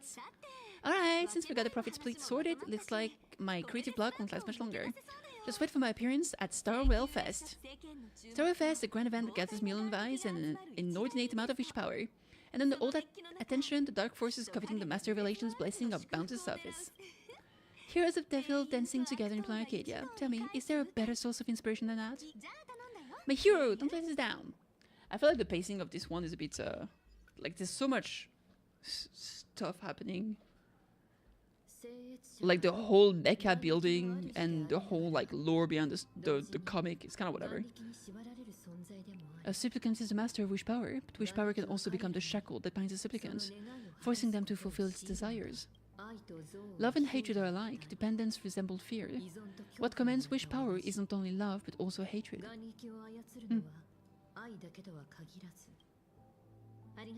Thank you, this note will really be a big help to Kitty. Good, I'm so glad to be of help. For generations, many members of our family have attempted to enter the Phantasm Games, hoping to rely on the Aeon's immense power to leave the curse afflicting the Graphia bloodline. Some came close to the mask, but could only watch as history pass them by. Others wore it, only to fail in the end. It wasn't until 400 years ago when your great-great-grandfather, Hiro, won the Phantasm Games and successfully gained an audience with Haha. But the family curse was not broken. In his note, he wrote, "Just as the god of destruction cannot cradle a bouquet, so too is the god of elation powerless against a curse. Such is the cycle of cause and effect." Father, are you wondering what it was that healed me? I know you're keeping something from me, but I don't care what cured you 15 years ago. As long as you're still alive, I can wait until the day you're ready to tell me. Still, as a father, there are things I must say, even if you don't want to hear them. As an artist, I'm fascinated by fleeting lives, how they struggle, suffer, and in doing so, reveal a brilliance worthy of a time's memory. Yo, Crisis24, thank you for the follow, I appreciate it. Welcome. But as a father, I can't stand by and watch my daughter walk into tragedy. I bless you to be a hero to welcome the same Anzakivili. Those are words I could never speak. The road ahead is shrouded by uncertainty. And that's why someone must take the first step, to trailblaze a path others can follow. Thank you for the drops. Oh, there are drops? Nice. Ooh. I can't stop you, even though every part of me wishes you'd stay. But this is your choice. My daughter's choice. All I can do is stand by you quietly and pray you'll come back safely. Get him! Do you still remember the bedtime story I used to tell? They say there was once a princess in the sky. Day and night, she painted in her celestial garden, untouched by the joys and sorrows of the mortal world.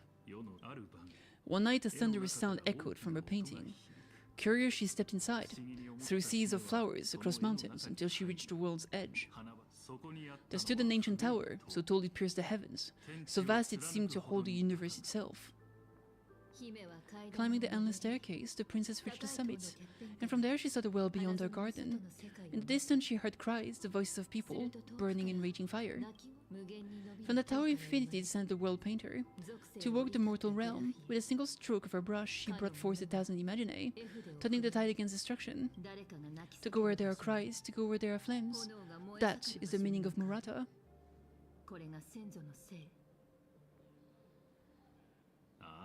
But beyond the family name, my interpretation of our ancestor's name, Graphia, is also the hope I place in you. Himiko, whatever choice you make, if this is truly what you want, then go. Use those steps blazed upon trails to paint the world as you see it.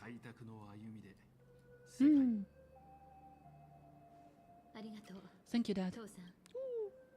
Tosan. By the way, how's your health? You haven't picked up any bad habits like smoking or drinking while I was away, have you? As the Dean of Graphia Academy, I still have to set a good example for my students. It's just my tendonitis keeps acting up. My herniated disc is getting worse. Rip. The curse of being old. Same. Himiko, how long will you be staying? At least until the lunar cycle shifts. I'll stay here in Planet Arcadia until then. I see. If only the Phantasm Moon could stay full forever. Himiko, safe travels on the trails ahead. Naruhodo. Oh, what's happening? Live stream!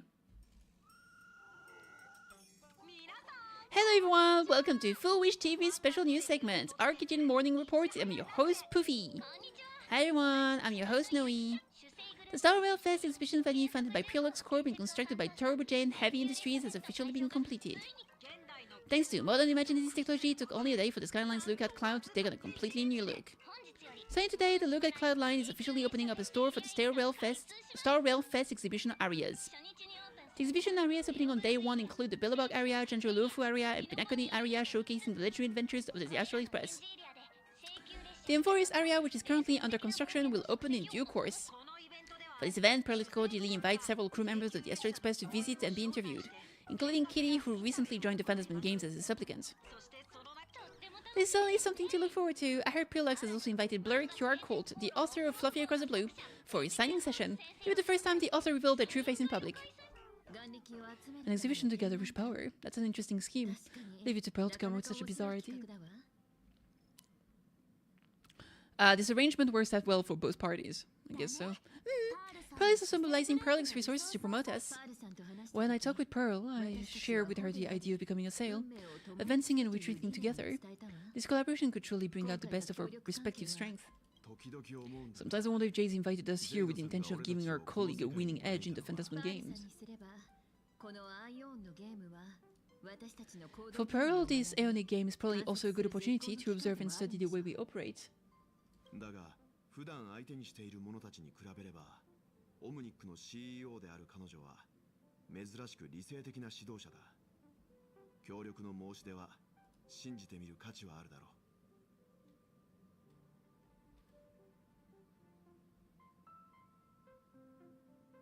Wait, apparently it's gonna be another Fate Stay Night collab with Gilgamesh and Rin.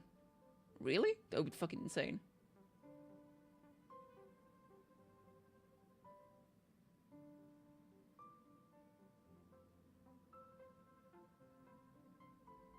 Interesting. That'd be awesome if that was the case.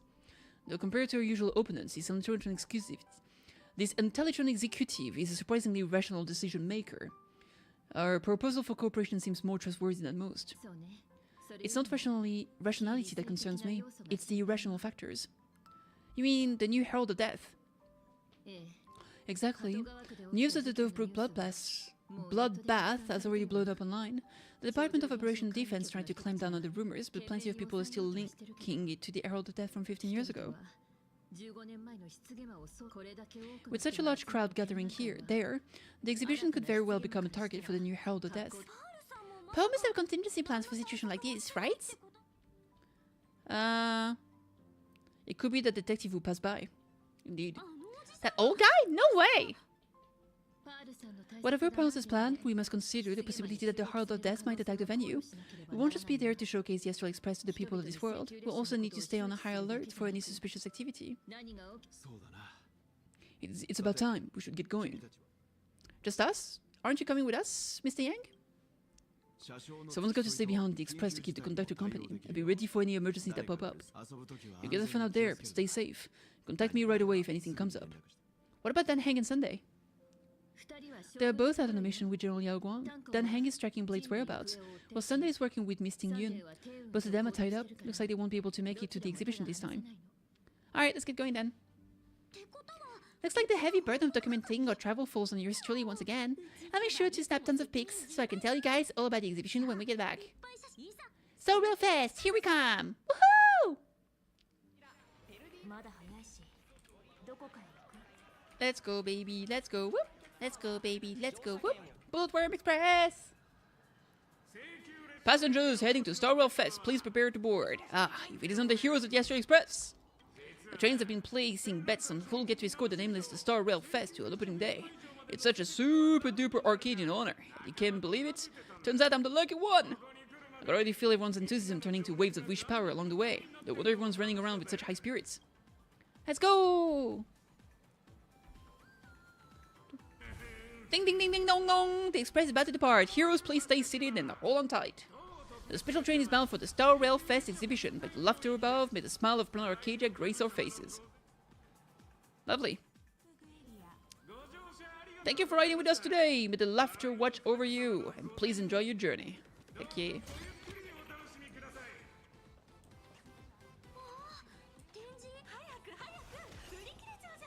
We'll meet out if we're late, true.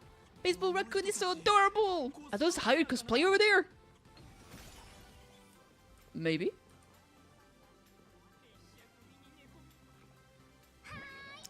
Chat! Oh my god, is that me? Except she's famous. Chat, I made it in safely. For those who couldn't get tickets, you can catch the entire fest through my live stream today. Next to me is my part. Wait, what are you doing? 'Tis I, called Dragon Young, Dan Hang. Where'd you get the mask from? It looks so weird. Such trifle matters not. What does matter must is securing the autograph of Master Blur Cure Colt upon this book of mine. That was the picture drawn for the Bellabog wanted posters in 1.0. The signing event hasn't even started yet. Besides, Chanzhou people don't talk like that. What's our motto? Through stars we soar, the express is our home. Our one crew, one heart will never roam. Oh my god. I love all the new drawing. Who is that one in the middle? That's Sunday? No, that can't be so. Who is that? That's just a oh, that's gotta be a Danang, like a super pretty Danang, yeah.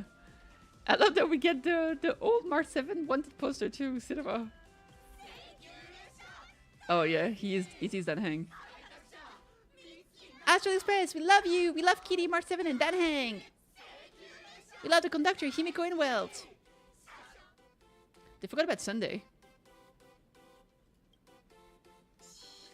This isn't Euphorious, you know? Watch what you say. The family's got ears everywhere. It's best if we keep quiet about Mrs. Sunday while we're out in public. We'll take a photo together, Himiko. No thanks. Take tense negotiation with Pearl over getting mobbed by my own fans any day. It's not there be social situations that even Himiko is afraid of. If that Hang and Mr. Young were here, I can't even imagine the look on their faces. What a sight. Truly.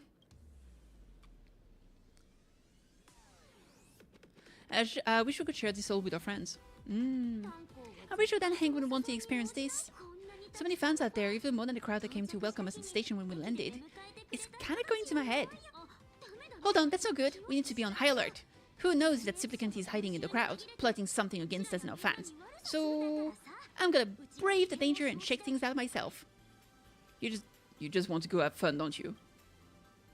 You talk too much! Who decide? Don't wander off too far though. We still have official business later. Speeches and other activities that we need to show up for. Got it, we'll just hang around here. Okay, baby. Let's see. Ichi!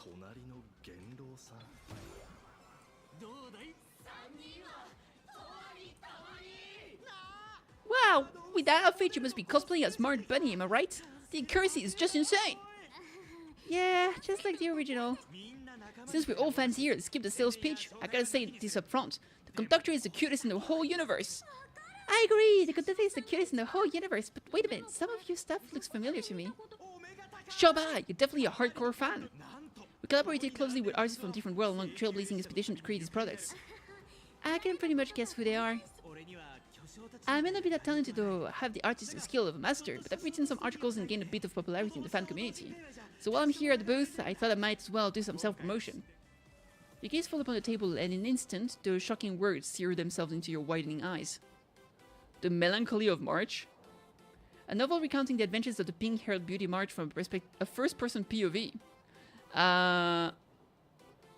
Filled with the author's darkest, deepest, cool life fantasies. If any of you happen to be super hackers, space warriors, spirit whisperer, or those cursed by aeons, come find me, I've said my piece. Looking for a sense of truth in fictional story is just human nature. Okay, Atlas of the Galaxy.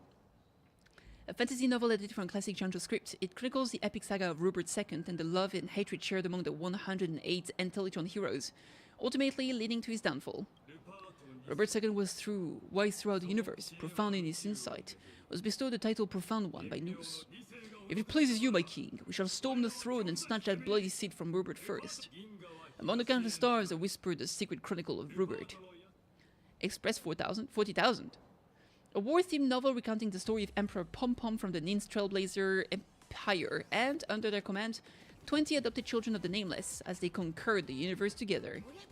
Our destiny lies only among the story of stars. On June 1st, year 40,000 of the Trailblazers Empire era, at 2:55 a.m., Ma Tiang's life came to an end at the age of 33. What Yang? 3 minutes later, he sat up again. Home in Stellaron. A surprisingly wholesome family-themed fan comic starring a raccoon who hosts the Stellaron. A fun little tale about a cosmos most wanted criminal forming a family and going on all sorts of missions. They even kept a cat that grinds video game for them by the name of Silver Wolf. I'm sorry, Kafka. You can survive without me, but if I leave Mr. Yang, you won't make it. What about Silver Wolf? Are you planning to release her back into the wild? Okay, looking through these things is making me hear things. True. The folks here seem to hold back. Nothing off limits to them. Buy one of them, get a free novel. It's a Vanny exclusive deal. First come, first served. Better act fast, or you might regret it forever. When the fluffy figurine hit the shelves the other day, the mysterious old guy snatched them all up, saying something about using them as art reference to students. He loaded up a whole cart like he was stocking inventory. Even the scalpers was no match for him, I'd say. Dude, that's gotta be Himiko's father, right? Not long after he left, a girl with bunny ears came to buy figurines too. She was clearly a collector, buying a complete set of everything. Then she discovered that in every collection she wanted, there was one Himikat missing. The old man bought all the Himikats! That's horrifying! I can't let this happen to me. I have to make the best use of my wallet while things are still in stock. March, you're interested in this? Kitty, you know that feeling when you see some weird little gadget and you just can't help but buy them? And before you know it, your whole room is full of stuff so you have to secretly hide them under your best friend's big bed. Ah, this is no good. My wallet is trembling. My pocket money is crying out in pain. I need to battle against my own instinct for a bit. Kitty, go look around without me for a while. I'll come find you once I'm done with this battle. Just don't wander too far, okay? Okay. Oh, God. Oh, she's here. Gachas? Oh my God, the cosplayer of Katie's is Sidro. Are there more cosplayers? No, it's a real Himiko. No, there's only her.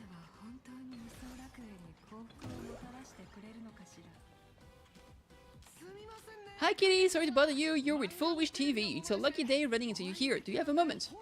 Mind doing a short interview with us? It won't take long. Our audience is absolutely dying to hear about the new supplicant in town and your adventures aboard the Astral Express. Sure thing. No problem, but let's keep this interview brief since the organizers might have other plans for us. First question. Seeing as Planaricadia was the starting point of the Express new voyage, how would you describe your impression of this place? Talk about its modern culture. Talk about its long history. Planaricadia has left quite an impression on me. An ancient world that somehow feels so modern, so vibrant and colorful. Everyone's chasing the latest trend, looking for fun. I'd say this place is more like a never-ending carnival. Interesting! Throughout the history of the Phantasm games, it's been extremely rare to have such a renowned cosmic figure as yourself participating. As the Astral Express supplicant, what kind of changes do you hope to bring to this world in these games? I'm just a passerby. Who am I to change the world? But if I can, I hope to show everyone the spiritual strength of what the Trailblazers represent. That's an impressive answer! Speaking of which, after joining the games, you immediately went to defeat Miss Sparksy, who represented the Masked Fools. What are your thoughts on potentially facing Nietzsche supplicants in the future? I don't want to be enemies. As Sparksy gets her kick through chaos and madness, that kind of out-of-control elation is way too dangerous. As for the other native supplicants, as long as they don't make the games dangerous, I'd rather cooperate with them than defeat them through violence. Speaking of local supplicants, we've noticed that Star Rail Fest is Pure Luck's Corp's way of rolling out the red carpet for the Express. The rumors that the IPC is also sponsoring the Express, so I have to ask, are you representing the Express or the IPC in these games? Set the record straight. The IPC's interest? Nah, even though Star Rail Fest has exceeded my expectations, and Madame Pearl has Pure Luck's extended such a warm invitation, which I'm truly grateful for. At the end of the day, this is a festival for everyone, and I'm just one of the guests. I'm not the master of this place. Is the video right? Those hard-hitting questions had you sweating bullets. You burned through every ounce of corporate speak you'll ever have in this lifetime.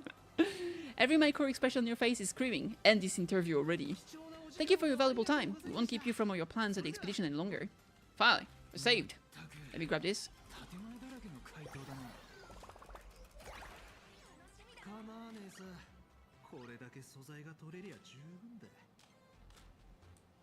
Dang. I want to talk to the Katie's cosplayer. A mere cries air, just watch as I, the great lady Kenny's? Are you real? Of course I'm real. Are you here to take a photo? Wait, a nameless? Stop, hold it right there. Keep it distance, listen up. I've got 3 rules. First, no insulting the characters. Second, no attacking the cosplayers. Third, not indirect attack either. Not if you get it, or don't blame me for pulling the report card. We can hash that at the security bureau. Why are you so good at this? Ugh, don't even ask. Let's just say my cosplay skills are a little too convincing. You can call me kindness out. Anyway, as long as you're not here to serve justice, we're good. Don't blame me for being touchy, okay? After all, anyone who goes around here as a nameless is basically a total protagonist fan, see? I'm still not dry yet. Just now, some Anaxago rabbits squirted water in my face with a gun and bolted, cackling like a maniac as he ran, chatting something about I have deciphered the truth of this world and a bunch of soaking wet Aglazy were chasing after him. What the fuck? One more nail in the coffin for Alexa's public image. Oh, you probably don't know how viral his says what's on your mind with no filter sticker has become. If it were anyone else, I'd have chased them down and given them a piece of my mind, but of all things, that guy was cosplaying Anaxago rabbits. Ugh, I can't even blame him for ruining the character. Not to mention that Pinon hot on my heels, apologizing profusely while showing freebies at me left and right. What am I supposed to say to that? A manic green rabbit and a scheming blue, black and white goose. And those evil candy bombs. Petite, get out the table. Shh. Petite, come on. Anyway, although I guess you could call that a part of convention, I am not looking to go through that again anytime soon. So, little nameless, interactive photo ops are welcome, personal attacks are not, understand? Okay, sure. Petite, come on! Alright, let's talk to Nilux. Nice to see you again, Kitty. You're lucky you haven't been completely swarmed by fans yet. Here you are, the original inspiration for the fluffy mains character. Fresh as a daisy, yet no one recognizes you. Talk about irony. Don't immediately think you're just some cosplayers. Can I think of it? That's actually quite possible. How come you're not being swarmed by fans? Well, none of my readers have seen my real face yet, but that's all gonna change once the book signing starts. It's honestly heartbreaking that the organizers don't give me this dinky little booth. I was hoping for something more prominent, like a spot on the main stage or something. This is Starwell Fest. Not the Fluffy Fest.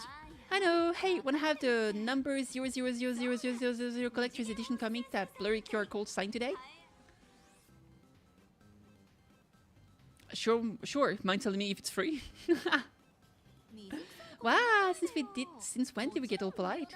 Of course it's free, but you know what they say, nothing's more expensive than free stuff. Ooh. Hold up, what's this extra thing? Lightsticks, the organizers gave me thousands of them and told me to hand one out to each fan who gets a book signed. They really know how to push someone around. I want to give them a piece of my mind. Am I not the well-renowned author of Fluffy Across the Blue, the great blurry QR codes? Who exactly do they think I am? Chop liver? But you're right, this is Starwell Fest. Today I'm just a side character. Anyway, it's about time to head to the booth and meet with the staff to start the signing session. I won't keep you from enjoying yourself any longer. Bye-bye. Okay. Almost died. Evan is here. What is she doing here? Good question. I forgot to speak to Himiko, I think. Womp womp. Oh, she's not here anymore, actually. Where did she go?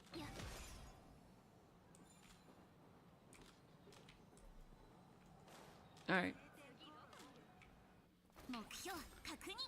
Target confirmed! Lines ready. Toast in place.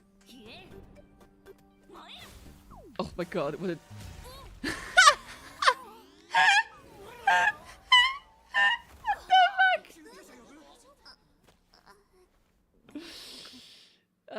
Close enough.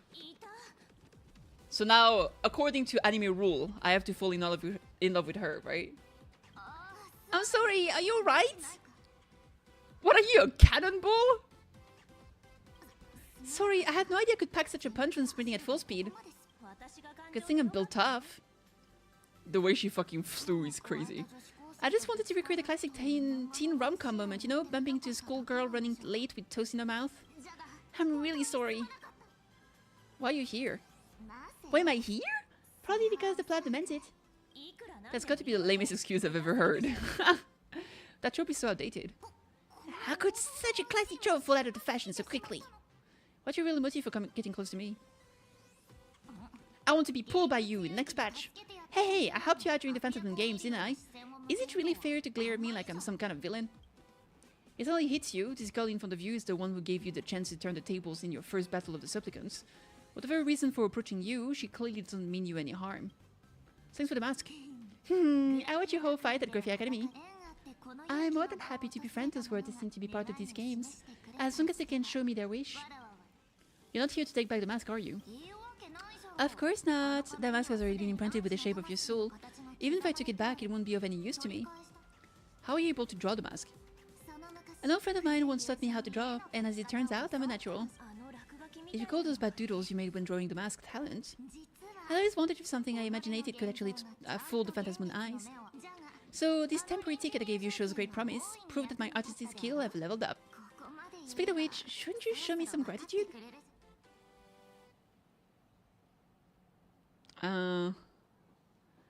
Have mercy, I've got no soul to spare. True. The scalpers are completely out of control. I can snag a single ticket to the exhibition. Could you sneak me in? At this very moment, two voices appear on the other side of you. They tell you. She did help us out before, but as dignified nameless, how could I do something as unethical as helping someone sneak in without a ticket? After all she's done for us, you're gonna be stingy about a tiny favor? Besides, since when were we such a paragon of virtue? I sure don't remember any of that. I'll think about it. Huh? Didn't expect you to be so principled. Guess I'll have to use this trick. Oh my god. Little Raccoon, I've actually been a huge fan of yours all along. From the very first page of the Fluffy Volume 1, Chapter 1, I was already captivated by you. That afternoon, as I passed by the Graffiti Academy building, I caught a glimpse of you by the window. Right there, I knew my heart had been stolen and nothing else would ever make me feel so alive again. Getting to share a few happy moments with you at this exhibition, that's all I could ever ask for in this lifetime. Stop, you're scaring me. Let's just get one thing straight, don't rat me out if you get caught. True. So they thought no one's immune to some good old-fashioned glazing. Let's go, we've wasted enough time. I need to meet up with my friends first. What should I get next? A baseball raccoon? March Bunny or Woof Woof Dan plushie? Good question. Wait, did I get a trophy? Wait, did I get the bread? Breadity for KittyKathee?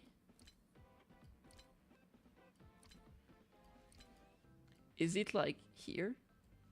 Oh my god, it is. A slice of bread that's a perfect type, shape, size, and flavor to recreate a classic gag. Just pop it in your mouth and run through in section to trigger a dramatic encounter.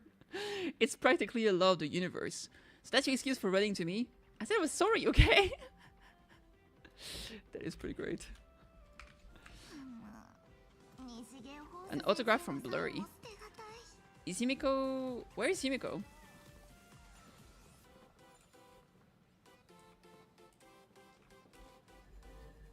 Wait, I can still use the time power? That's kind of crazy, actually. March 7!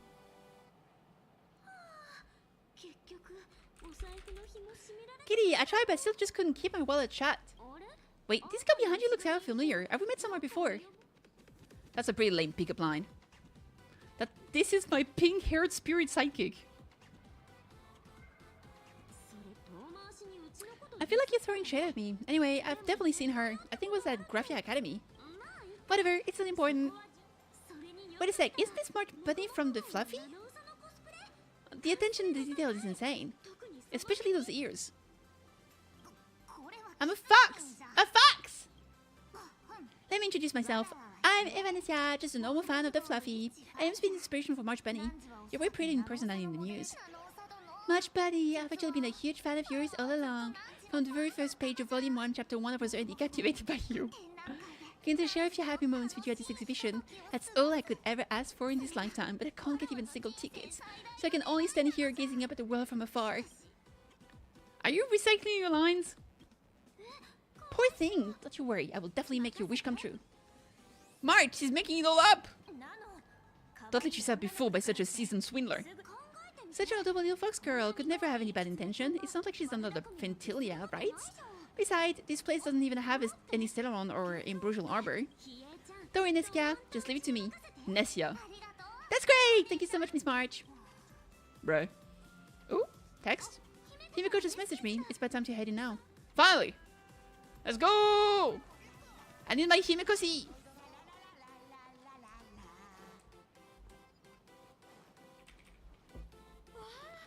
If it isn't Kitty and March 7, such incredible cosplay accuracy. Out of all the people trying to sneak in disguise as nameless, you two are definitely the most convincing.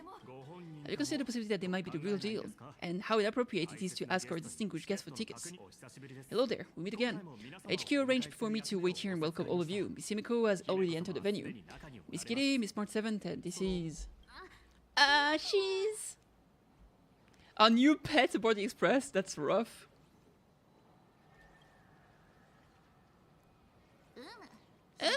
I'm Vanessa, the new pet aboard the Astral Express. Dude, she's such a gremlin. She's just kidding, this is our good friend. Since you're friends with our guests here, I guess it's all good. Come on in. Heck yeah! WWWW.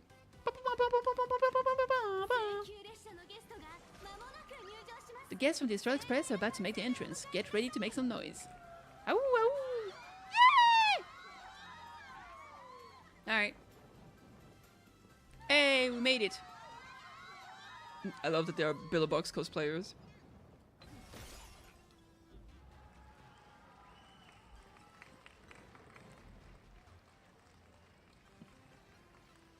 Bum bum bum bum bum bum.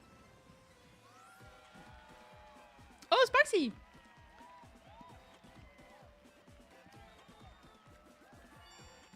Oh my god.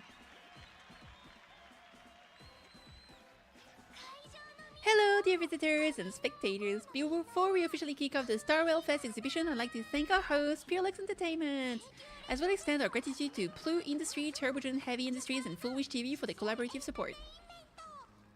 The exhibition area is now open and will transport you straight into the Astral Express' incredible journey across the Sea of Stars. And right now, ladies and gentlemen, your standing is none other than Billabong! Wow. Let me hear call out the name of our hero from the ice and snow. Cocolia. Come on, you've got this, Madame Cocolia! Damn, what a fight.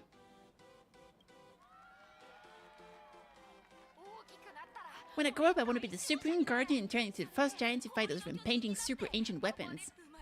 In my next life, I want to be the Supreme Guardian and turn into a magical girl to protect Planet Arcadia. Okay.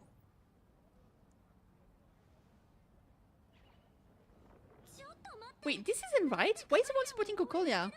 I mean, in the story, they made it so Cocolia was actually a good guy that sacrificed herself, right? So they wouldn't cause like a magic stir, like a huge stir. I can't speak anymore. As one with having the most popular streamer girl host the biggest events.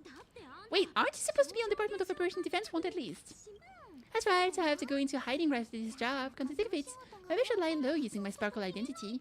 After all, what does Sparkle have to do with Sparksy thereafter? Alright, Nameless, won't you take pity on me and give me back my mask? In your dreams, damn. Freak! Yoo-hoo! Since we have two Nameless from the Astral Express here with us today, let's kick off an exciting The Fluffy Trivia Quiz. Is Sparksy going to strike again? Here's your question. In the final chapter of the Fluffy Billabong arc, the Supreme Guardian Bond, what did Cocolia summon to fight by her side? The Guardian Wind that could transform her into an ice giant. Ping pong! That's correct! Well, looks like the young lady here is quite a devoted reader of the Fluffy and soaring even faster than the Nameless.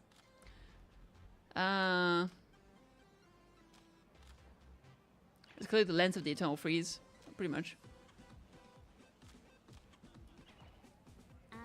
Those two huge chunks of ice were definitely quite impressive. What's the deal with these ice giants? Sure, collections form, but she shouldn't be anywhere near the size of the engine of creation. What? Lady Cocolia fought the engine of creation in her human form? That just makes it even more awesome. They didn't show that part in the comic. Next question. Before Cocolia was frozen in ice, what did she give the baseball raccoon? Nothing but pure damage? Heartfelt encouragement? Wrong answer. The flaming lens! In the end, the little raccoon used the lens to channel everyone's light to Cocolia, restoring her powers so she could descend in her wildfire form. Ping pong! That's correct. Every time I turn the page, I can't help but burst into tears. This plot has gone completely off the rails. Of the star rails. Actually, I inherited these flaming lands from the pure Supreme Guardians when I got stabbed right through my heart. What are you talking about, Kitty? In Bella's final battle, wasn't like this. Despite her grievous wounds, the Supreme Guardian transformed himself into a fast giant for the sake of the people of the Winterlands, joining forces with the Nameless to counter the destruction engine that was about to flatten Bella. They are not impressed. So, the fluffy storyline follows the official Billabogin narrative. Wait, is that not how things went? Could you at least peel a little? Just a little? Cocolia was bewitched. I mean, even if she knows the truth, nobody will believe her. I see. If the truth about this were to be revealed to the people of Billabog, their hard-earned peace would crumble, wouldn't it? Nessia, please keep this a secret. Of course, my lips are sealed. I have to say, I'm surprised that even the heroes of the Astral Express can tell lies. Sorry about that. Pretty disenchanting, isn't it? Not really. They say lies don't last forever, and while Billabog's future may be built on a lie, I hope it can endure for a long, long time. Because those people are all my friends. Thank you for telling me about this. The Featherspoon Games make supplicants wear masks, but if you ask me, that's when people really drop the act and face their true selves. Kitty, the event's not over yet. Come join me on the stage and deliver a decisive strike in the epic battle between Madame Cocolia and the District Engine. Me? Oh my god. Where did Himiko go? I miss her.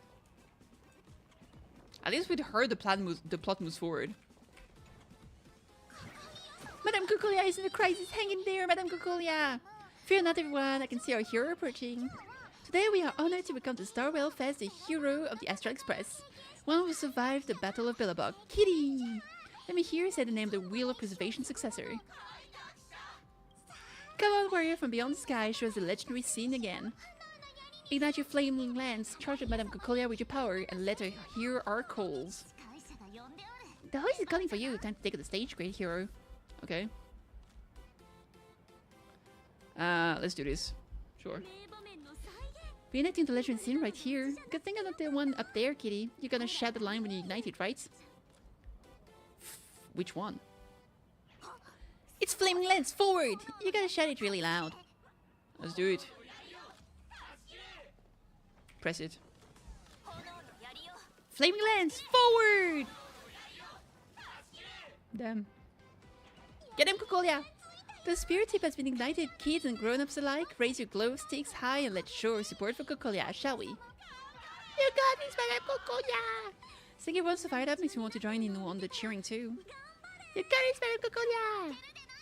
Don't give up. Okay. You've got this. Oh! Yeah, fuck him up! Woo! Incredible victory. Oh no, he's crying. I feel bad. What's wrong, Nessia? I'm getting all emotional. This scene takes me back to the moment I first cracked open the Fluffy Across the Blue comics. The Spinning Express, Dazzling Cosmos, and a bunch of quirky yet adventurous companions. I know the story is fiction, but I really want to be part of it and travel with you guys. But leaving home, that's not exactly easy for me. Is she gonna become a new... Dude, please join the Astral Express. I feel like this is One Piece all over again, when everybody wants like a new Nameless to join the Astral Express and they never do, and I'm always pissed. Thanks for the love, and hey, traveling with the little animals aboard the Fluffy still counts as traveling with us in my book. Thanks Vanessa for your appreciation. Thank you for the love. Being able to connect with friends like you through stories is probably the most precious part of this journey. What's that? Shall we head to the next exhibition area then?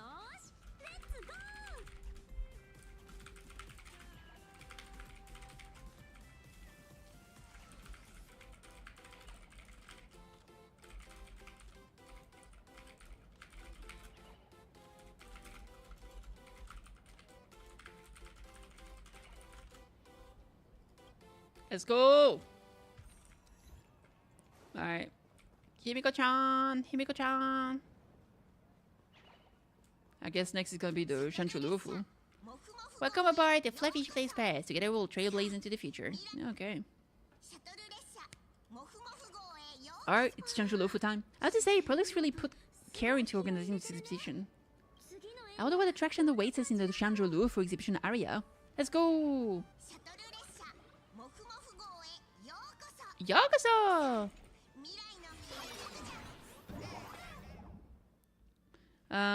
When wish power increases, Tiny Express will consume it to speed up. Once Tiny Express reaches the other end of the box bar, the game will end.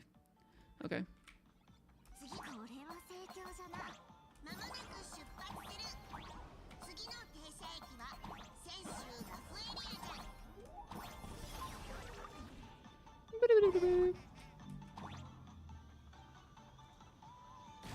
Ow, they actually hurt you. The more you learn.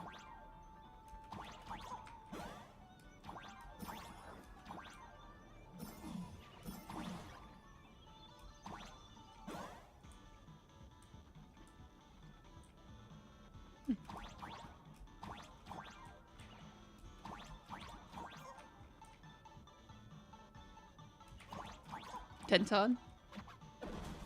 Damn, poor guy.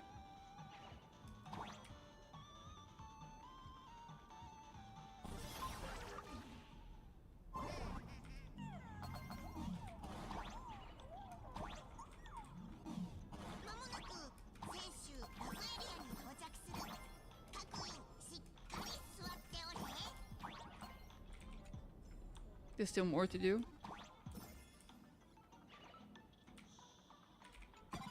Lovely. Can I go down here? No, I can't. Alright.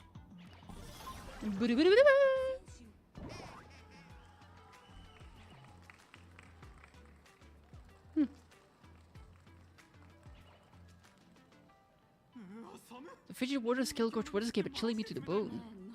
This is a statue of I think this is an IRL figure actually. Of Danaheng with the floating waters. I think this is actually an IRL thing that's an IRL merch, I think.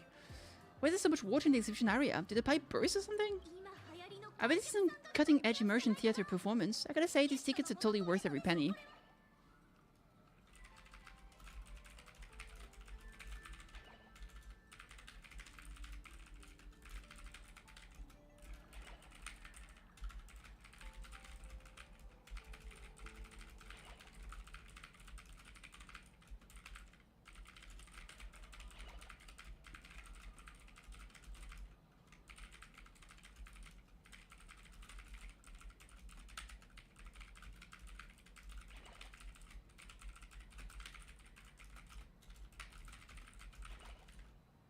Looks like there's some trouble bringing the Xenotree expedition. Based on what we saw in the below area, the Fluffy's adventure on the Challenger should be... I got it! It must be Woof Woof Dan teaming up with Jing Yuan Yuan to battle against Lord Ravager Fanti. Even the villain name is so cute. True. I'm so jealous that you guys still get to experience the joy of seeing the Fluffy for the first time. Well, it's fine, because this means I get to show off all my knowledge about the Fluffy. When people talk about the HSR Express' most memorable moments in the Challenger War, it can only be the epic fight. The triumphant return of the cloud on the High Cloud Squadron. What's the High Cloud Squadron? When people say squadron, they mean a bunch of superheroes teaming up. Did I get too excited? Sorry, I really got carried away. Not at all. I'm guessing the High Cloud Squadron must be referring to Challenger's High Cloud Quintet, right? Did that must naturally steal my memories. When we fought Fantilia, did we really have that many people helping us, 5 at once? These people will dream up anything. I can't take it anymore. I'm bursting with curiosity. Quick, let's go inside and take a look. Indeed. Alright, what else is here? Ooh, coins. Mustard Shrimp Conjurer. Great name. Coin. No treasure? No treasure? Treasureless?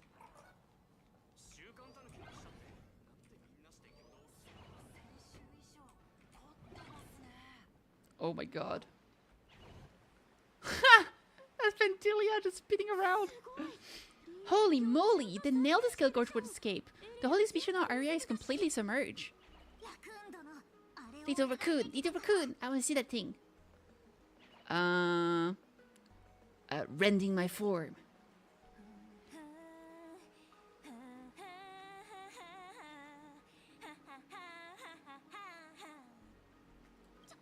Hold it right there. Please do me a favor and stop that.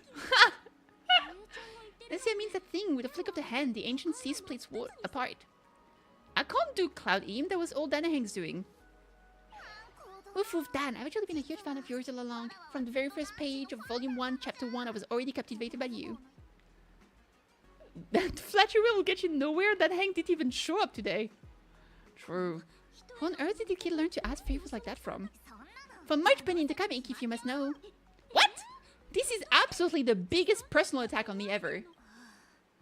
Never mind. I'll go ask someone about what's going on. Good. Smart. Treasure! That's what I'm talking to, baby. Gimme, gimme, gimme. Is there something else on the other side? There is technically, but I don't want to do that right now. Gotta focus on the main story. Ooh, that's for me though. We have treasure as well. Very good. Oh, wait. Oh, there's one of those guys. You're coming home. I want more happiness. What is he doing? Alright. Hey host, the immersive theater is getting a bit too immersive, don't you think? It's been almost 20 minutes. Where is the actor who's going to split the sea? That's right, the script for the exhibition stage play was written under the guidance of the Junge's legendary literary master, Mr. Shiyan. We guarantee you'll get an authentic recreation of the Express' most iconic moments. It's just a burst pipe, isn't it? See you, Kitty. I don't know what happened, but water started gushing out everywhere. Please save this exhibition area like you saved Scale Gorge Waterscape before. Danhang, where are you? I'm calling out to you with all my heart. Alright then. We do need Danhang. Alright, let's do this shit. It's puzzle time! I come to sightsee. I do hard labor. Fix this pipe, all for the audience. Indeed.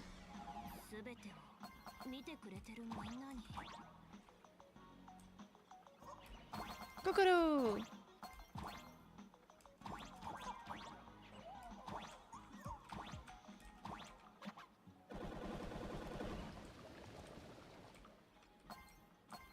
Can I go up? Is it still closed? It's still closed. There simply's gotta be a way!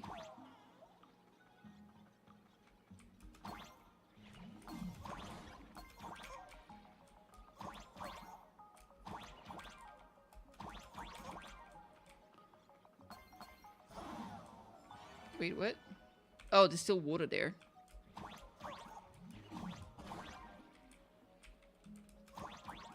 Oh, I'm stupid. I forgot I can use the arrows to actually activate the levers. Sanitary Megatron model fire cannonballs. If you ever try it on land on top of the missile, you can dodge the blast damage while using the explosion to perform a jump without consuming energy. Oh, that's cool.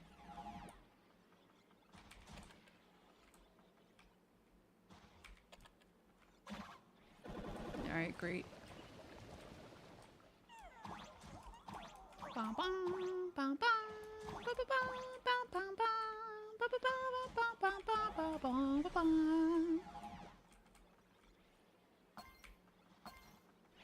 Ow.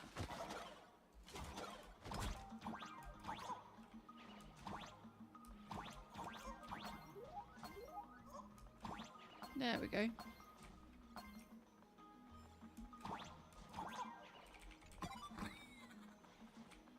Can I not go further this way? Scheiße. I wanted to.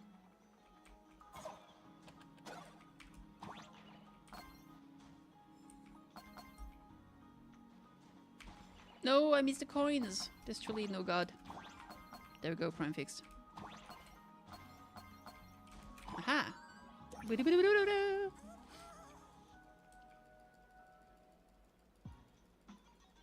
Okay.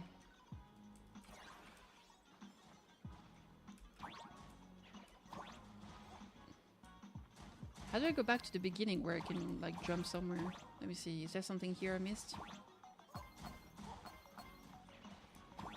Yeah, I don't know how to go back over there. Like, it seems you have to be on the high ground, but just how do I reach that stuff? It really looked like it would be from here. Like, I would have to go just behind this. Okay. Ah, there it is. Okay, we're good. Oh.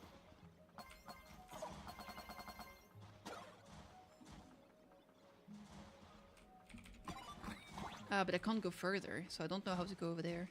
I can't drop either from here.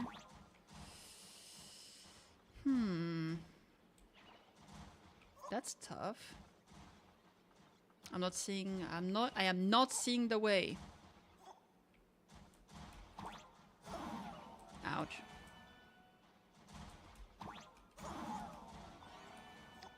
Do I have to... Oh, I have to... Wait, no. Yes? No. Nope. Ah, okay. Interesting.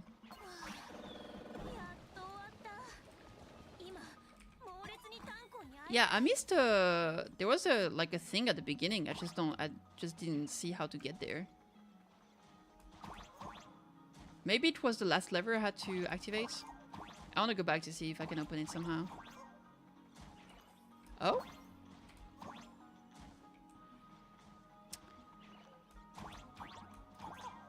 Yeah, it's still closed. So it seems you have to open it from a... You have to go from a different way. Oh, maybe here? No, it's completely stuck, blocked here.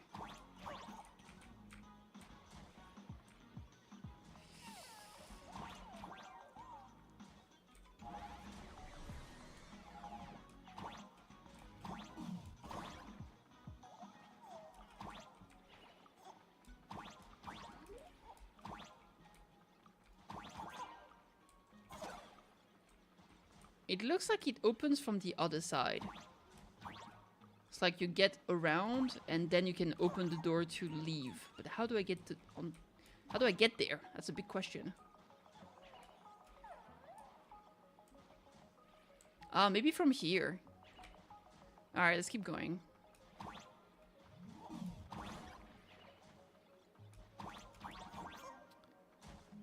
I can always do it another time.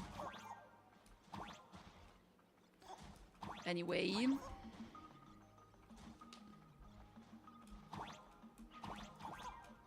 Oh, there we go. Wait, let me jump here.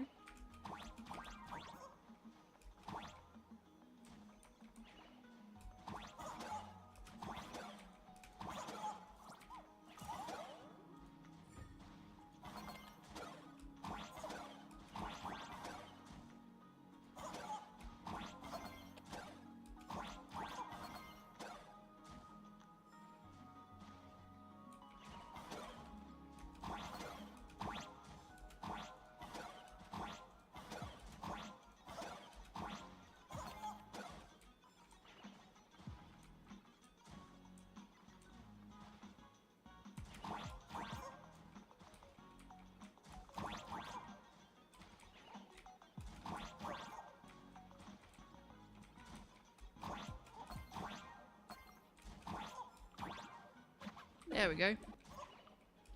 Nice. Alright, so let's go up here. No! How could this happen?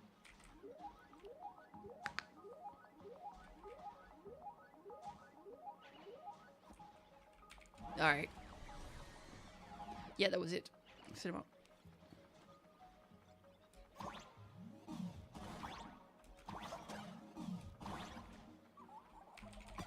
Yay!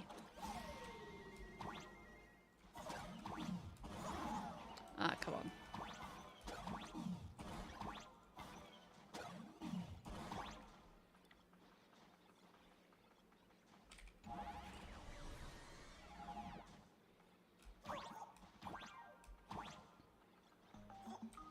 Now we can leave. Ow! Problem fixed. Welcome dear visitors and spectators. At this moment you have arrived along with the Astral Express at the ancient, mysterious Janjo. It's the Janjo Luofu! That's right, the Janjo Luofu Skullgort would escape. Let's give thanks to Kitty, a hero of the Astral Express, who not only saved the Janjo Luofu, but also happened to save a little Bunny today. And now it's showtime! Adapted from the true adventures of the Astral Express, we present Battle as Skullgort would escape High-Class Squadron Assembles.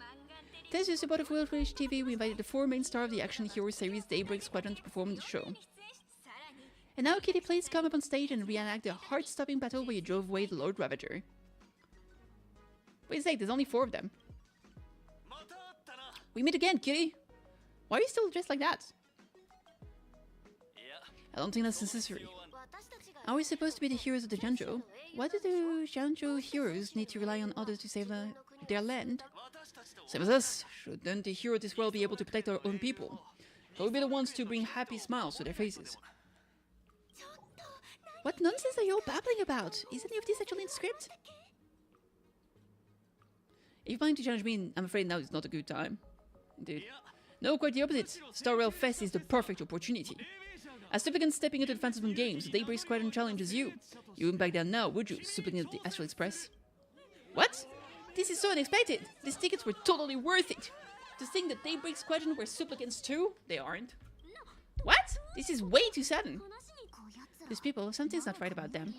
I feel like they're way too hyped up. Even characters in action comics don't talk like this. Yeah, in comics a challenge like this is always a cover for some massive conspiracy. I've got to fight alongside Kitty. What? You need to have faith in Kitty's abilities rather than rushing into battle. What you should be doing now is getting in touch with your companions. This is the Star Rail Fest after all, you're no match for me. Yeah, even if you defeat me, you'll never gain everyone's approval. Boss, do you really have to do this? Gray, we've been putting on a show for long enough. Wasn't becoming a real hero what you always wanted? We'll tear the Legion of the Outsider to shreds. Right here under the spotlight. Then everyone will see who the real heroes are. The ones who can truly protect their smiles. I accept your challenge, but do we really have to fight here? It's exactly the stage we've been waiting for. Let's do this. Okay.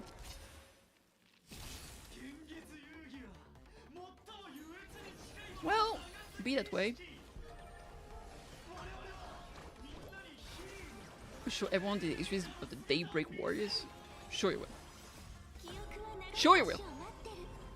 Matteru! Ooh, get him queen, get him queen.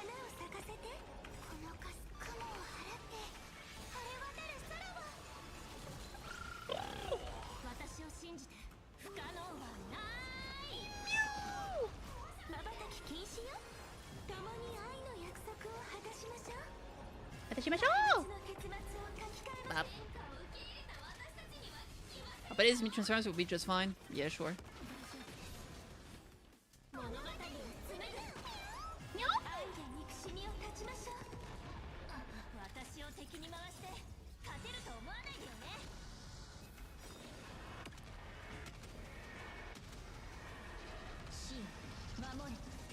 Up.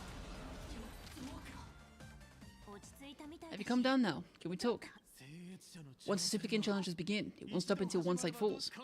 Don't get it wrong, this is just a prelude to the real showdown, witnessed by the Phantasm Mood. Okay. There's a second round of this challenge? Just what exactly are they planning to do here at Star Rail Fest? Pearl's right, supplicant won't pass up a chance for a challenge. Is this the supplicant lurking beneath the surface that Pearl theorized about? But which of the 4 Daybreak Warriors is the supplicant? Judging from their strength, I think it might be the red one. Forget it, we should go check on what's happening outside the exhibition area. Indeed. Maybe they're gonna use the giant pom-pom to fight us. That would make sense. I was wondering how we would end up fighting that giant mecha. Interrupting a show for no reason, but to be honest, I wasn't dying to watch that high-class Squadron Assemble play anyway. So, don't tell me this whole Gentry story is also something Blurry made up? Funny, can't say I'm surprised at all. I didn't defeat Fantail on my own, it was Jing Yuan and Dan Heng working together. Yeah, since it was in fact General Jing Yuan and Dan Heng who teamed up to defeat Fantalia. As for the High Class Quintet, it's been over 700 years since those 5 made their mark. I know it may sound wild, but Gentry folks generally live really long lives. You've read the fluffy comics, haven't you? Pretty sure they covered all that lore in there. Yeah, immortality. Seems some see it as a curse, but personally I don't think the evidence is as terrifying as their reputation suggests. Don't say that in front of the Challenger folks.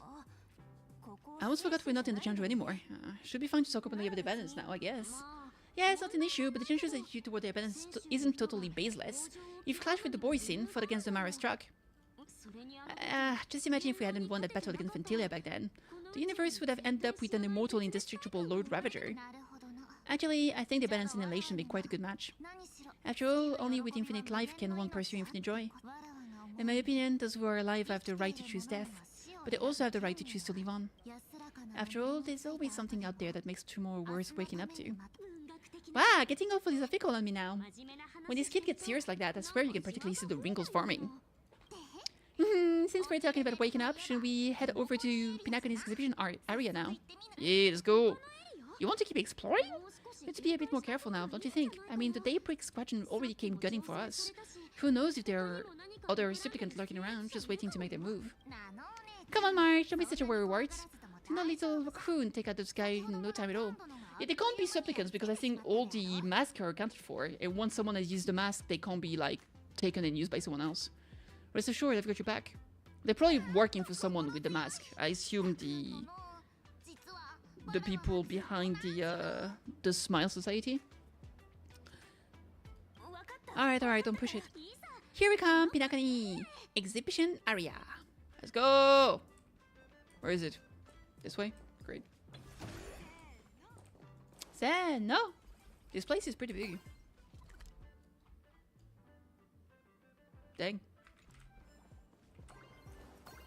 Oh, yeah, right. This is the last place since the Euphorious one isn't out yet. Himiko! Finally! Queen Miko! You're here! March, Kitty, are you alright? Well told me to watch a live stream and I saw the Daybreak Squadron challenging Kitty. I didn't hurt them. You did well. I bet the intention was to stir up the supporters which powered through the challenge. If you'd hurt them recklessly, you might have pushed many supporters straight into their arms. Oh, and you are... Nice to see you again, Express Navigator, Miss Himiko. Pardon my poor memory, but have we met before? Of course! I've seen you in the news more than once. It's such an honor to meet you. This is Venetia. I think she's a student from Graphia Academy. I assume they met, but she doesn't remember from when she was in the last Phantasm games. Kita ran into her at this expo, and she's a huge fan of both the Fluffy and the Express. She's the one who drew my mask. So that girl you saw in the Phantasm courtyard, it was her. Wait a second, she made you a mask? You telling me Nessia isn't just a normal girl? I mean, she's pink-haired. She's obviously weird. Every pink-haired girl is super important to the story. Who exactly is she? Miss Fox here to return a favor, maybe? Who exactly are you? Me, I'm not different from you, just a spectator of the Phantasm games, though I suppose my position is a bit special. I had so much fun tagging along with you two, when I thought that the Fluffy had such an interesting backstory. I think it's time to say goodbye for now. Are you leaving, Miss Venetia? Now that my identity has been exposed, Cinderella's magic is about to wear off, and since this little adventure started on a whim, might as well end it on one too. Little raccoon, you can feel it, can't you? Oh, that attention, oh, that joy from the exhibition. As you fulfill people's wishes, that power has been flowing straight into your mask. It might spark something beautiful, or plant the seed of something sinister. Whatever you choose, I just hope you won't become a boring character. I'm rambling again, aren't I? Well then, before I go, let me break this awkward moment with a riddle. Do you know why flowers are so beautiful? I don't know, there used to be sakura flowers, not the ginkgo trees. Is your Riddler syndrome acting again? Is it because of the person walking among the flowers? You're quite romantic, aren't you? I have to say, wrong answer. Bing pong, wrong. Because flowers are always so fleeting. You left your own special effects behind. Sure did. She's gone! Oh, she did leave the special effects. Unexpected people and unexpected things always make an appearance in the Phantasm games, although Miss Venetia claims to be just a spectator. As someone who can create masks and allow others to become supplicants, there's no way she's just some ordinary girl. I just don't know what to make of everything happening to Kitty. Mom, I promise you won't let me astray. Sorry, I'm just being overprotective. Alright, time for us to head out. Where to? Escort you forward to the next stop, the Penacony exhibition area. I have a feeling that the Daybreak Squadron challenge isn't over yet. As the stars of this exhibition, if you left just to avoid conflict, all the spectators might think you chickened out and fled. Darn it, this whole Daybreak Squadron business has got me on edge. Somehow I can't shake the feeling we're being watched. Here's some good news. At least Kitty isn't completely without help. Pearl's people are on their way to the Penacony exhibition area to join up with us. Okay, great. Let me grab the chest. We'll get going. Woo! Jumpy, jumpy, jumpy. Jumpy, jumpy, jumpy.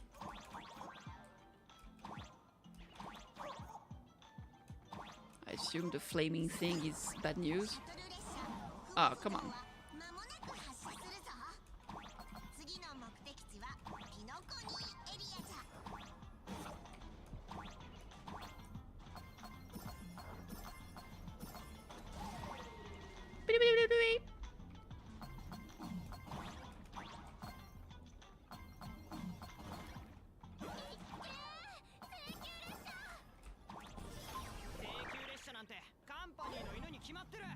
Just another IPC lapdog. Damn. Incredibly rude.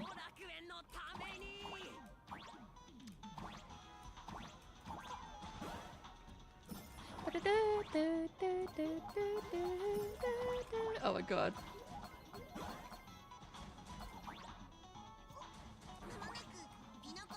16-bit.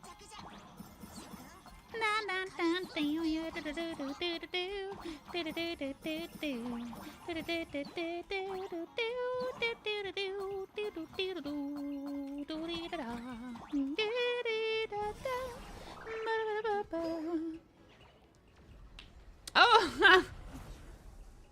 Interesting. Would I get run over by the express if I lay down on the tracks? Yep, and you get blasted straight into a comic book. Who knows, maybe you'll be reborn as some superhero or something. What the fuck? That's what I call true happiness. It's hard to believe they recreated the scene where the express crashed into the Great Septimus. Other previous exhibitions were so hilarious, but they really nailed the Great Septimus part. Like I say, once you turn to the dark side, you get triple the power. What's that supposed to mean? You taking a jab at me? So, where's the person Pearl sent? Her, who's calling? Yahoo! How you doing, grey hair? Oh my god.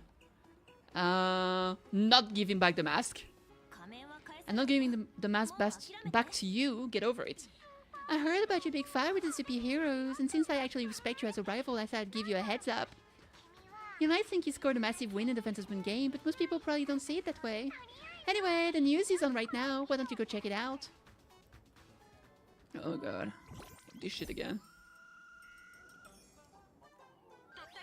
Just moments ago, an extremely violent incident broke out in the ongoing Star Rail Feast exhibition venue.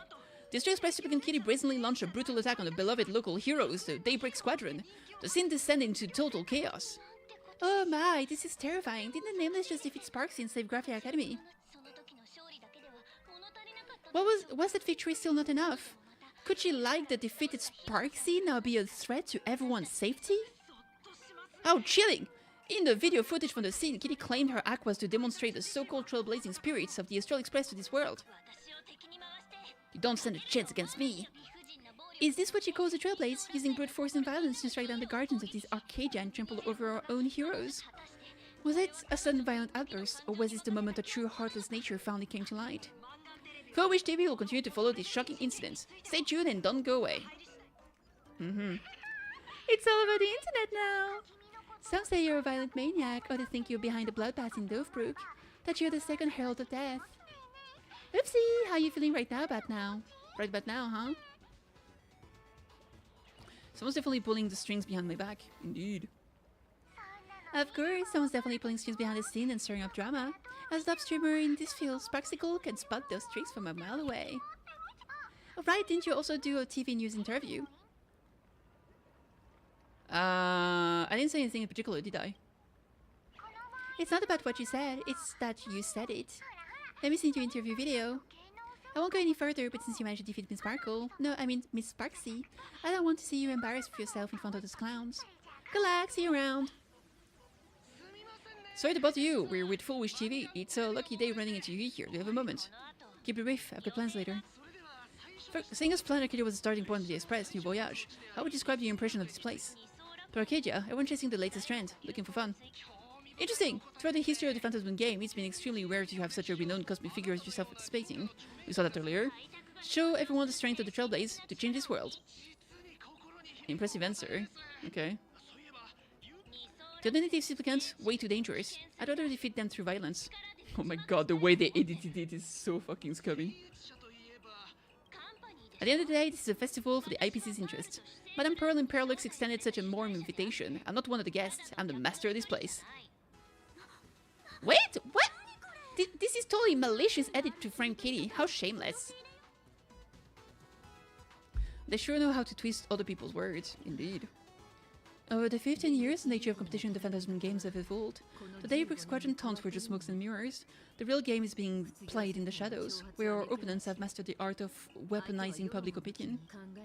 Come to think of it, it's only natural. After all, the true stars of the game were never the supplicants on stage, but rather the audience who gazes the command.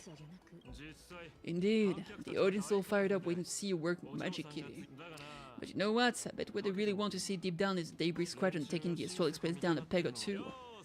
Well, if it isn't the folks on the Astral Express, fancy meeting you again. The storm online is several times more intense than the day you stopped Sparksicon. Miss Kuchiba, you've seen all the fake news too, right? Aren't you guys a bit late for this? Sorry, got a bit held up on the way. Since I entered the exhibition area, at least 7 folks stopped me asking for the autograph of the guy called Welt. So who is this Welt? Pearl assigned us to investigate the Sandwich Syndicate massacre, but every suspicion thread where we followed led us from the Research Society of Happy Smiles straight to the Daybreak Squadron. And then there's the one pulling the string behind the scenes. Foolish. Foolish? You know the name. This is getting interesting. She was my junior at school 15 years ago. She was also the only student who survived Graphic Academy. The only student? So she's not including herself? The good news is, your junior is living better than anyone else. She owns TV stations, charity organizations, has a huge business empire, and wields both wealth and power. As for the bad news, she's probably plotting something for the Phantasm games, and I mean the worst kind of something. My gut tells me that Sandwich Syndicate massacre, well, it's probably on her tab too. Madame Pearl sent Minister Ashveld to ensure everyone's safety. Of course, I understand that with the name list kills, there's no real need for extra protection, but Madame Pearl didn't want to take any chances. Long story short, feel free to use me as muscle. No need to be shy about it. I'm counting on you then. Indeed. So, are we still heading to the top of Pom Pom Tower? We should keep moving forward. If my guess is right, the Daybreak Squadron will launch a second attack there. Forget about any fantasies and fairness and harmony. From this moment on, the Phantasm game could follow in the footsteps of what happened 15 years ago.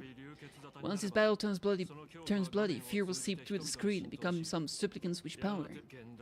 See, that's the problem with modern society. Good news stays home while bad news spreads like wildfire. Okay. Well, it is what it is. Let's go.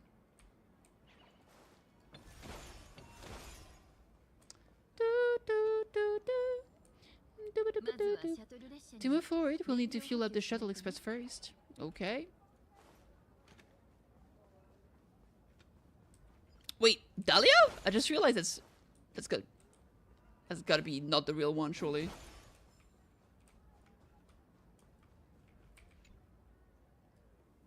It's me. Did that scare you with how I popped up without a sound? I was just pleasantly surprised, actually. Your answer is always so delightful, and you're as sweet as sugary preserves, dear child. You see, Pinnacle itself is already a dreamscape. The other people here have built an extravagantly ornate dream based on the dream you experienced. Sometimes I envy you. So many people are cheering for your story. You're always there with the dawn rising over the silver rails of the Trailblaze, not stuck with memories that will just rot away to nothing. But even forgotten things carry warmth, like the lingering heats on foreheads pressed close together long after the dance has ended. You're blushing. Am I far too close to you? At least at this moment, don't burp away from me, and don't break free from this memory that belongs to you and me. Your verbo speaking habits just gave you away. What? You saw right through me! I've read fluffy across the blue dream of knowing Oak 100 times and memory's oldest line from my opening. In that case, immolate yourself in my dance. Why are you still resetting your lines? Beat him up.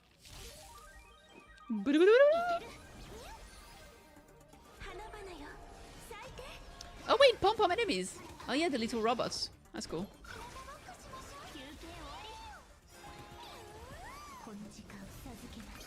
Ah, her ulti takes forever. Maybe I'll just shoot.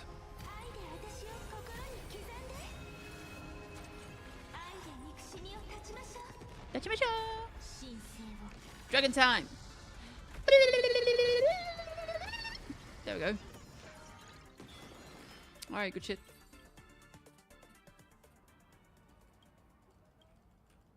Get back to work. Alright. Objective time.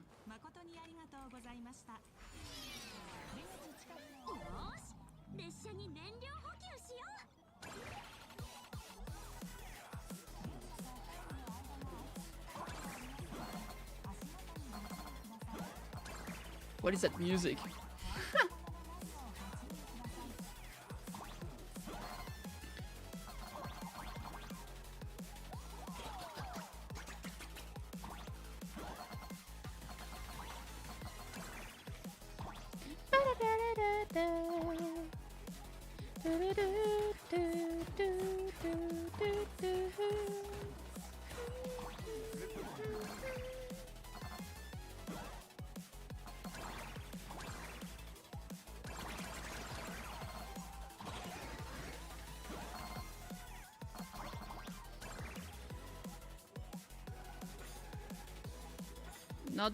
Not the Charmony Dove.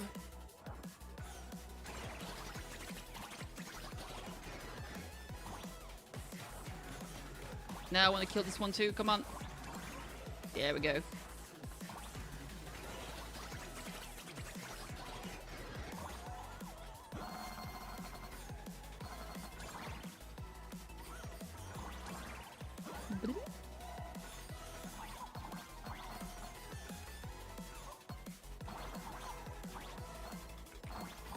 I want all the coins! I can't miss them! There we go.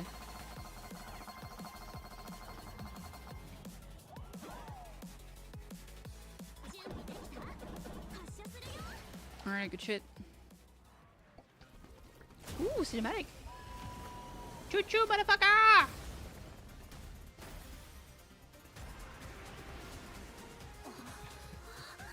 Giant robot.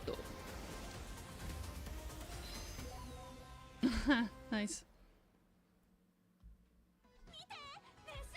The express people are here! Quick, stay back. It'd be terrible if you got caught in the crossfire. Indeed. What's up, guys? Astro Express will be waiting for you for quite a while. Alright, sure. What's up?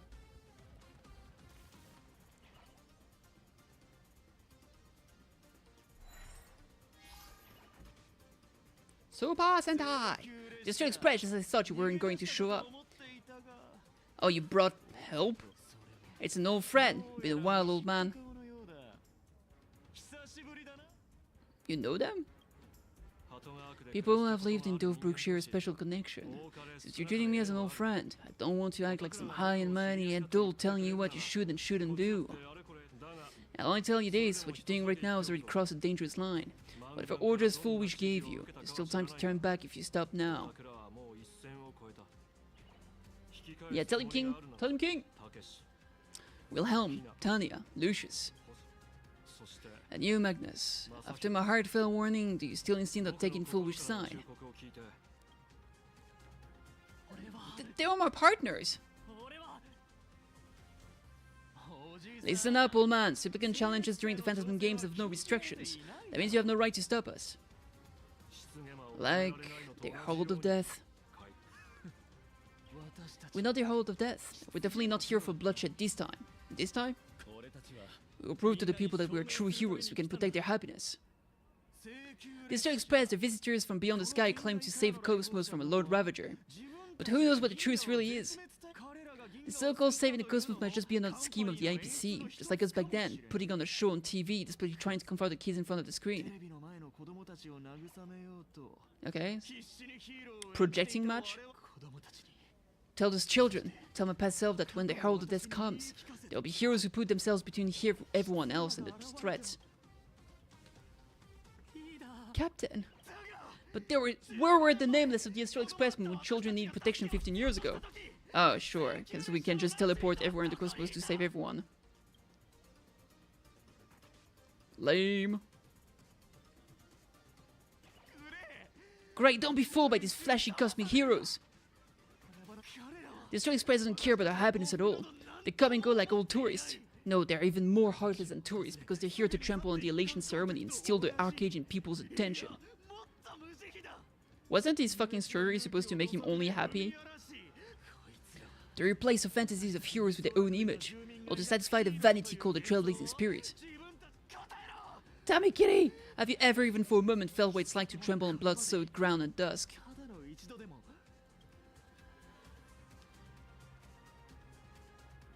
You're directing your hatred at the wrong person. True.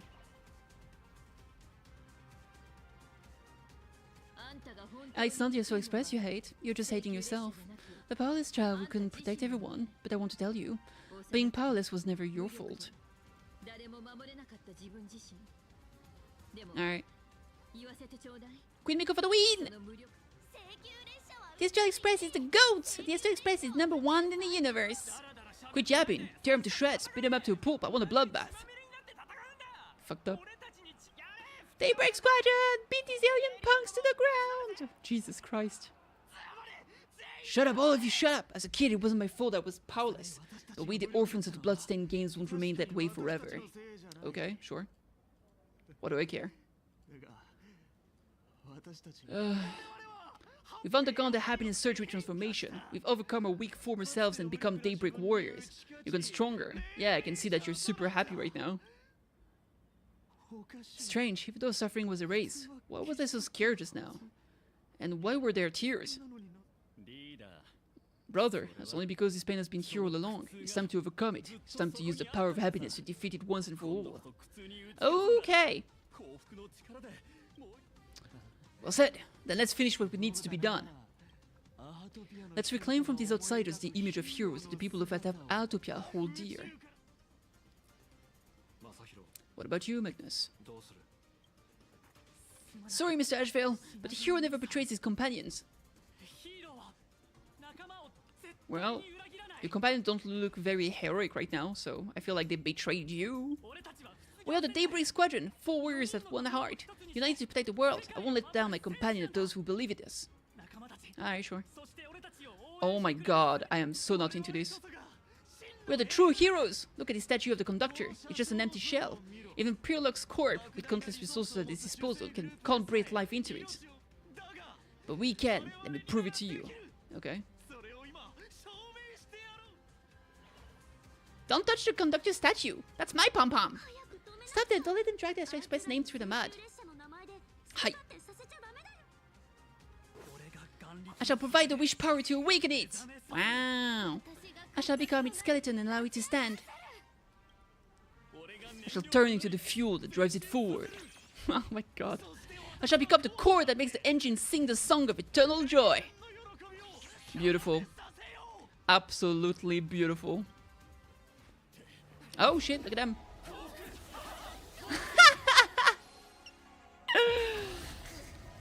Oh shit. Oh my god, that's so scary.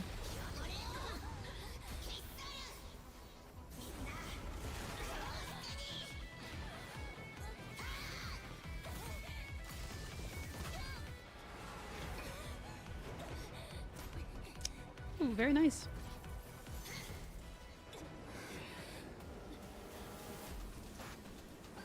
Always, that's a cool scene for a fight.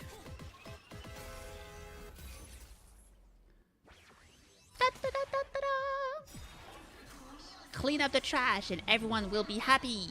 True. The unclean and the happy, sweep it all away. Alright. Alright, after allowing Megatron King Pom Pom uses high temp sterilization mode, it gains several stacks of lasting and tieback, greatly reducing the damage taken by it.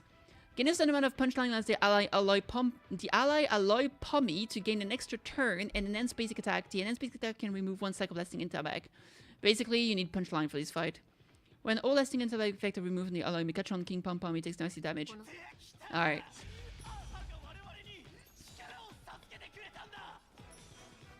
Alright, let's start with this. We gotta go faster. I won't let you try to conduct his image like this, indeed. Sarawa!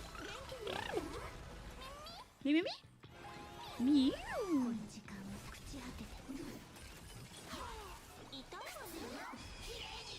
Alright.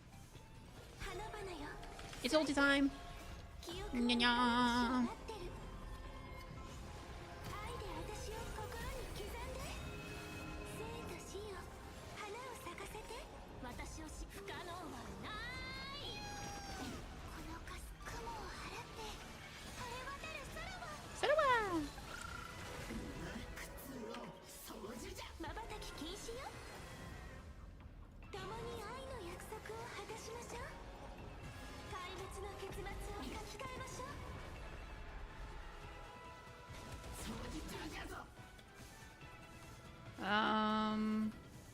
Yeah, I'll do that.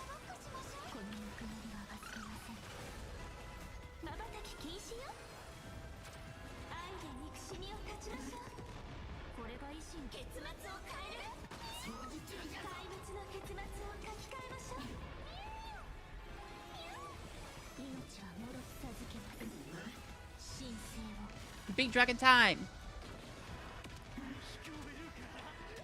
Aha, it's becutting us! We don't have to be afraid anymore! The Astral Express is nothing but the IPC's lapdog. RIP. No worries, we already dealt with one of them. Won't mind handling a few more. We've already dealt with one of them? Are they saying that they are the ones who killed Scott? That's kind of what it implies, right? What did you say? Yeah, they definitely did. Ah, it's fucked up.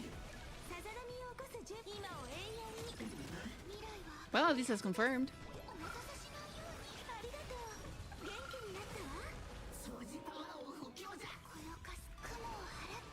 Arate! Sarawa!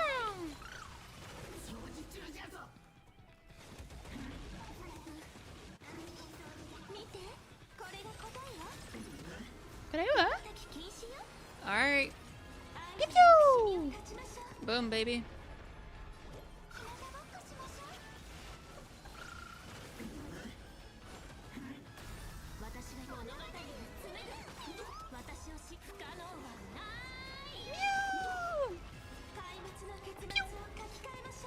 I do.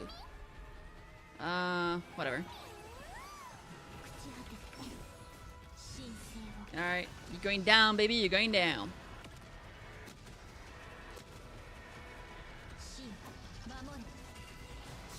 Damn. He still has this, like, he still has this stupid buff. Oh, shit.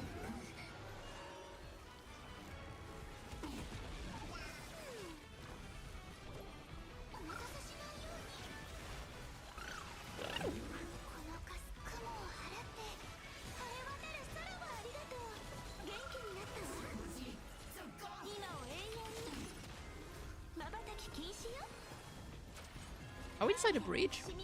Like another bridge, a underground tunnel? Yeah, we are. It looks like it at least.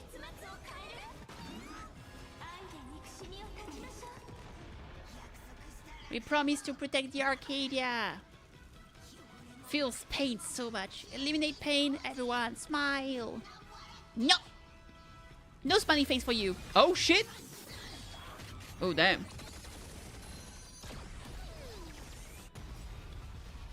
That was pretty cool.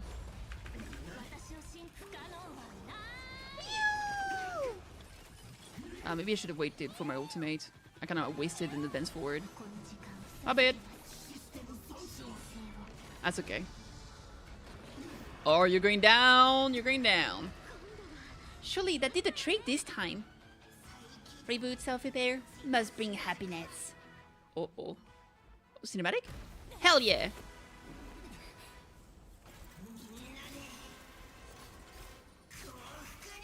We'll be happy? Well, be happy by yourself. You don't have to put us into this. Ashvale time! I have my heart to shoot down this injustice. Damn. Wait! It's confirmed! Lamentia!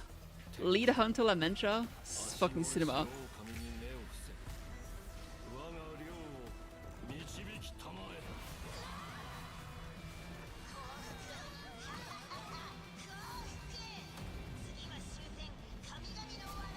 Land of sneering gods?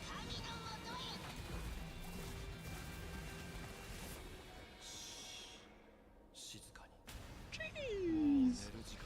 Absolutely aura farming. Holy.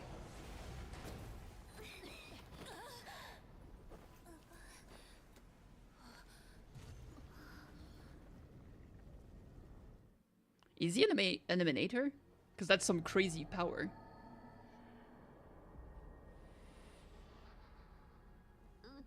Are we still alive? No. Are we in purgatory? Dante? Hey, don't say things like that! I remember the out-of-control express taking us down and through an abandoned tunnel. Theoretically speaking, there should be a station deep underground.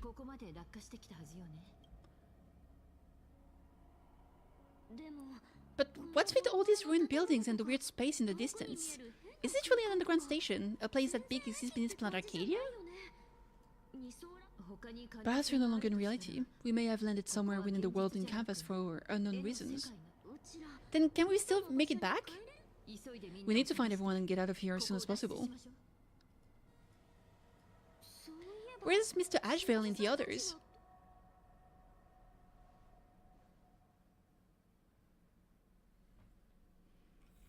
Making my way, making my way, making my way, making my way. We've been reborn. See, I knew we weren't like the scene which syndicate trash. You're red. We're heroes. You're justice. We're the undying happiness. If you're justice, forgive me for playing the necessary evil. Everybody, please, this has to stop. It is gone. You'll all just smile, embrace the everlasting bliss and true happiness. I beg you, please listen to me. It's not too late. We can still go back to the Department of Operation Defense with Miss Kuchiba and explain everything. It's no use. They're just creatures that can only react to joy now. All shall be blessed with happiness. All shall live forever. So smile and laugh. And let our laughter infect all of Planet Arcadia. Senior Kitty, Miss Ashvale, I'm begging you, please tell them that it's not too late. There's nothing I can do. I can't forgive them either. They did kill a bunch of people. Move aside, Magnus. Please, just give me another minute. You know they're good people. They murdered 33 people! It's best if you just move aside. A true hero never abandoned his friends. If I try to kill them now, will you stop me? Will you turn a blind eye? Stop you. I get where you're coming from, but they've made their choices, and so have I. Put them in prison?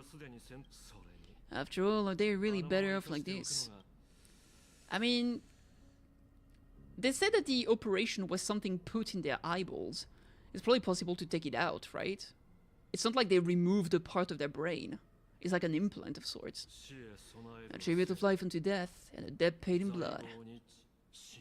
The sin which syndicates, again that once ruled the street of Dove Brook.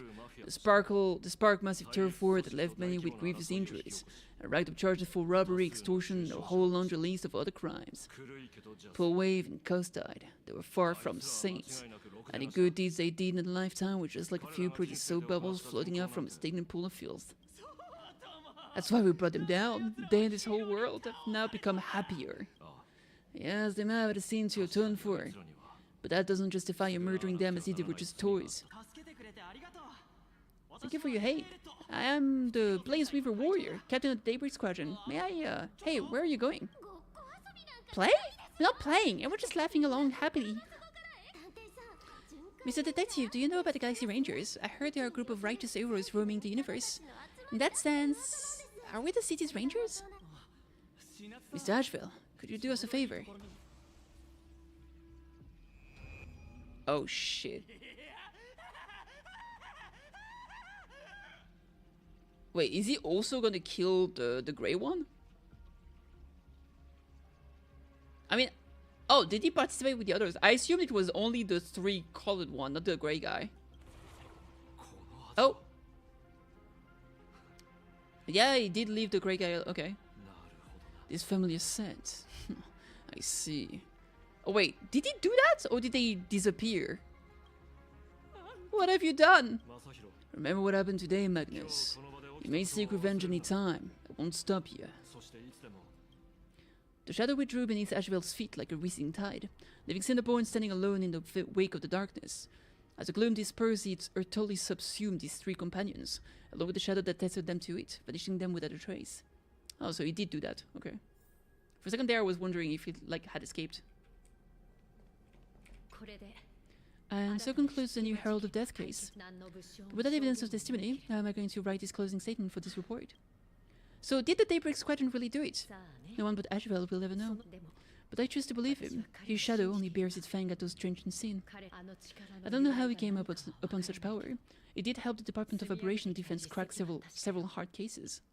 Oh, so he literally has something that only works against sinners. Gray, are you okay? What have we done? Yeah, well, too late now. You did a big oopsie. You pay the consequences of the oopsie. Ah, glad to see you all made of tough stuff. Just fighting over failing my chaperone duties. La Mancha, leader of the Galaxy Rangers. I've heard about you, but only in legends past. Then you will inform, nameless. I'd expect the name to be long forgotten by now. So much for turning over a new leaf. What was that power you used for it just now? A power for grown-ups only. It's best that you don't ask about it, seek it, or get involved with it unless you're forced to, like I was. So we're clear, I want you all to forget the name you just heard. Right here now, in this world called Planet Arcadia, I'm just Detective Ashvale.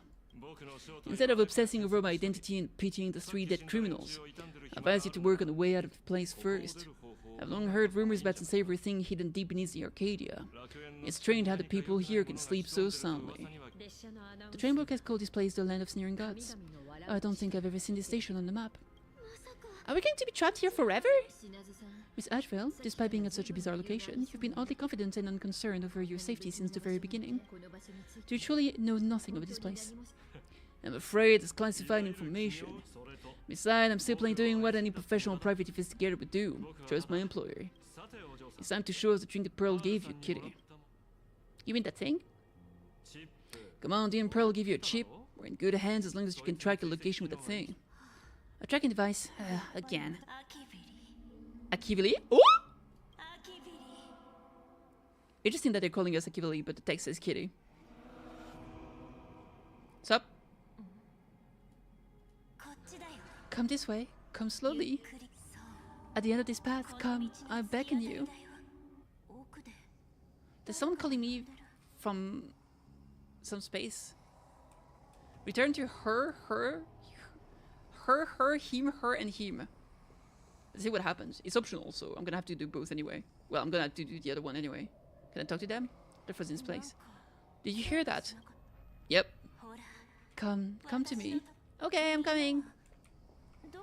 Where did everyone go? Good question. There's one calling me from some place deeper.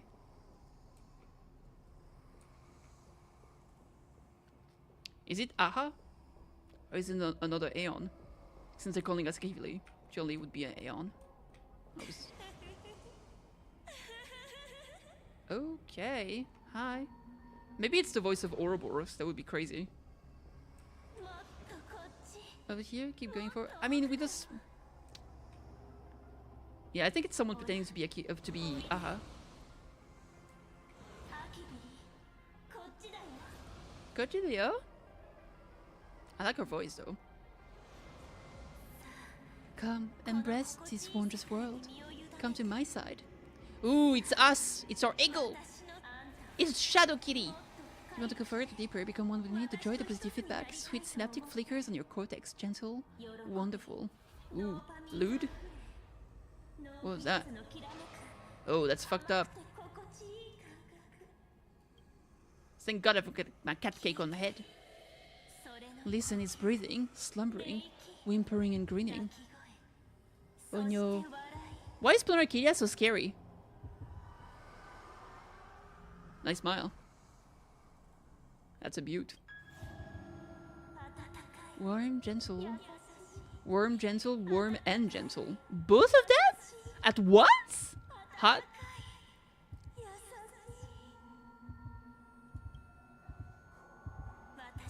I am you and you are me.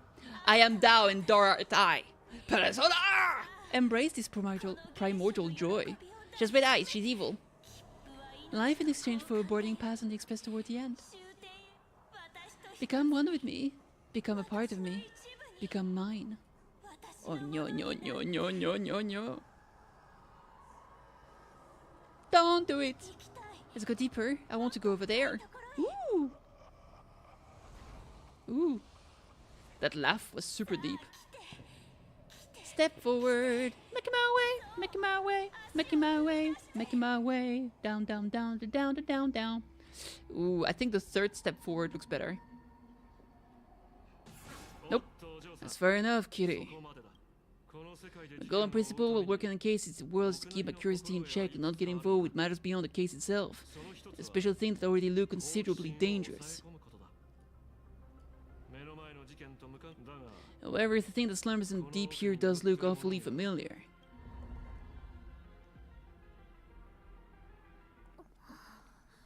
Okay. Ooh! Slurp. Me when a boba tea.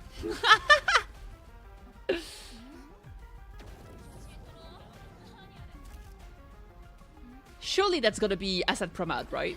Or something like that. Because that looks like a fucked up smile. Osanaide! Like he's the one that draws smiles on Planet he destroys. Maybe not. I don't know, man. Jesus.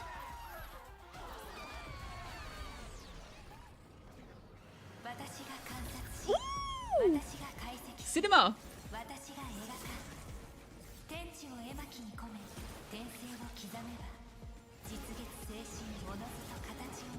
She's painting it over. She's definitely got a preservation unit.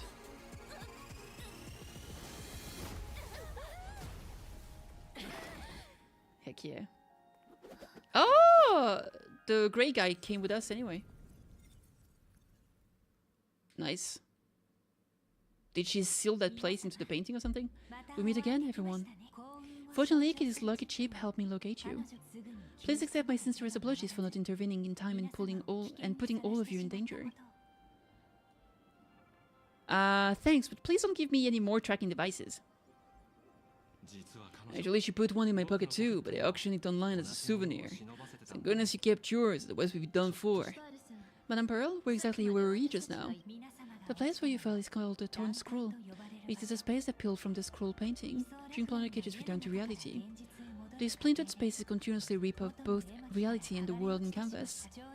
The Department of Vibration Defense originally thought this kind of phenomenon had stabilized, but based on observation, during your encounter with the Daybreak Squadron, there was a sudden spike of disturbances from the Torn Scroll. Unfortunately, the cause unclear. Therefore, I had to use the power of the Cornerstone to analyze the space, that meant the fissure with emergencies in order to bring you out. The Department of Operation Defense has initiated emergency protocols to reassure the public and handle the aftermath. However, I wasn't able to directly observe your situation after you'd fallen into the Thorn Scroll. Would you be so kind as to share what happened there? You can close the new herald of Death's Case. My shadow has devoured the guilty three and tasted their sins. They were responsible for the Sin We Syndicate massacre. Of that I am certain. Was Fullwish the mastermind? I couldn't find any solid proof of it. It only matters now the culprit is being executed. Were it not, based on the intel provided by you and Miss Kuchiba, I deduced the following. As a survivor of the tragedy of the Bloodstained Games, Fullwish founded the Research Society of Happy Smiles charity organizations.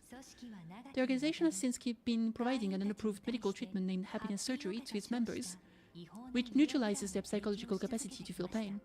The procedure drew many more followers as a result. And the Daybreak Squadron members of the Smile Society imitated the Herald of Death's modus operandi for their crimes, and challenged the astral expressed during the exhibition. From the aforementioned facts, the predicted probability of Fullwish being the mastermind is 92%. If I may, Madame Pearl, management in Planet Arcadia should be dictated a chain of evidence rather than extrapolated probability. I understand. I will observe the human laws and customs. In any case, we have achieved our goals through Star Rail Fest, luring the supplicants with ill intent out of hiding. I see end of the line for Fullwish. Since Foolish is exposed now, and we've defeated their supplicants, shall we hurry and arrest her as soon as possible? I'm afraid it's not that simple. We've defeated Foolish supplicant, yes, however. All 3 Daybreak Warriors were supplicants. That can't be. The supplicant should be the only one who wore the mask and participated in the games with the Phantasmoon's blessing. Those devoured by my shadow can no longer lie nor deceive. All 3 of them had worn the mask before. If they were all supplicants, that means it's still possible for Foolish to intervene in the games. What's even more terrifying is, when the shadow devoured them, I got a taste of something familiar. It was a taste of abundance that had once devoured the Galaxy Ranger.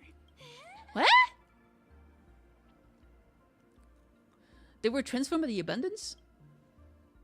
Yeah, I didn't think the world would go that far. But I was wrong. Living in seclusion dulls one's senses. I should realize it earlier. Darn it. There is no point in beating yourself up over it. Therefore, the conclusion must be corrected. The Research Society's happiness surgery is medical technology related to the abundance, and not simply about relieving pain. Assessing the risk involved in this procedure, unable to extrapolate. Zhong Liao Guang told us that she foresaw a great calamity upon planet Arcadia. According to her divinations, Blade, the Zero Hunter, could be its catalyst. So that's why she asked me for the authority to extradite Blade. Regardless, none of us had anticipated this. Planet Arcadia's calamity had already taken root, long before the arrival of the Zero Hunter. Okay. What does Foolish really want? Does she want revenge against the long-dead Herald of Death? Or is she trying to erase the memories of that tragedy? It's frivolous to speculate her motives. Unlike intelligence, you may weave an intricate plan for a mad reason at any cost, yet execute it with impeccable rationality at every step. What's important is that she is stopped. True. Thank you for your surprise, Intel, Mr. Ashvale. You have just saved many more lives. Henceforth, the Department of Operation and Defense will place Foolish and the members of the Research Society of Happy Smiles on a special watch list. Given Foolish's control over media outlets, I recommend closer monitoring of her dissemination channels. Understood. We'll also implement pre-disaster measures at a calamity-level standard per the Safety Response Protocol against aberrant threats. Foolish is not working alone. For normal people to be able to get an abundance transmutation, that implies far more sinister supporters behind the scenes. These are enemies not to be easily contended with. Therefore, as the administrator, I beseech you all, please lend your aid and help Arcadia through this crisis. This has escalated beyond mere rivalry for the NO in the game. Foolish's conspiracy has crossed the line. The situation's 100 times more dire than the Herald of Death incident 15 years ago. Yeah, true. Because back then it was just like one crazy guy. This time, abundance is involved, which is way fucking scarier. I think. Maybe, I don't know.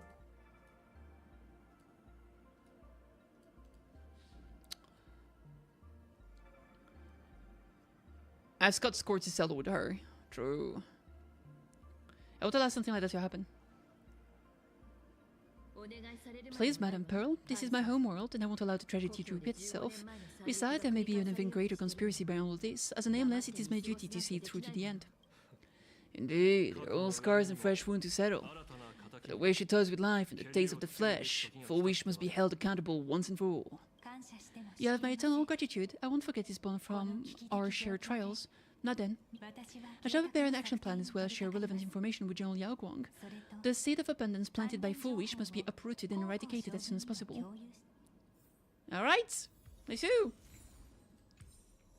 Let's ask Peeps. It's in the board. So it's true. The captain and the rest really did kill all those people from the Sinway Syndicate. Miss Foolish is also plotting something terrible. This is absurd. It's been 15 years since my life turned into a montage of nightmarish amalgams, and it's still going. Let me handle the rest. Thank you, Kitty. Mr. Ashvale is right. This is not the same as playing the hero on a stage. In the end, I'm just an actor. Kochiba! Leaving now, Kitty. We're counting on you, Hero of the Express. You look fairly relaxed about it all. Because it's just another Phantasmoon Games for me. Check the record in the Ministry and you'll see. Save the mythological times, they've always end up in a huge mess without fail. Maybe that's precisely why AHA designed it that way, so they can watch humanity stumble over arbitrary obstacles we impose on ourselves and others. Otherwise, they'd probably die from the boredom of an orderly universe. How will you deal with Cinnaborn? Maybe interrogate him for a few days, get a strong light to render him unable to eat or sleep well, and he will probably spill everything he knows about the Smile Society. And once we've picked his brain, we'll let him go. I should go, Mr. Kochiba. Indeed. It's almost time. I should get back to work too. Okay. Let's talk to the other peeps. Ashvale, what's up? Terribly sorry, Nameless. It was your exhibition and your enemies. And there was, stealing your spotlight. Curious, I wonder how much power my appearance this time accumulates for the mask. You don't sound sorry at all, true.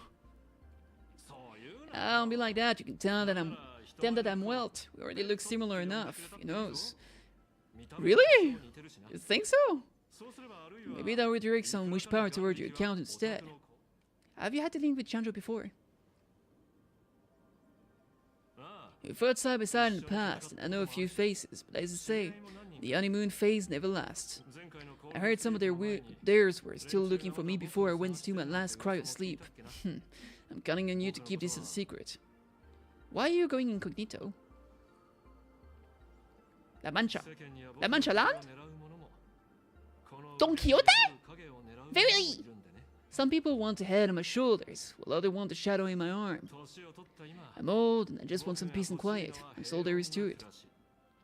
Will you continue participating in the Phantasm games? What? Itching to get rid of me already? You're not that hasty, are you? An even greater prey just joined the game. Sure, she could be small fry by your standards. But in terms of viciousness, she might surprise you yet. Before us being cut separate ways, Foolish is definitely a good hunting target for us to align our goals. I will defeat Foolish. Such confidence. Can't help but smile at that. For some reason, you really remind me of a young man named Tiernan. You nameless bunch just love jumping head first into fire pits, don't you? Tiernan, we learn about him. Well, given your skills, would you be interested in joining the Galaxy Rangers if you're still alive by the time the Phantasm games conclude? I thought you retired. Good questions. I guess old habits die hard when I see someone with potential. Being a ranger holds little appeal, really. It's a path of loss, suffering, and vengeance. In that case, I will take back my words. You're nameless. May you never have to thread the path of a ranger. Okay, good shit. I gotta talk to my girls now. Foolish partner. Perhaps someone far more dangerous has already set their sights on this round of the Phantasm games. Oh no, they're definitely up to no good. That's it. Alright. Oh, that's for me. Marcus Santali's files. That was the killer. I want to read that. That sounds like lore important. I have a bunch of those. I have about 216 pool. I don't know if that's going to be enough for Evanesia and Silver Wolf. And then the collab too. Jesus. Well, I guess the book wouldn't be in here.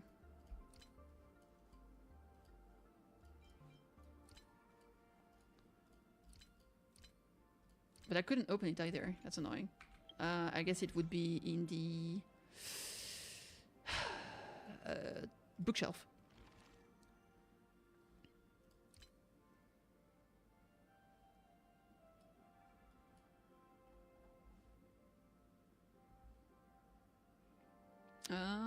There it is.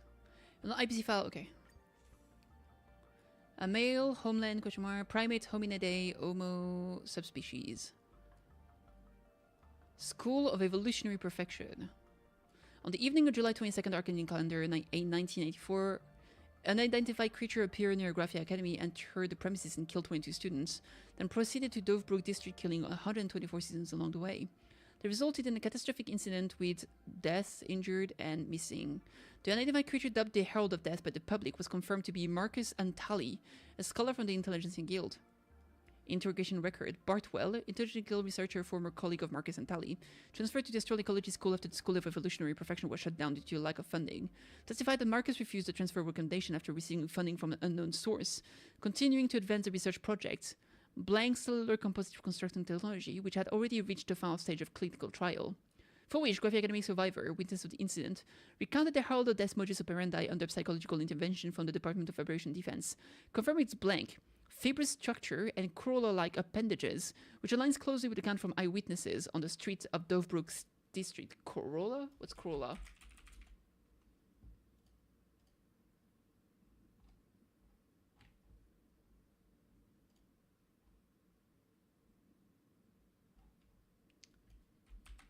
What is a... It's the petal of a flower. Okay. The petals of a flower considered as a unit. So the entirety of the petals are the corolla. I was only getting fucking car results. Okay. Silau Mount, former CEO of Planar Arcadia. No footage from cameras near his residence. Communication records completely destroyed through scheduled protocols. Admits to insufficient emergency preparedness during the Planar Arcadia Advertisement Games, but denies any connection to Marcus and Tally. Corrective action. After investigation, the incident has been classified as an experiment subject containment breach caused by inadequate management. Recover the experiment subject, conduct comprehensive elimination, and prevent further hazards. Reorganize the crisis response team, implement systematic blocking of keywords, and conduct interviews with print media. Distribute compensation to blank injured parties and blank household of the deceased. Allocate humanitarian relief funds for blank missing persons. The above expenses will be uniformly dispersed by the Marketing Development Department. Upon completion of the transition period, Management Authority over Marketing Development Department will be transferred to the Strategic Investment Department. Okay. Attachment 2. Physical evidence related to the whole incident. Content blank. Survey record. Autopsy record blank. List of casualty blank. Access granted to Yabuli. Yabuli? Who's Yabuli again?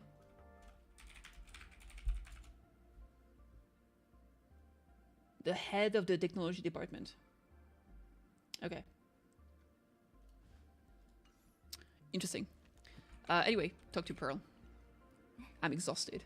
Is there something else I can help you with, Kitty? The Smile Society has been around for a while. How are you unaware of what they've been doing? I understand. Your inquiry. How did they manage to operate for so many years unnoticed? I had put them on a temporary watch list before due to significant decrease in crime rates in certain regions. But now we finally know how they achieved such a miracle. Personally speaking, I cannot fault the citizens who joined the society, nor wish to fixate on the accountability of those who govern at the time. After all, for the corporation, the Smile Society is a tool for maintaining stability, and the members are simply following the human instinct to avoid suffering. You've been to Pinakani, Kitty. You should know. There, the family's members lull guests to sleep with power of the harmony and soothe their pain. From a human ethics point of view, it is well within people's rights to avert pain in moderation. Humans cannot turn off their innate negative feedback. Like intelligence do, I understand and deeply sympathize with that. My assigned theme is analytical arts, but at the same time I am fortunate to be appointed governor of the world. The portrayal and sublimation of pain in human works of art shine among humanity's greatest treasures. Tragedy, elegy, and lost epics. Their soul-stirring power springs from a profound understanding of this negative feedback. This so-called happiness surgery does more than just obliterate people's perception of pain. It strips away human complexity and turns what was dynamic and brilliant into a monotonous blotch. To me, governing this world is like creating a painting. My vision is to maintain the diversity of life form and preserve their potential for growth and change. The Research Society has disrespected my work. Thus my duty and theme have become one of the same. I will do all that I can to cleanse the misguided strokes of the Research Society from this land. Thank you again for lending your aid, Nameless. I will begin extrapolation on our next steps now. Okay? I want to go over things with everyone else. See you later, Madam Pearl. Please, be my guest. Okay. I hope you all get some proper rest before moving out again. Let's leave this place. Live, live, live, live, live, live, live, live, live, live, live. You know, not here to be an ornament.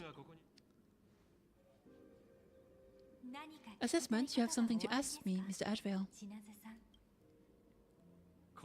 Lately I've been on an extremely lucky streak, but we full wish of Magnus. These practically gained sentience and came to me one by one. Luck is also an important part of one's toolkit, won't you agree? I'm beginning to think you're the one behind it all. You tasked me to investigate the society and protect the Astral Express, which all led me to unleashing my shadow on those people, just so you can confirm your hypothesis. You had everything planned out since the beginning, hadn't you? If I answer yes, would it wound your ego? Perhaps. Yes, I paved the way for your investigation, leading you straight to the suspects. Through you, I confirm my suspicions about the Research Society. However, the question of abundance transformation remains a thorny issue for me. Fortunately, there is a ranger who specializes in confronting such abomination, having lived in long seclusion within Planar Arcadia. But you know the shadow sealed inside my arm can be very dangerous. Simply removing the nail can cause it to stir and resonate with the fragment and fissure. Had I not kept it under control at the time, the fire would have ended with all of us buried in the bottomless abyss. Is that part of your plan too, Pearl? Pearl-san! Human fears the worst, but to the intelligence such fears are merely irrational deterrents. Wasn't the mask of elation I gave you enough to pin down the shadow? That gift you found through the guidance of the Express Navigator, Starseer, I see. That very shadow that devoured the swarm in Lord Ravager's Zulu 10 amber hours ago. Ooh, interesting. The very shadow that devoured Shuhu, the emanator of abundance, hundreds of years ago. You won the bets. You sure know a lot about this. Please allow me to correct you. My ethical parameters prohibit engagement in probabilistic gambits. Accordingly, I operate by acquiring sufficient information to ensure zero margin for error. Then again, you are the species that brought art into existence as a form of expression. That seed of creation exists even in the most ignorant of humans. Human's mind, and for that I love and admire you. Whether you believe or not, I will honor initial agreements, Mr. La Mancha. At the moment of victory in the Phantasm Games, I will free you from all sufferings and fulfill your wish. To let the Galaxy Ranger die peacefully in his bed. Damn. He wants to unalive. In that case, I will continue to fight for you, my lady. Sag.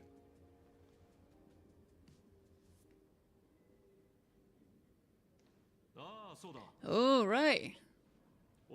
You mentioned several times waiting to replicate the works of Graphia. I don't know much about art. Well, I was considering that despite the lack of artistic quality in your strokes when sealing those fissures today, to the people of this world.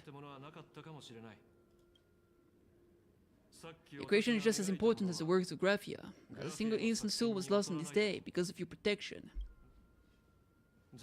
Looking back to the ancestral painter of the Cinder's age, do you truly think she cared about the artistic value of each stroke when she created the world on canvas?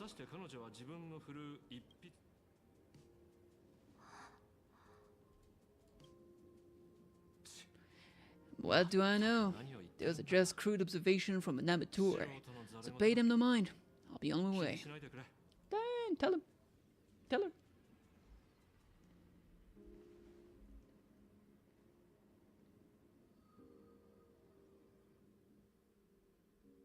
Nice. Moments later, in some corner of the city. Read again, Asian detective. It's hard to believe I came back for you, especially after learning that you wanted to sell me out to Pearl. Gotta thank nature's gift. The 6.1 billion credit reward has appeared again. Fortunately, I bypassed you and struck a deal with that Intelligent instead. Regrettably, my current bounty stands at 0. To always turn your customers over to the police. How impressively short-sighted. No wonder your clientele is so small. Speaking of short-sightedness, no one rivals their own hunters, aka Destiny's slaves, isn't it? You're all fated to march toward the finality. Nothing can stop you. On the contrary, there are many paths for us, as long as that person can see. In other words, you can't see the trajectory of your destiny in this world during this mission. Take a guess. I've heard what befell in Forius. The war among the Aeons is now inevitable. Whether it's the IPC or the Express, they're fighting for an uncertain future. And in a world where the elation is the center of attention, there will eventually be more than one Aeon interfering. Even the Destiny's slave will not be able to see the path ahead. Keep guessing, we're getting pretty close. Enough of your games. I'd say it's not too late to rename the planet at Leven. It's still too early to despair, old man. I came prepared, but I could use a helping hand. 30 million credits, pay or die. Pay or die. Come on, give your friend a discount, will you? Say 0 credits? I ain't your friend. I meant him. It's been a while. Ying Xing. It's been too long, Mr. La Mancha. Damn! Ooh! There's like those chests in this area. I need to go and pick them up. There's at least 2.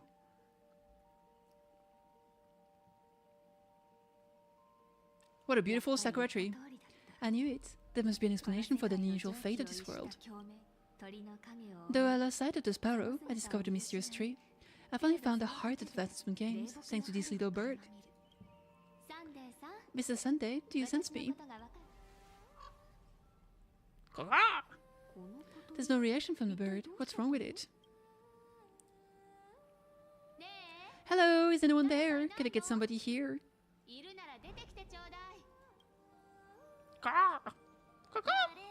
No one's here. No one. That's a lie. I saw a pretty girl hiding right here through the bird's eyes. Who are you? That's none of your business. None of your business. Kankenai. If that's how it's going to be, then I'm done playing nice here. Ooh, tell him, Queen. If my eyes weren't playing tricks on me, the ancient tree here must be the Emperor's Harbor of Abundance, yes? That makes so much sense. Little girl, are you going to keep playing hide and seek, or will you come out and have a proper conversation with me? Hey! So cute! The time of the Operation Defense often comes here to record game progress, and now my movements have been exposed to complete outsiders. I suppose it's time to leave.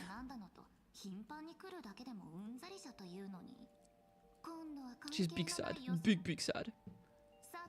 You sound unpleasant to talk to, but since you have eyes keen enough to tell what I am at a glance, I have a short chat with you.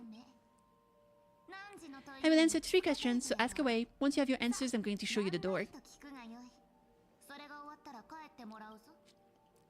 3 questions. Ooh. Are you single? Am I your type? Will you be my girlfriend? I wanted to question why the Joyseeker would permit the Emperor's Harbor of Abundance to take root in the world they had blessed. But given their carefree nature, there were probably never any restrictions to begin with. On my second question, are you a Feikai native to Ahatopia, or are you one of the long-life species shaped by the Emperor's Harbor? Aren't you good at divination? Can you help me take a look whether the sleep on my head says weal or woe? Dude, our ears are so cute.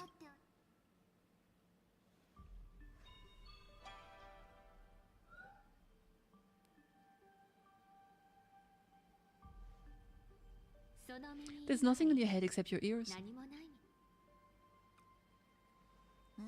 And that itself is the answer.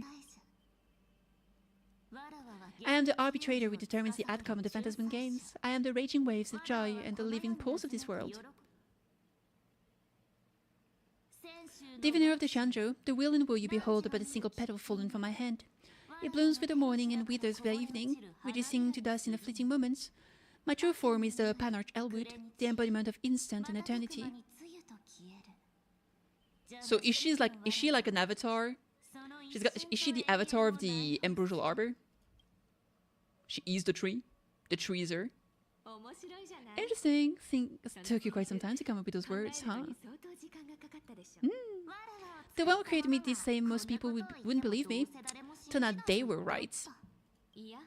I believe you. I feel the same way. For many do not trust the words of a diviner. Besides, no will or woe has befallen you, which means your fate cannot be determined like that of ordinary mortals. You're not the first one I've met with this condition since my arrival here. Indeed. You've left with one question. Since you admit to being an abomination of abundance, shouldn't you explain the fate of this world's residents? Unless they're your doing, if your answer fails to convince me, it may be too late by the time I summon the Lux arrow from the sky with the rainbow. Oh shit, dude. Chill out, you shouldn't make jokes like this. I'm not as skilled at divination as you are. When you suddenly speak of the great wheel or woe and integrate me, I get confused too. After all, isn't every rule and every variable of the Phantasm game dictated by the impulse of some god? As for the brewing storm, let's settle down and discuss. Whether the turmoil once again is the result of the laughter's mischief? Ooh, good question. Is that it? This entire day has felt unreal. We had situations lined up one after another, and a growing crisis on our hands. The rest of society is insane to meddle with the power of abundance. There's no telling how many have already undergone the happiness surgery. Full Wish witnessed the tragedy caused by the Herald of Death 15 years ago, and now she herself has assumed that dreadful mantle. We have to relay this information to Dan Heng, Sunday, and John Yaoguang as soon as possible. Full Wish is declaring war against this world. True. Full Wish is definitely aware of the enemy she's facing. This is why we must win an audience with AHA. At the very least, we need to stop Full Wish from winning the game. Yeah, the thought of that research society and happy smiles going through my with their plan gives me the chills. It's been a long day, and all of you must be very tired. Take this chance to get some proper rest. I'll go meet Well back on the express. March, Kitty, what about you? The best way to recharge is to waste time, so I'm staying outside from some fresh air. Sounds good. I was thinking of heading to the street for a walk. Okay. Street for a walk. Hey, I'm too tired to join the fun. Go ahead if you want to play. I'll wait here for you. Alright, let's see.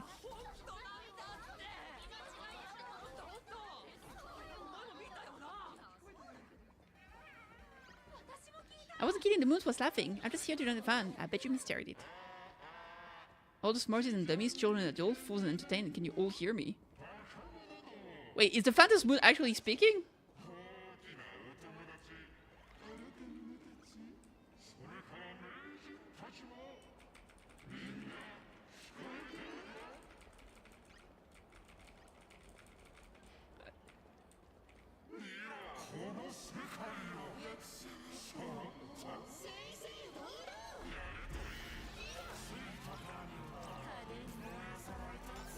What the hell?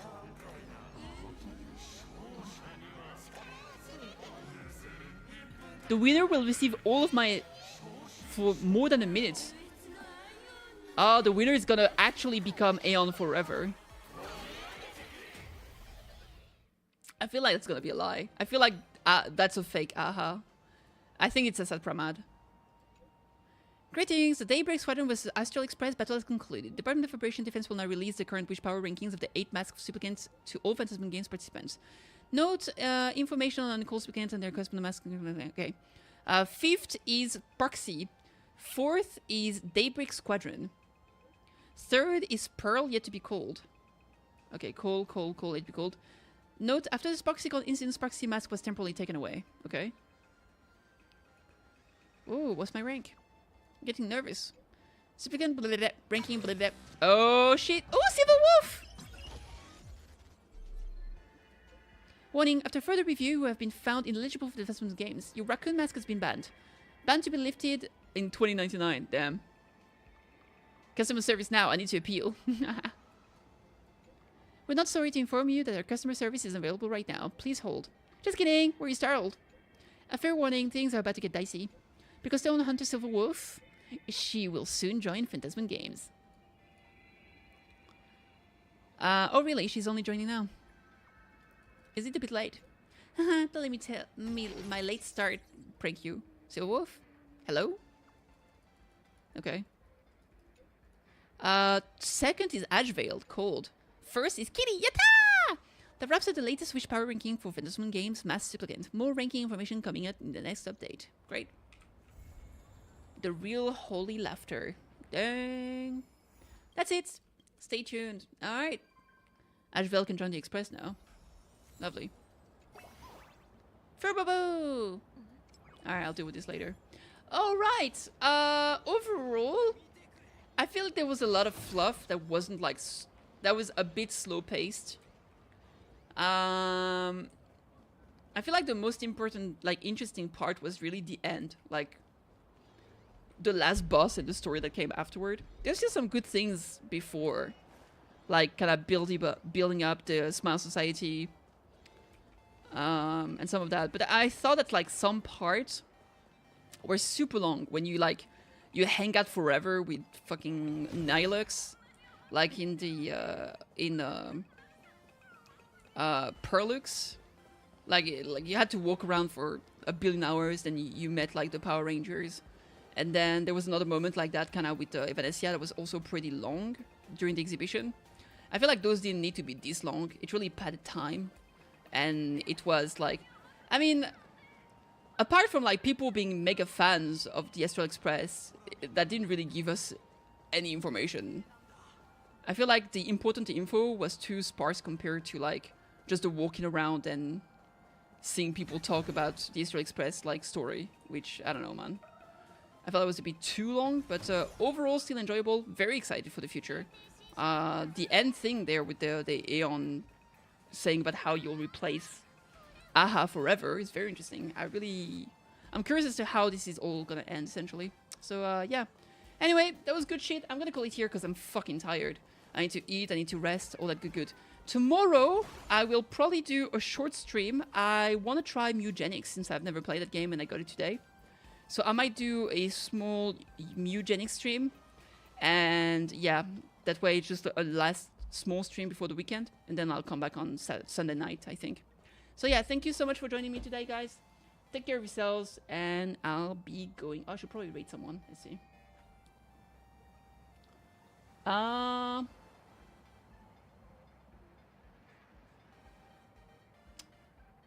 Okay. I'll rate Nor and T. Sure, let's do that. Alright, cheers, guy. Bye-bye.